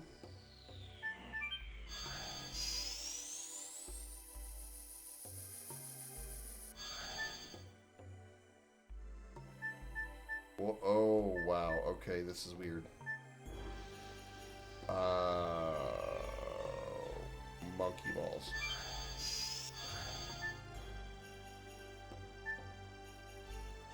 What does this do? Uh-oh. I don't know if I missed any items. I don't think I missed any items. I have no idea. Daydream. Okay. Go back and take a look-see. Go back and take a look-see.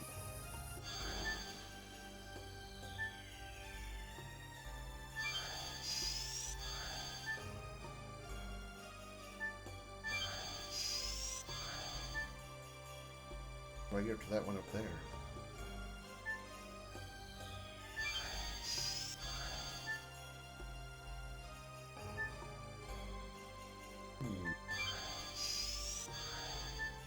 Only 2 paths here.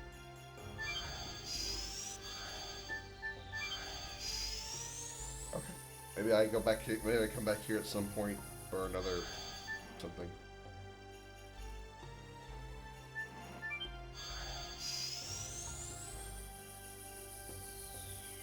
There we go.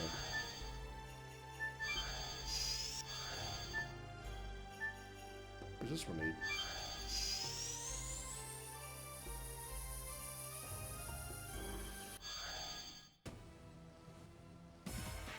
The moon mirror's in there. Not ready to go in here yet.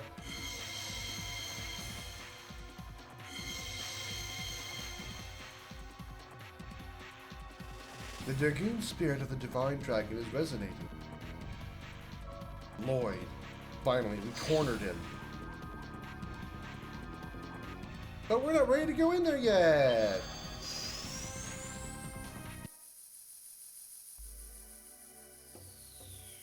We have a little more exploring to do. Wow, wow, wow, wow. Okay, wrong one. All the way around back to where I was.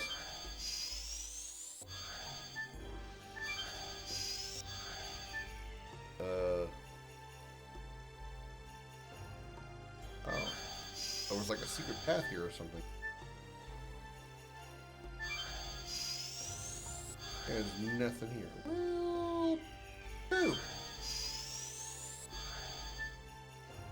It might have been like might have led to a secret item or something. Damn it. What about this one? Hey, where are you going? We have to rescue Queen Teresa as soon as possible.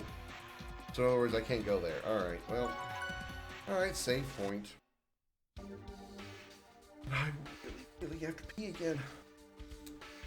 Alright, so let's drop a save here. I won't torture you guys with another trivia question because I've done like 3 tonight. So I will just be right back. Don't miss me. Love you. Mwah. Check out my OnlyFans. I don't have an OnlyFans. I'm not a whore.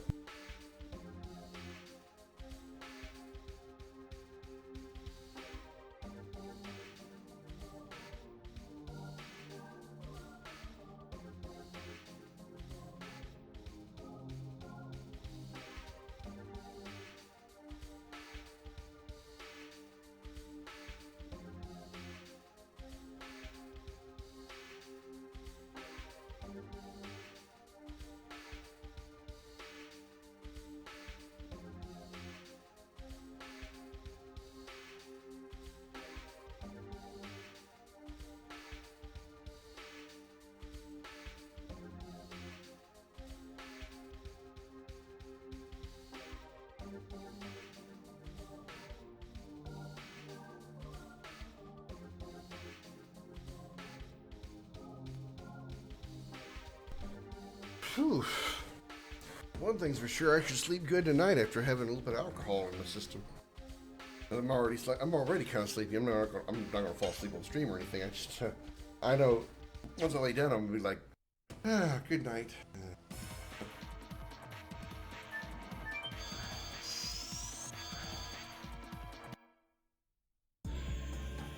Hello, Krieger. Welcome in. How you doing, Professor?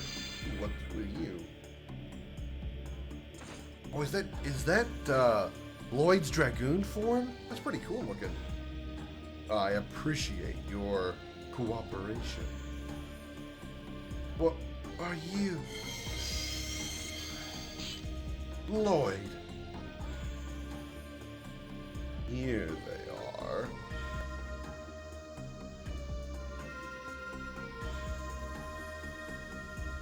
I just got all 3 Divine Moon objects.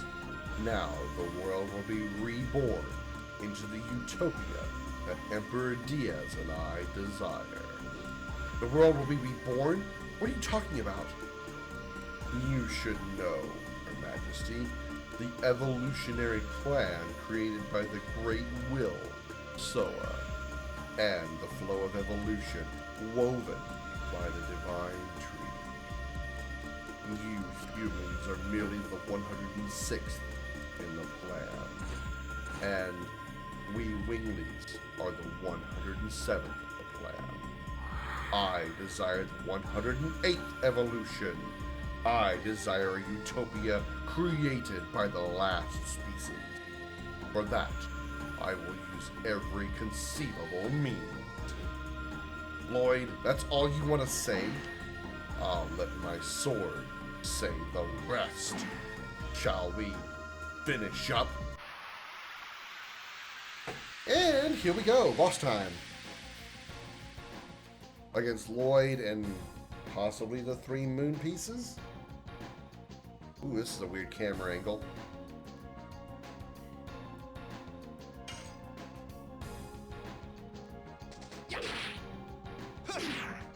Yeah, I missed that?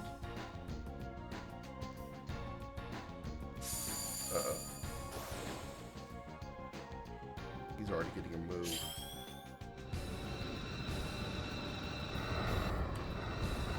Missiles? Uh-oh.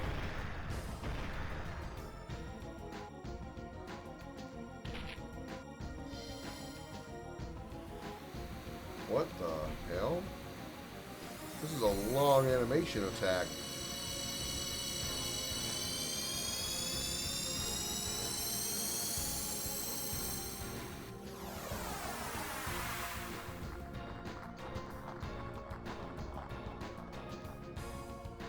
God damn! 1100 and 800 damage. Holy fucking shit on a monkey ball. This guy ain't pussyfooting around.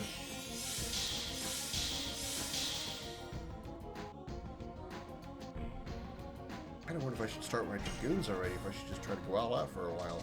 Yes. Ah, it was too early.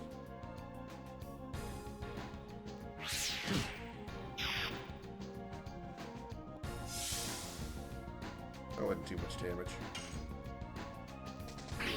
Shit.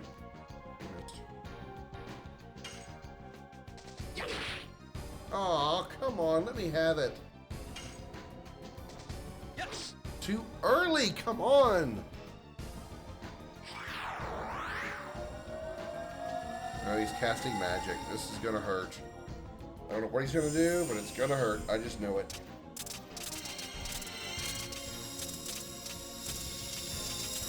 Comet! Thank you for chatting in my chat.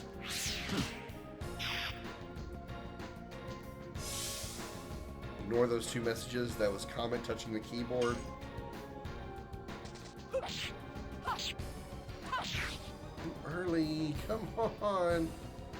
Ugh. Really should like change to abilities I know I can do when I'm fixing to come up against a boss. I would like change them at the save point. Yes. Touch. Go.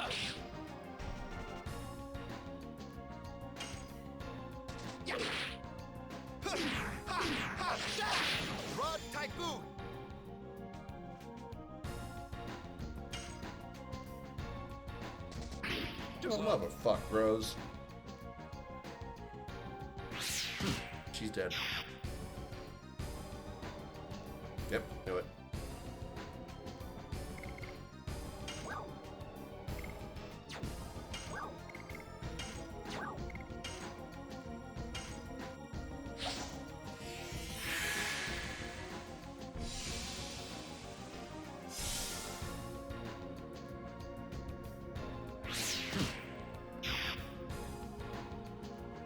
Thank you for going after the character I just revived. I really appreciate it when you do that.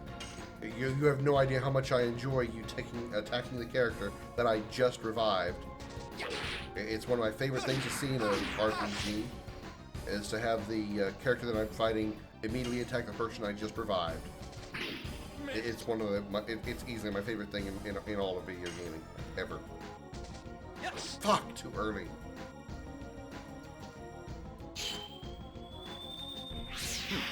Oh, she's dead again.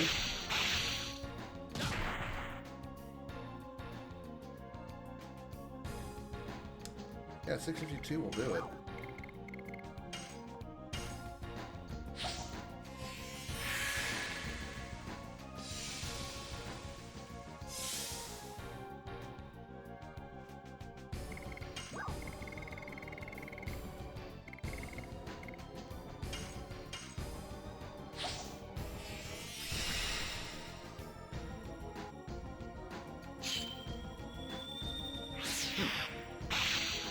Albert will be fine.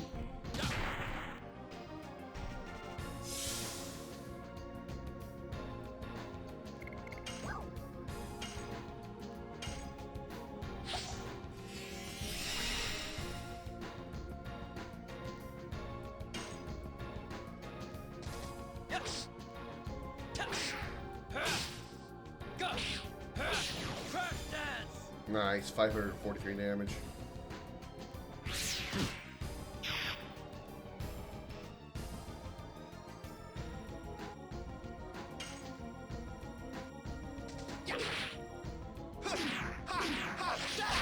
Rod Typhoon.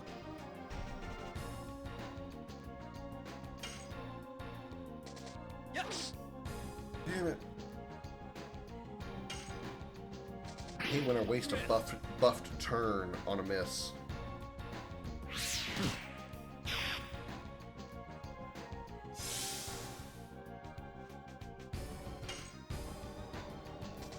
Yes.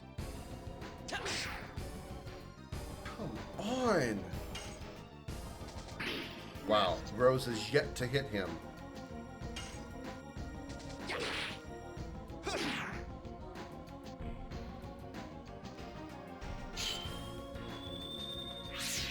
She's dead.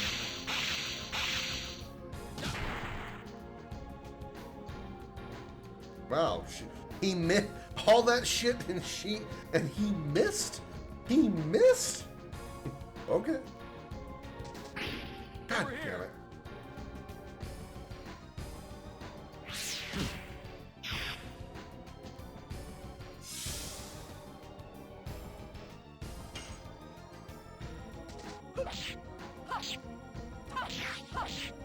It's too early.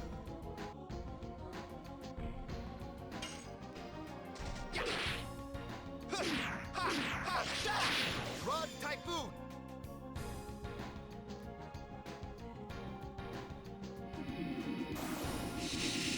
This doesn't look good. This looks worse by the second.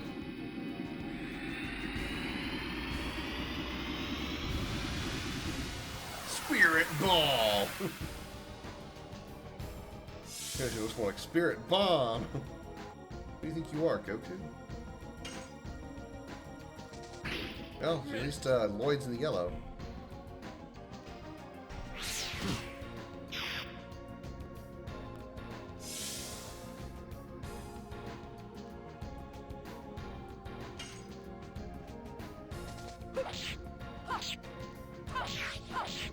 Die.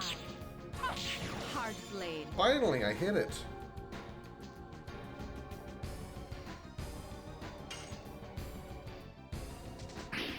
Missed. I know he was going to miss. I would have just healed everybody. Should have been should have been a healing turn. Should have been a healing turn. Come on, Albert. Survive that, please. Okay, you survived it. It hurt, but you survived it. Time for a healing turn, everybody. Everybody drink you a nice big bottle of Healing Breeze.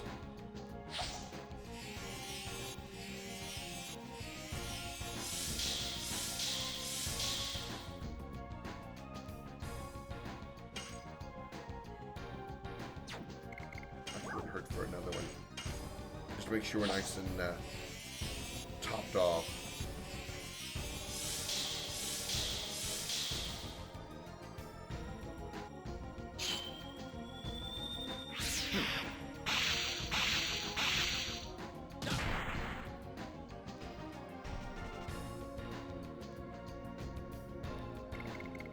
I think we're ready for some Dragoon action here.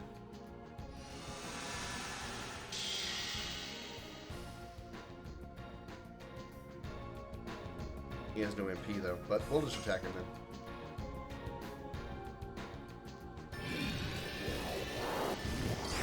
Perfect.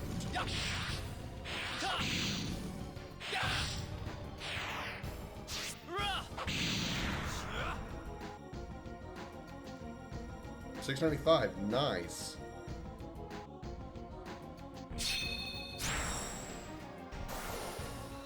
This is a different attack. Is he doing this because we're a Dragoon?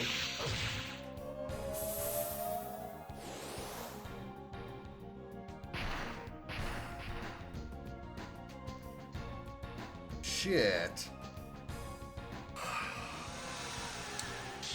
Okay, so no Dragoon forms for this battle because he's going to Seymour us and one-shot us. All right, because he's kind of a cocksucker like that.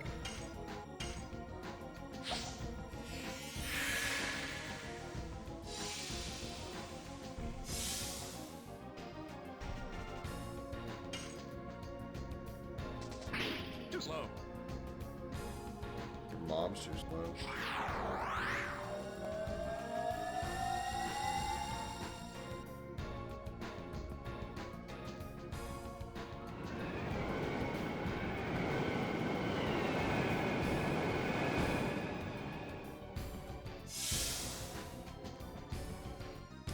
A newsflash for you, princess. We can do that too.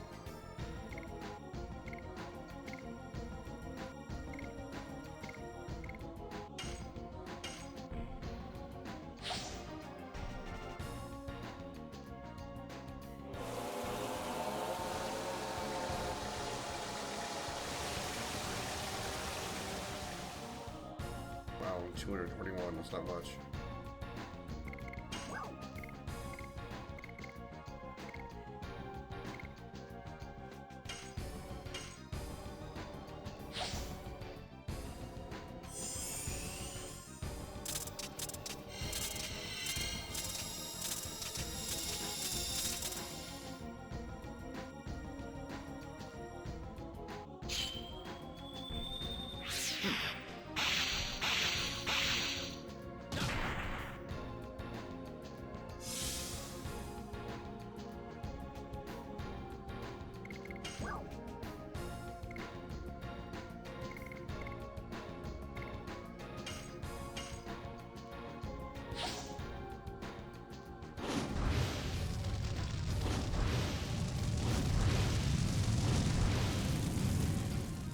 %.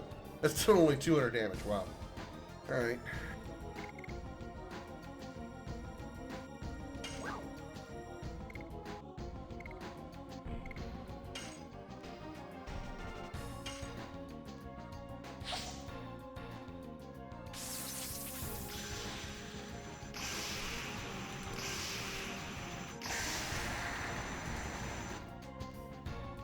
That's hard on my arm.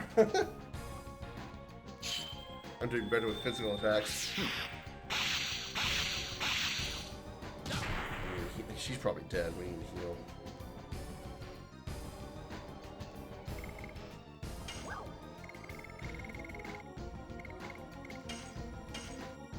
Yeah, this guy apparently is not like the Divine Dragon. He's not as weak to magic as the Divine Dragon was. Ironically, considering he actually has the Dragoon spirit from the Divine Dragon. But...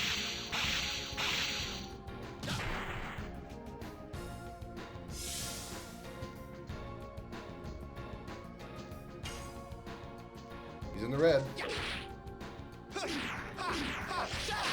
Rod Typhoon.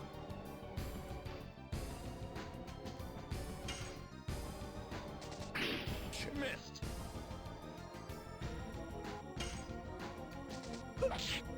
God, fuck. I need every hit I can get. I really need to stop missing.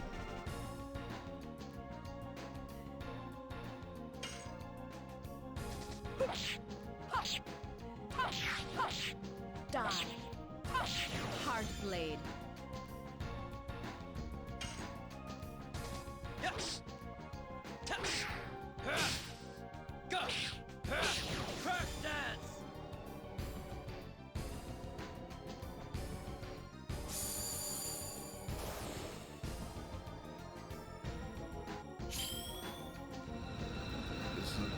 This again. This big ass ability.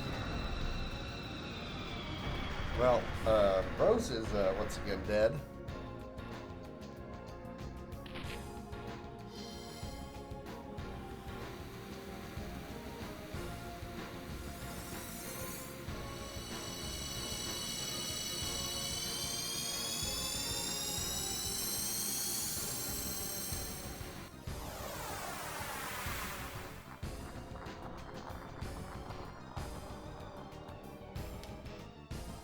Rose and Dart are dead.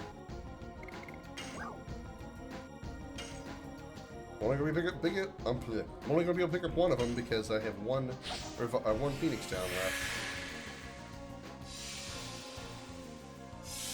left. Lloyd's in the red though, so I should be able to finish him. I'm gonna do a full heal here by the way. Both Dart and Albert are gonna heal here. Oh fuck, he's dead too. Well, this is a problem. This is a big, mighty problem.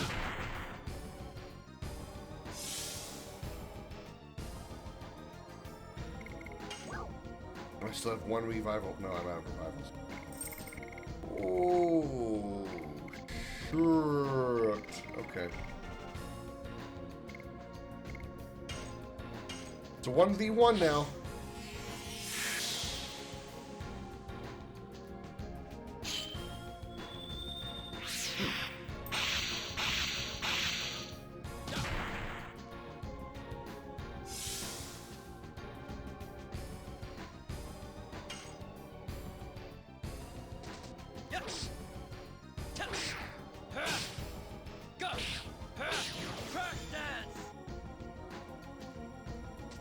I got him.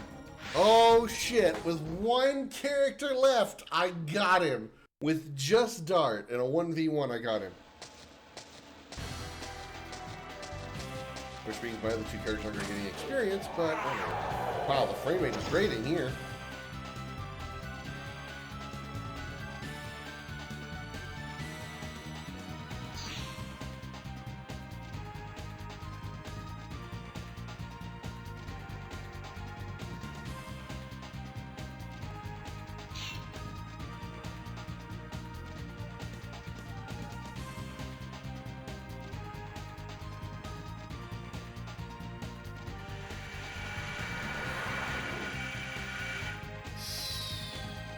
Wink? Why are you here? How did you get here? Why are you here?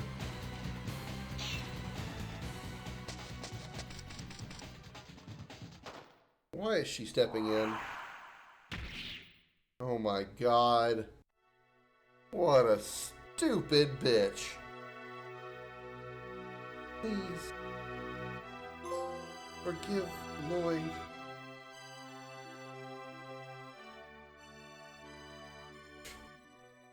What a stupid bitch. Damn. That really sucks that Rose and Albert do not get the 12,000 experience. As they both needed it. Dart is almost 30. Rose and Albert needed those levels. Heschel leveled up, so did Maru and Congo and Miranda. Okay. Damn. Wow. Dart gained 2 levels. Dart gained 2 levels. And he's only 3 points away from his 3rd level. Wow, he gained a lot of experience there. Rose and Albert really needed those levels. Damn, wish they weren't dead. I wish they hadn't been dead.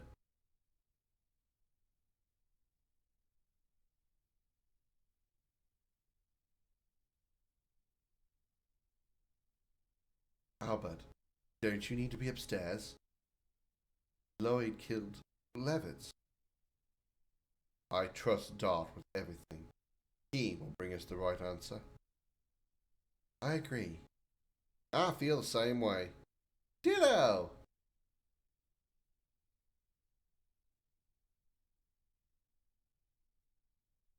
Why?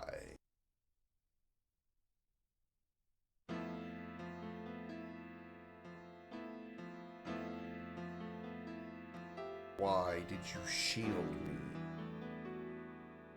I took many people's lives away from my own ideal and the divine moon objects. I used you. Even if it is the truth, the fact that you saved me is still true. Besides, your death won't solve anything. Shauna was taken away. What? What did you say? By the man named Emperor Diaz.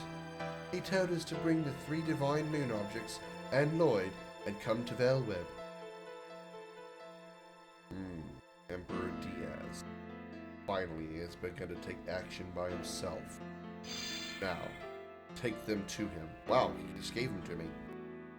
Even without me, my utopia will be built by Emperor Diaz.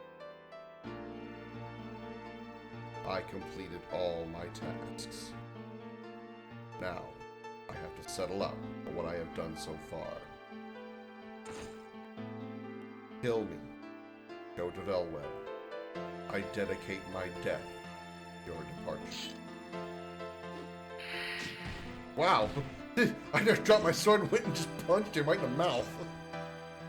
Dodge this, motherfucker! Is it out of pity? Your death won't bring anybody who died back. Lloyd, I'm gonna make you see it through to the end. You left your sword. You left your sword. Go back, get your sword. Sword. Dart. Sword. Take sword. Sword expensive. Sword good. No leave sword. Go back, get sword. Passion. I think the word you're looking for there, Lloyd, is compassion, but we'll let the translation slide. Is this the power that drives them?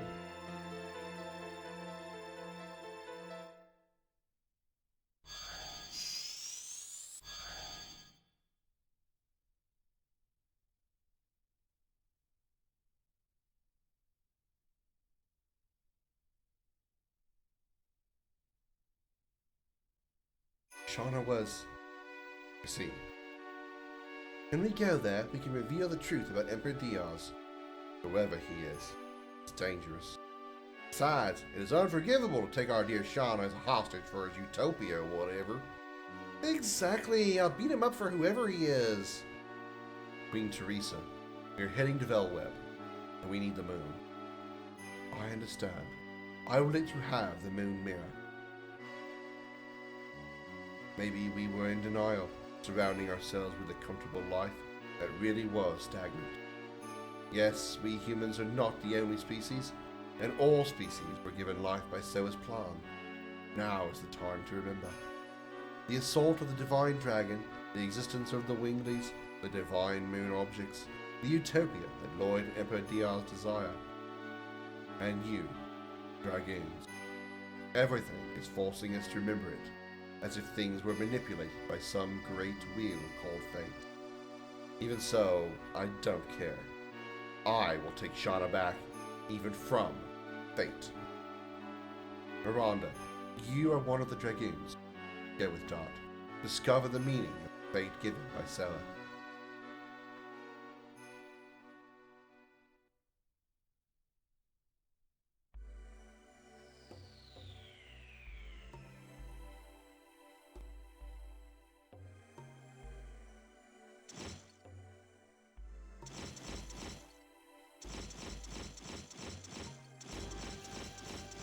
Well, she survived being slashed across the back. Alright then.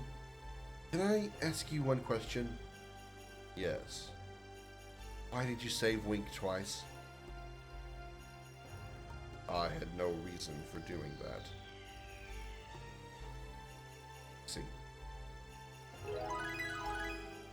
Acquired Moon Mirror. Acquired Moon Dagger. Acquired Moon Gem. Did Lloyd? No. No. No. No. There is no. No. There is no way. There is no way. Okay, he didn't.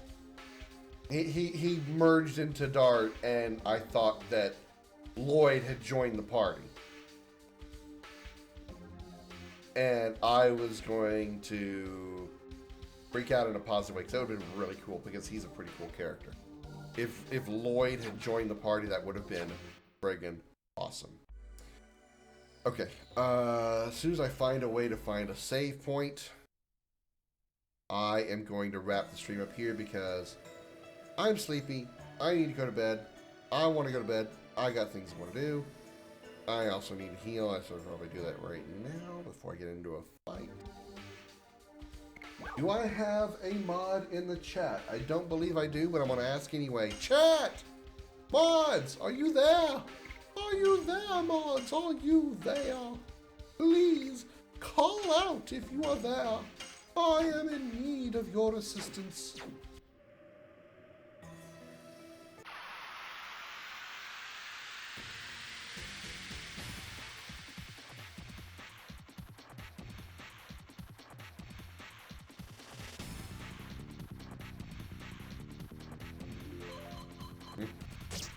Mods, are you there?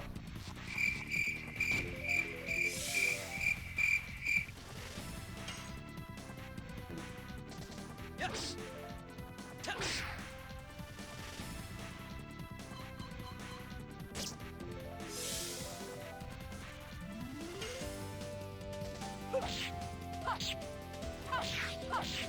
Die. Hard blade.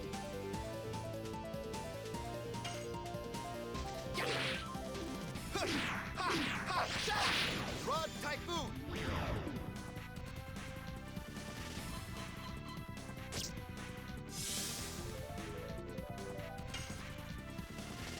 Yes. Touch. Go. Crack that.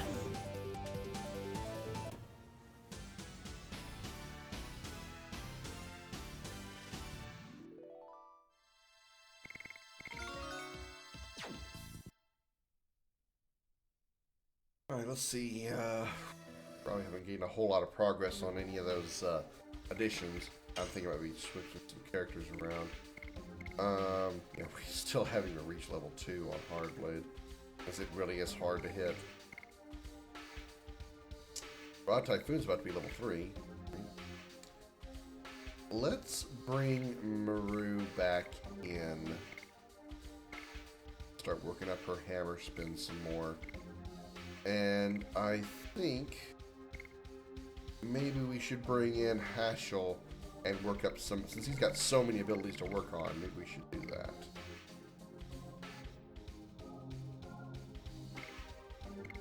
Okay, so we're going to swap in Hashel, and we're going to swap in Maru.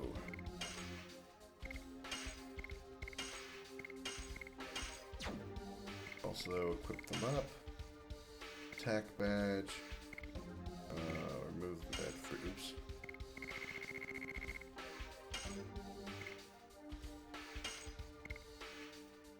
Give you the attack badge. And Maru gets the other attack badge. Who has it? Oh, you do.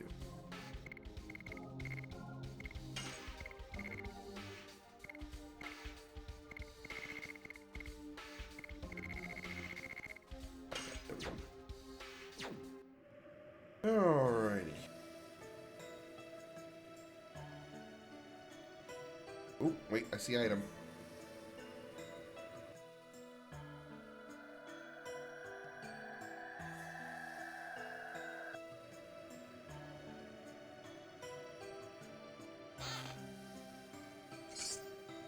Fatal Blizzard.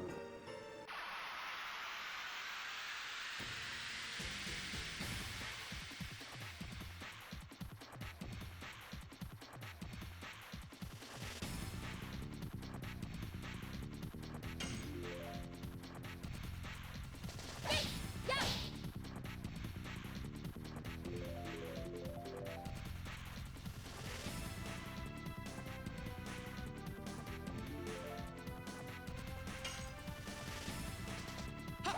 Ha! Devil punch! Yes! Touch! Ha! Go! Ha! Crack dance!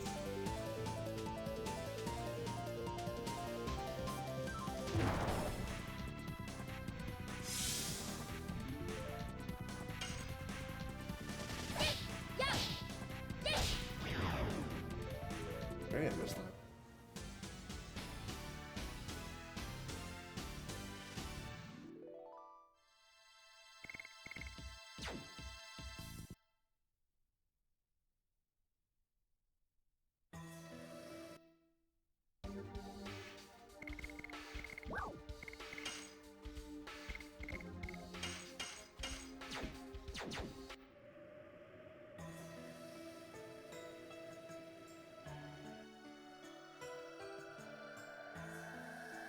Alright. Here's the save point, if I can actually step in the save point without sliding past it. Alright. I don't need a heal, I don't think. Dark took a little damage.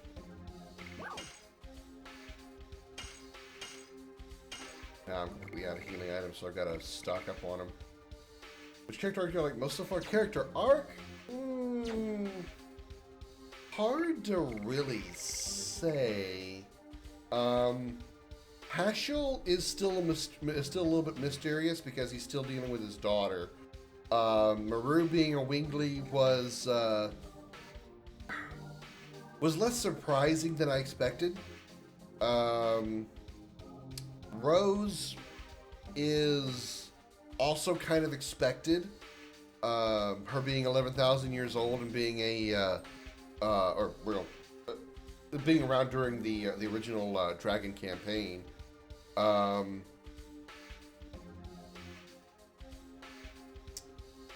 going to take a look at characters so I can remember them all now that I'm kind of sleepy. Miranda, I haven't really gotten much of an attachment to. I mean, not just on like a character arc level, but also the fact that she's just Shauna. As far as like battle is concerned, she's just Shauna in every way except with a different name and face. Really it. Albert, I kind of like. I like Albert way better than I did Lavitz. Lavitz always seemed to be just. I don't know. It's just something felt off about Lavitz being in the party and everything. Albert feels better as a character in the game.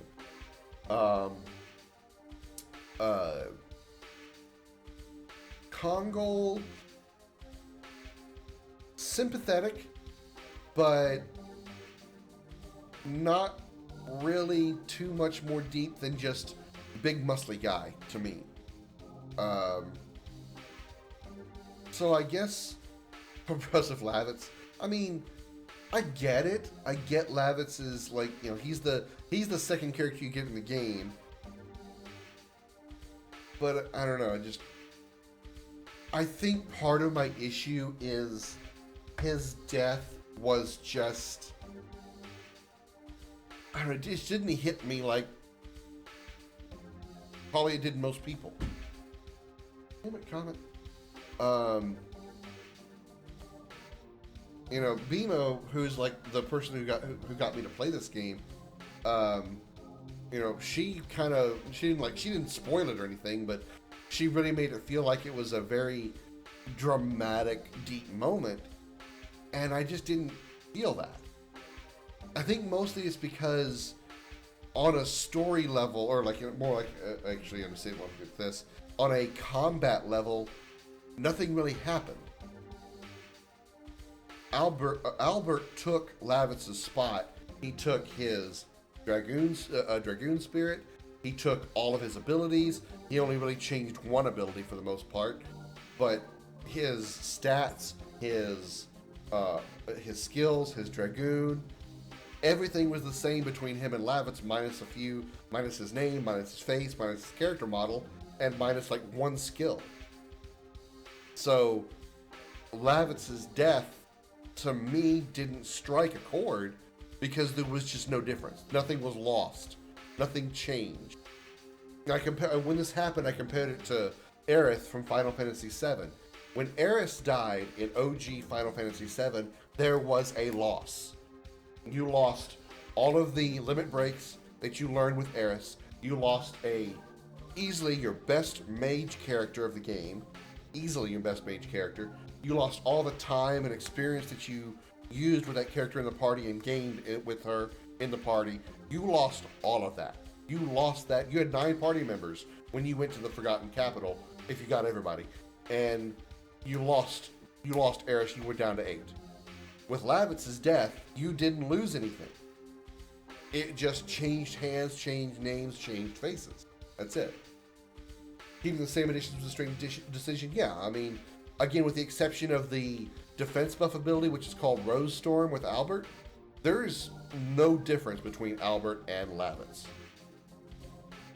There's no difference. So that's why I think Lavitz's death didn't strike a deep of an emotional response as it probably did most people.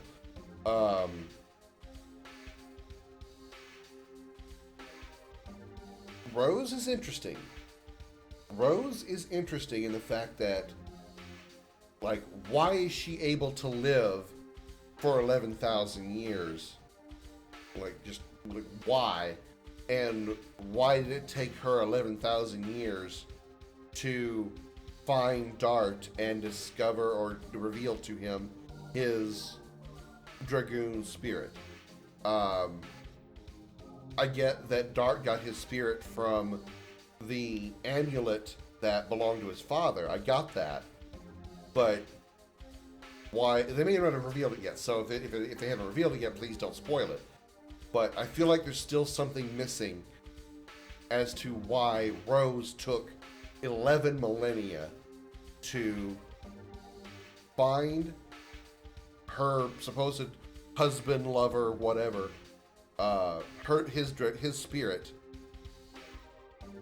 and to set all the events of the game in motion, pretty much. Maru, I would say, is kind of interesting, but also, again, not surprising, because she is obviously different. She is obviously different from the start. She is platinum-haired, just like Lloyd. She's just different. There was just a different feel about her from the first moment that she joined the party. Haschel, there's still something going on that we haven't complete. I think there's still something left in his story that we haven't found out yet about yet, specifically regarding his daughter. Claire is important still, and we haven't seen exactly what's going to come of that. I have a feeling that in some way Haschel and Dart could be related, possibly. Maybe. So I kind of, for a first little bit, I kind of had a feeling that Haschel's daughter might have been Dart's mother. But considering we've seen Dart's mother in the Neat, the event of Neat being burnt to the ground, it wouldn't fit as far as drama for the story for Haschel's daughter to have just died in the destruction of Neat. That doesn't fit. So I may be completely off on that theory altogether. But yeah, as far as character arc, like, what's my favorite character arc? It would probably have to be up between Haschel and Rose, I think. Because I still want to know what's the deal with Haschel's daughter. Claire. Where is she? Who is she? Have we seen her already? What has happened in the, 20 years, I think he said, between when he made her leave the Rouge school and, nowadays? And why is Rose seemingly immortal as far as being able to live for 11 millennia? What has she been doing all this time that it's taken her this long to progress the events of the game? I think there's probably still some answers out of her. But regardless, I think we're going to wrap the stream up here because I am sleepy. I need to get to bed. I don't need to get to bed. I want to go to bed because I'm sleepy. We will resume this. Obviously, we hit about the halfway mark of the story lore. It does go much faster soon. I figured it would. I've got a strong feeling that I think I just started disc 3 or chapter 3. Well, chapter/disc 3. I mean, I don't not just start, but I'm still early in disc 3 in chapter 3. So I still feel I've got a little more ways to go before I hit chapter 4. Even though this was a pretty epic, climactic scene as far as the fight with Lloyd is concerned. So I think we're going. I got a feeling we're going to be heading to Villa Mage or whatever it was called, and then there we're going to end up finding more about Diaz's plan, and we're going to be dealing with. There's still something left with the Dragoons and Diaz, and the connection between the Dragoons and Diaz is Shauna, which is why he captured her. That's what I feel. That's what I'm guessing. And so that's what I'm looking forward to. There's going to be a lot of stuff leading up to it, obviously, because that feels like a finality kind of thing. Like, we go and beat the bad guy, rescue the girl, and that's the end of the story. So we're still only so far into chapter 3. We still have the rest of chapter 3 to go through, and then all of chapter 4 to find out and get to Diaz and rescue Shauna.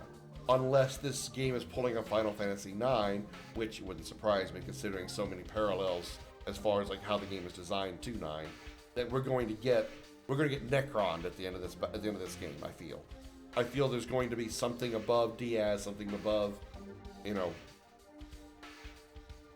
Diaz is appearing to be the Kuja, the Kefka, the Sephiroth of this game. And there's going to be, after we beat Diaz, somebody after him that's never been mentioned at any point in the story, that is going to be the final battle of the game. That's what I feel.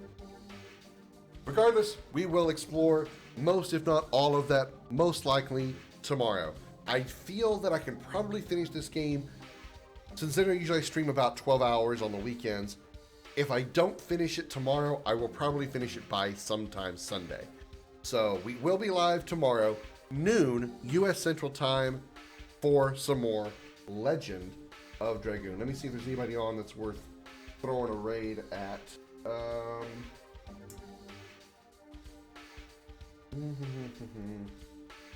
Zio Kame is doing makers and crafting, so she's doing some kind of crafting, it looks like. So it looks like she's doing something with her keyboard. That might be interesting. Alright, so we're going to raid Zio Kame. So yeah, it's time for, officially, a Dragon Raid. Any second now. Any moment now.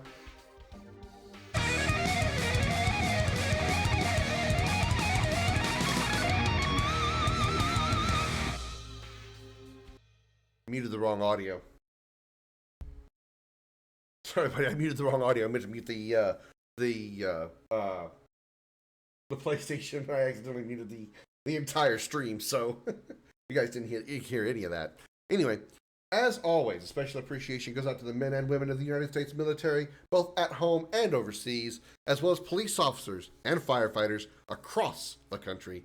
Thank you for your service and sacrifice. You're all true heroes. Let Zio Kame know that I sent you with a hashtag Dragon Raid. And as I said, I will see you all tomorrow at noon U.S. Central Time for some more Legend of Dragoon. Will we finish the game tomorrow?